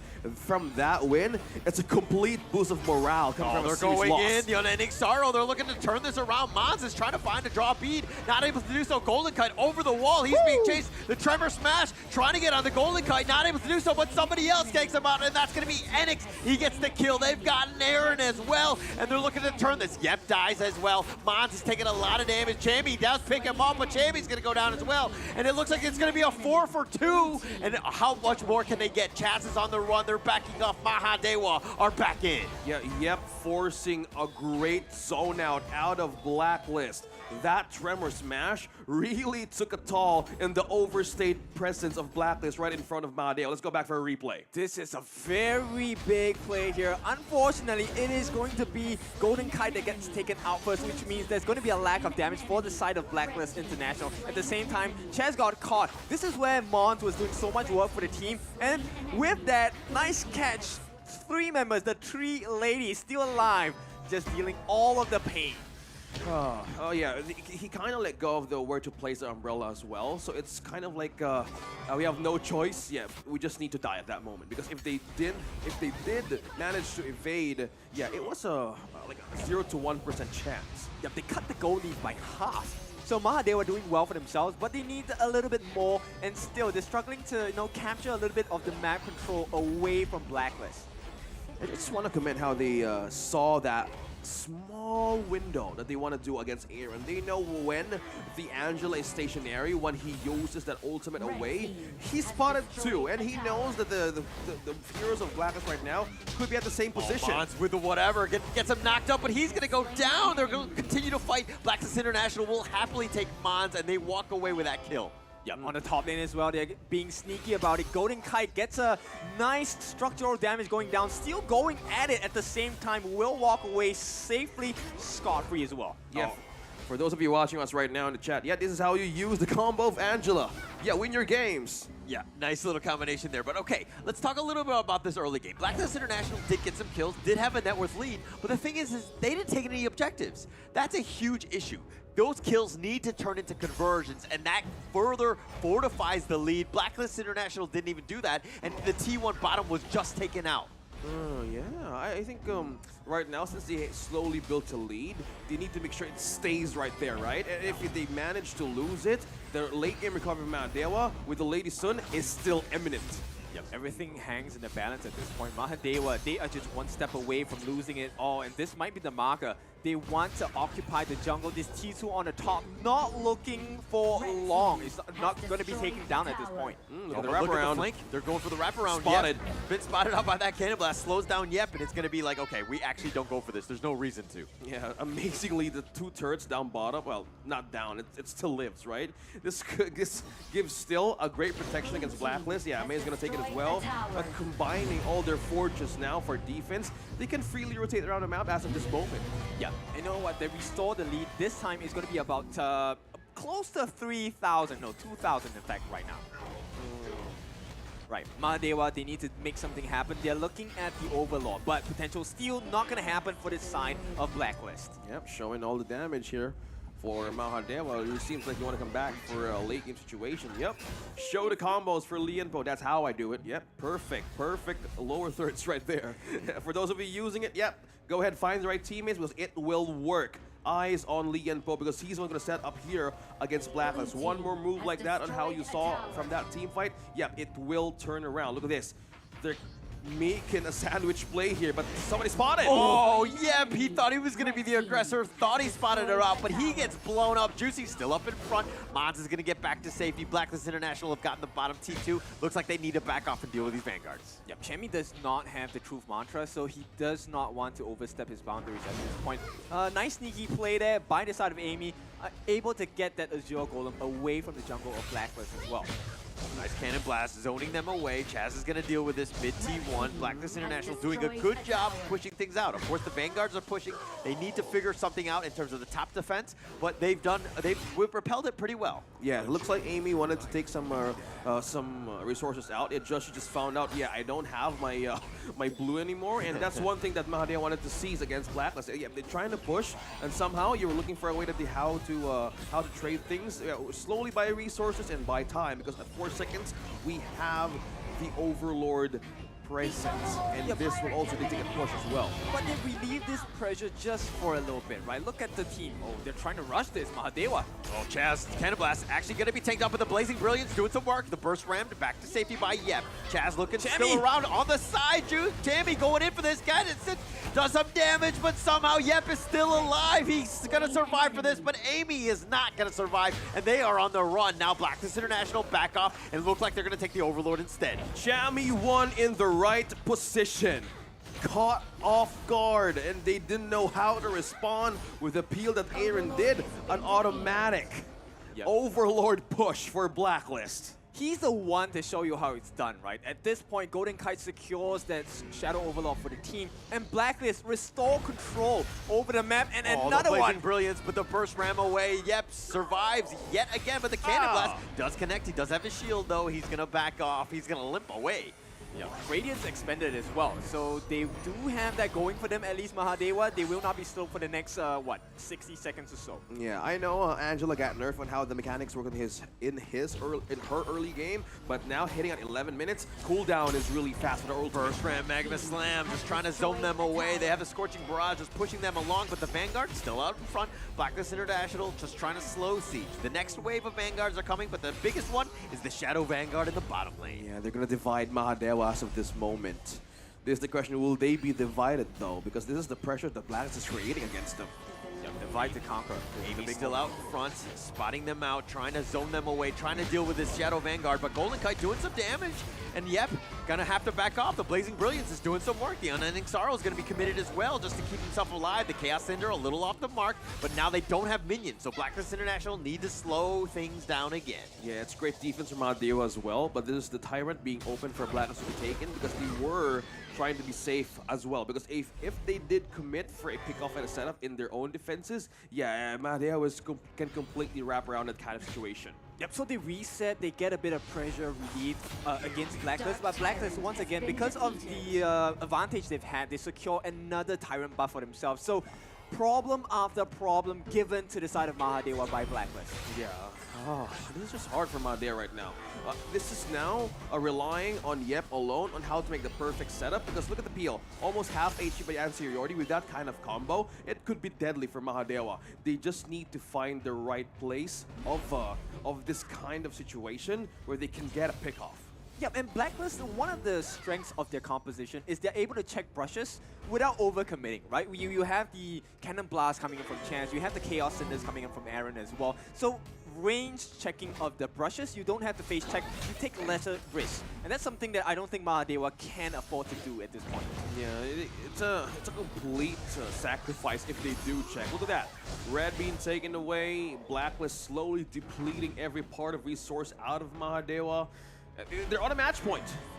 Oh, this is just getting scary. Waves pushing in the third defenses of Blacklist right now is still strong. Working on this flank, Amy still out in front. They do have Aaron, who's taking a decent amount, but he's got the Blazing Brilliance. They want to push this one, and they do end up getting the bottom T3. It's success thus far. They're going to regroup, look to take the mid as well, but they don't have the minions. So, yep, reset, take another 2 lanes. This is going to be a lane of super minions on the bottom, and this is going to be bleeding coming out from Mahadewa. They need to start to stem this bleeding soon. We're now possibly entering Mahadewa's point of no return, because if they don't catch someone out of Blacklist right now, this is completely like another situation delaying the inevitable. Yeah, but who do you catch, right? If you catch anyone except for maybe Golden Kite, no, even Chess, they will have a form of comeback. They're very slippery. Okay, well-oiled machine here on the side of Blacklist International, looking for the wraparound. Yeah, and how Golden lands his umbrella properly, he knows where the timing is and when to go back. That's why it's so difficult for him to be catched. And this is the problem of Mahadewa right now. Who do you target? Would they go for the pickoff? Yeah, another objective freely taken by Philippines, Blacklist International. Yeah, but they have about 5.5 minutes, right? If they can hold on for 5.5 minutes, Mahadewa can come back on the basis that it's a 50-50 with the Tempest. Maybe. If we get it along. I mean, somehow, some way, that the Tempest Dragon in the games we saw today, it could be either a chance of coming back, but some of the use it as bait, you know? Yeah, exactly. So this is where the benefits of having one lane of super minions is going to work in your favor, right? So Blacklist have almost everything going for them. Bottom lane slowly being cleared out. Still Enix doing all the work, still has the damage. for Mahadewa to still defend. Well, this is the question. Will they go out of the base? Because they're really protecting the stronghold. Last two turrets and the push up top will dictate on how Blacklist could enter this. Because one wrong move on where to place that ultimate coming from Chaz and from Just G, probably Mahadewa right now just waiting for Blacklist to make a mistake. Yep, quarantine order onto Mahadewa. You're supposed to stay in the base. Oh, they're Blazing Brilliance. The Unending Sorrow is going to keep him alive. Amy gets back under the tower. They do have the Shadow Vanguard. This is going to be a big one in terms of how they proceed. It looks like they're going to burn that one down. They're going to make their way to the mid lane. Yep, still out in front. Mon's taking a little bit of damage. Chammy is as well. The first ram just kind of zoning things away more than anything else. The Oceaneers as well, but it looks like they will hold, at least with this T3. Mahadewa losing one tower with each push. Wow, from one Overlord, you get the bottom, second one up top. Okay, let's wait for another one. And Blacklist is doing this methodically in a way for the buffs as well that they have. Okay, with this kind of damage. Finds Yep. They're going to do some damage. Golden Kite is able to do some damage. He does have the burst. Just Juicy, though, taking most of it. He's going to be at half life. Yeah, very systematic play from the side of Blacklist Esports, right? And the most frustrating thing for Mahadewa is they can't do much about it. Yeah, I feel you, man. Like, if Yep continues to commit that check pushes, he was even too forced to get that, Venomous Staff as well because of the heal as well against Blacklist's lineup, and he could be the sacrificial lamb, and who knows? The play that he will do might actually change the game if he will do it. Juicy's still out in front. It's going to be going in with a burst ram. Yep, needs to go Tammy with a truth. Knock it up too, but there's no follow-up. Tammy's actually going to die first. Golden Kite is a little bit low. They need to be careful. The Unending Sorrow, the Sage's Sanctuary, but the Thick inside the box, locking him in, and he prisons him there. He's got a 2-for-1. What else can Blacklist International do? Wow, they're really the one casualty that Blacklist did gave 2 kills away from Mahadewa. Now, considering this kind of situation, they can force everybody out. Golden Kite not scared, and Ix gets picked off, and he gets back to safety with the list step. They've got the T3 mid. All it needs is a single minion. They're pushing with the super minion. Shorty's trying to defend here. Juicy up in front. They're going to go with Thick inside the bucket. They lock him in, and they do get the kill. And it looks like they want to get Mods pad the KDA, pack their bags, because they got the ace and they got the victory. Blacklist International will take game 2. Oh my goodness, they packed them in a very nice box and put them on the floor. Slow and steady death. Precision. Discipline. We saw the adjustment of Blacklist International. On their day one, yep, not so good. Not everybody's perfect. But on to the advantage here, we see everybody still cheering for their opponent, respecting on how that went, because it could go the other side. Right, let's take a look at the hosts. Okay, a clean sweep from Blacklist International. Woo! Wow, what a very great match we have. Yep. Luar biasa banget ya Sabila ya. Itu tadi baru saja performa dari tim Blacklist 2-0 terhadap tim Mahadewa. Aku setuju banget Drew, karena kalau kita ngelihat memang, apalagi di game yang pertama ya. Di game yang pertama itu kita melihat adanya perlawanan juga dari teman-teman Mahadewa. Betul. Ya. Tapi memang balik lagi, Blacklist untuk di match kali ini benar-benar unstoppable banget. Betul banget. So, sebentar lagi kita juga akan ngobrol-ngobrol bareng sama MVP dari Blacklist International. So, we're gonna have Juicy to join us here on the stage. Okay, so please welcome Juicy. Hi, hello. Hi, hello. Over here? Okay. Hi, how are you? I'm feeling good. Feeling good, of course. Okay, of course you're feeling good. Of course. Okay.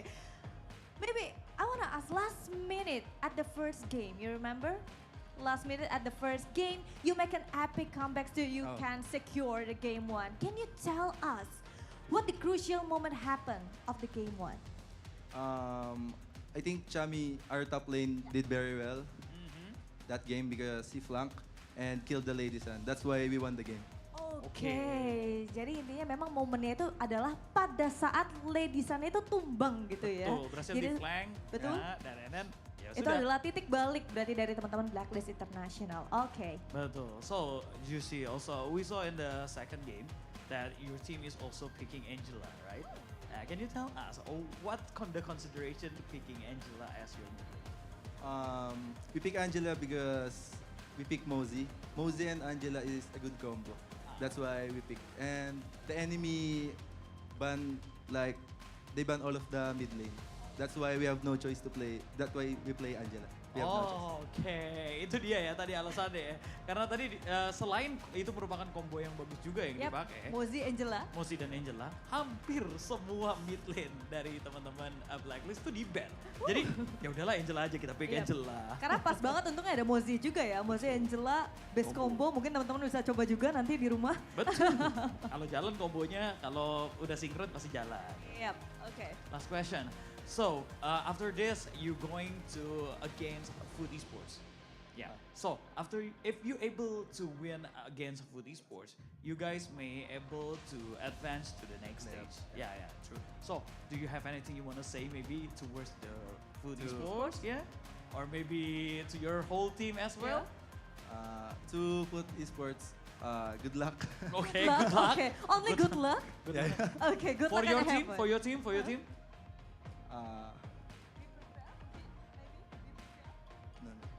Nothing. Nothing. They know Oh, it. okay. They know it. Oke. Jadi nggak ada ya, dia nggak usah ngomong apa-apa ke teman-temannya, katanya teman-temannya udah ngerti semua. Yang penting kalau buat Food Esport, good luck. Good luck aja katanya. Hanya satu kata ya, good luck Good aja. luck. Oke, then thank you so much and once again congratulations Blacklist, Blacklist International. International. Thank you Juicy. Wow. Itu dia ya, Juicy ini memang luar biasa banget loh. Bahkan tadi sudah dibilangin aja bahwa satu katanya hanya satu, good luck. Good luck. Jadi memang mungkin gak mau jumawa juga kali ya Drew ya. Walaupun betul. udah menang kan 2-0. 2-0 tapi Kan ya sweet. nggak apa-apa, nggak boleh jumawa. Oke. Yap. Dan itu dia tadi kita sudah ngobrol-ngobrol sama Juicy juga dan kita sudah menyaksikan keempat pertandingan. Dan Yap. sebentar lagi kita akan balikin lagi ke caster-caster kita. Oke. Langsung aja caster. Take it away. One step taken already for Blacklist International. A few more steps before they go and qualify into the knockout stages. So they're definitely looking towards the future already, but let's pull back to the present at this point. What a game against Mahadeva. Wow, a sweep. And this is just a recovery, full recovery. But the job is not yet done. Again, as they're going up against Foot Esports next. So they're still respecting the challenge, and they need to figure out how to make everything more cleaner in team fights. Yeah, it's going to be, they have a lot to work on. I think that we're going to have to see exactly how some of those come in. This is going to be the MVP for now. Who do you think it's going to be? Okay. It has to be Aaron, right? Because like they said, right, the Angela Mozi Betul, which is correct. Wow. It's one of the best combinations out there because it requires less mindshare. All you have to do is to press a button, and it's a button of death here. 4-1 and 8 on this Aaron Angela special today. You don't even think about landing the perfect Chaos Cinders. You just see at least the Cannon Blast. Once he gets it, oh yeah, Blazing Brilliance right on. That's how swift it is. Let's take a look at the highlights.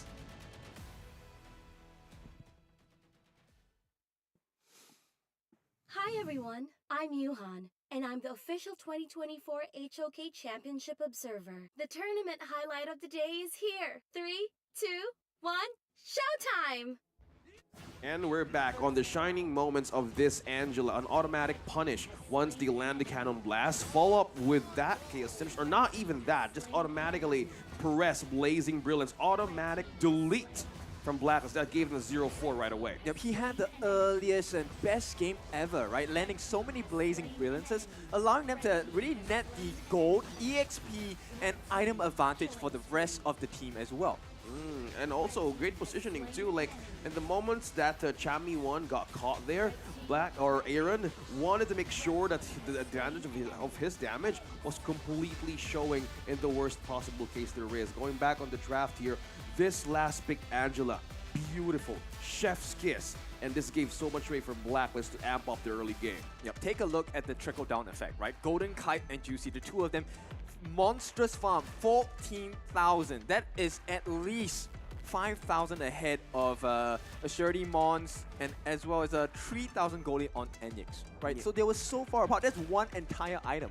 Yeah, and they even just by looking at the matrix, they even really want to go around quicker. And the first 4 kills that they had, they really pushed Amy to react. At most cases that the resources out of their camps was totally gone by the minute. Yeah, you know what? I feel it's a little bit unfortunate, but if we could have the amount of stun time they got on the side of Blacklist International, Aaron and Chaz would be killing it at this point. I think they were total stun time maybe about 2 minutes at least. And from this point, yeah, and we're looking at the post-game stats continuously, and just by this slowly growing mountain for Blacklist International, they have a grip on how they want to start early game compared to game number 1. It was the perfect start. Yeah, they got 2 Tyrants as well as the enhanced Overlords, and that alone really pushed Mahadewa to get the possible crumbs in their own camp as well.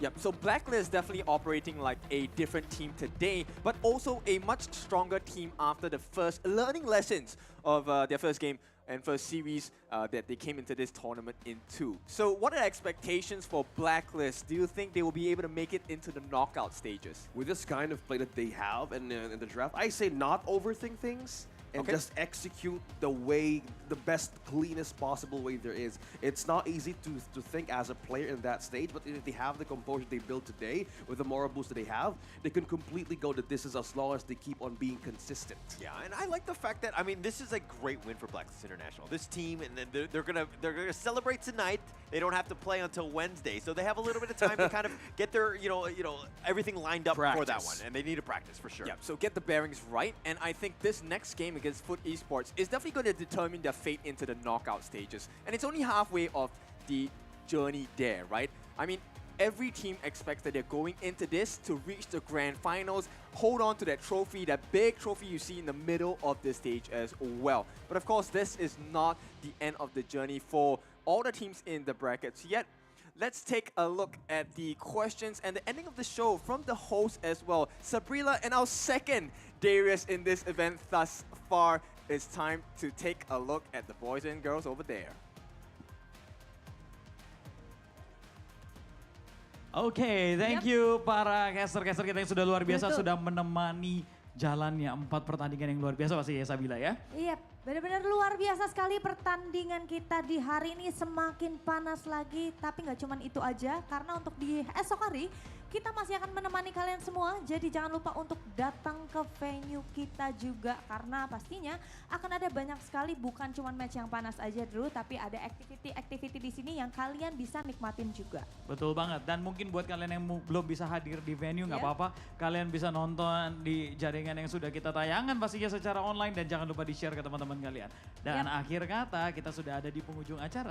Tapi sebelum itu pasti kita akan melihat dulu, ini dia grup standing kita untuk hari ini, di mana sudah ada dari grup A, Dominator tetap berada di atas, masih berada di atas, disusul oleh Blacklist yang dimana tadi kemenangan penuh langsung diamankan, dan Mahadewa berada di peringkat ketiga, sementara itu dari FUT sendiri berada di peringkat keempat. Dan di grup B juga kita punya Nova Esports dan juga Vitality berada di puncak atau peringkat 1 dan 2. Sedangkan di peringkat ketiga dan 4 masih ada Kagendra dan juga Falcon. Yep, and moving on with Group C, we have Boom Esports, ada Team Secret, Alpha 7 Esports di peringkat ketiga, serta ada Influence Rage di peringkat keempat. Betul, dan terakhir di grup D kita punya ada ini dia Fearless Esports dan juga masih ada Black Shoe Esports. Dan ditemani oleh Impunity dan juga Revenants Esports. Wow, peringkat 3 dan 4. Baiklah, itu dia untuk grup standing sementara kita, dan ini dia tomorrow schedule kita di mana kita tetap mulai di jam 3 ya. Jam 3 sore, betul. Match pertama dibuka, ini yang paling ditunggu-tunggu, apalagi sama salah satu teman saya ya. Siapa teman kamu? Menanti-nanti banget ini untuk melihat salah satu player dari Vitality. Itu ya, itu yang menjadi sorotan ya. Betul. Pemain dari Vitality. Benar. Jadi besok akan dibuka dengan Falcon melawan Vitality ya. Luar biasa. Itu dia, banyak sekali match-match yang seru untuk di hari esok. Jadi jangan lupa juga untuk saksikan semua match-match kita yang luar biasa. Exactly. Dan akhir kata, this is it, 2024 Honor of Kings Championship, a group stage for day 3. And I'm Darius Drew. And I'm Sabila Priya. We'll see you guys tomorrow. Bye-bye. See you guys.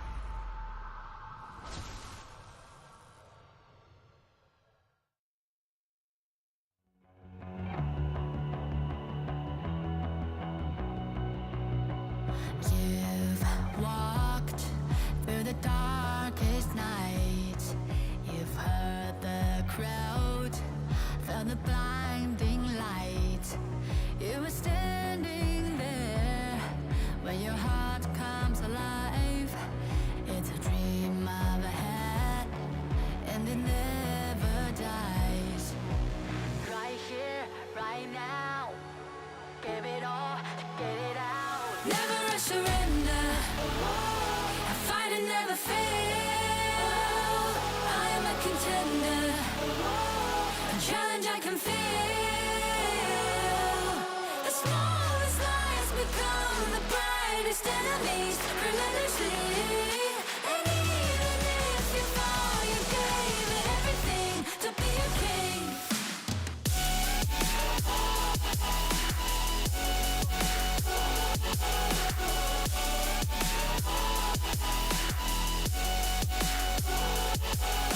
You carved your way with a sharp attack.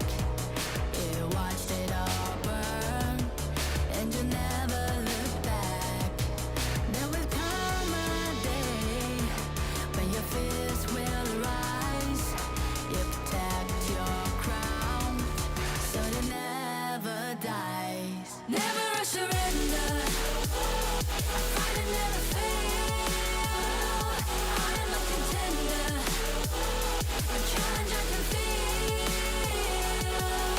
The smallest lies become the brightest enemies. Relentlessly.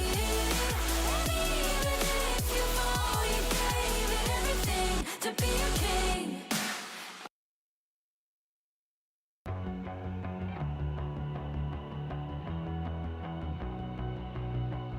You've walked through the darkest nights. You've heard the crowd, felt the blinding light. You were standing there when your heart comes alive. It's a dream of a hat, and it never dies. Right here, right now. Give it all, get it out. Never I surrender. I fight and never fail. I am a contender. A challenge I can feel. The smallest lies become the brightest enemies. Relentlessly. And even if you fall, you gave it everything to be a king.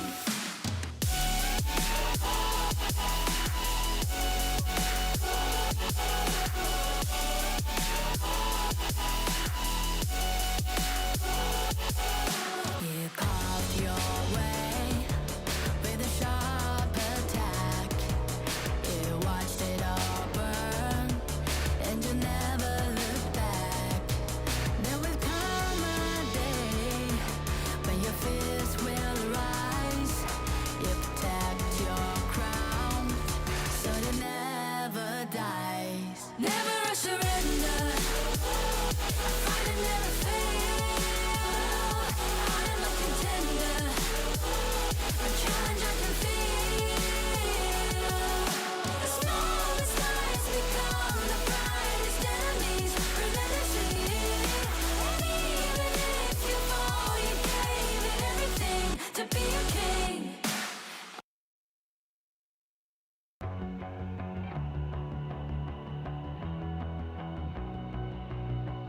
You've walked through the darkest nights. You've heard the crowd, felt the blinding light. You were standing there when your heart comes alive. It's a dream of a hat, and it never dies. Right here, right now. Give it all, get it out. Never I surrender. I fight and never fail. I am a contender. A challenge I can feel. The smallest lies become the brightest enemies.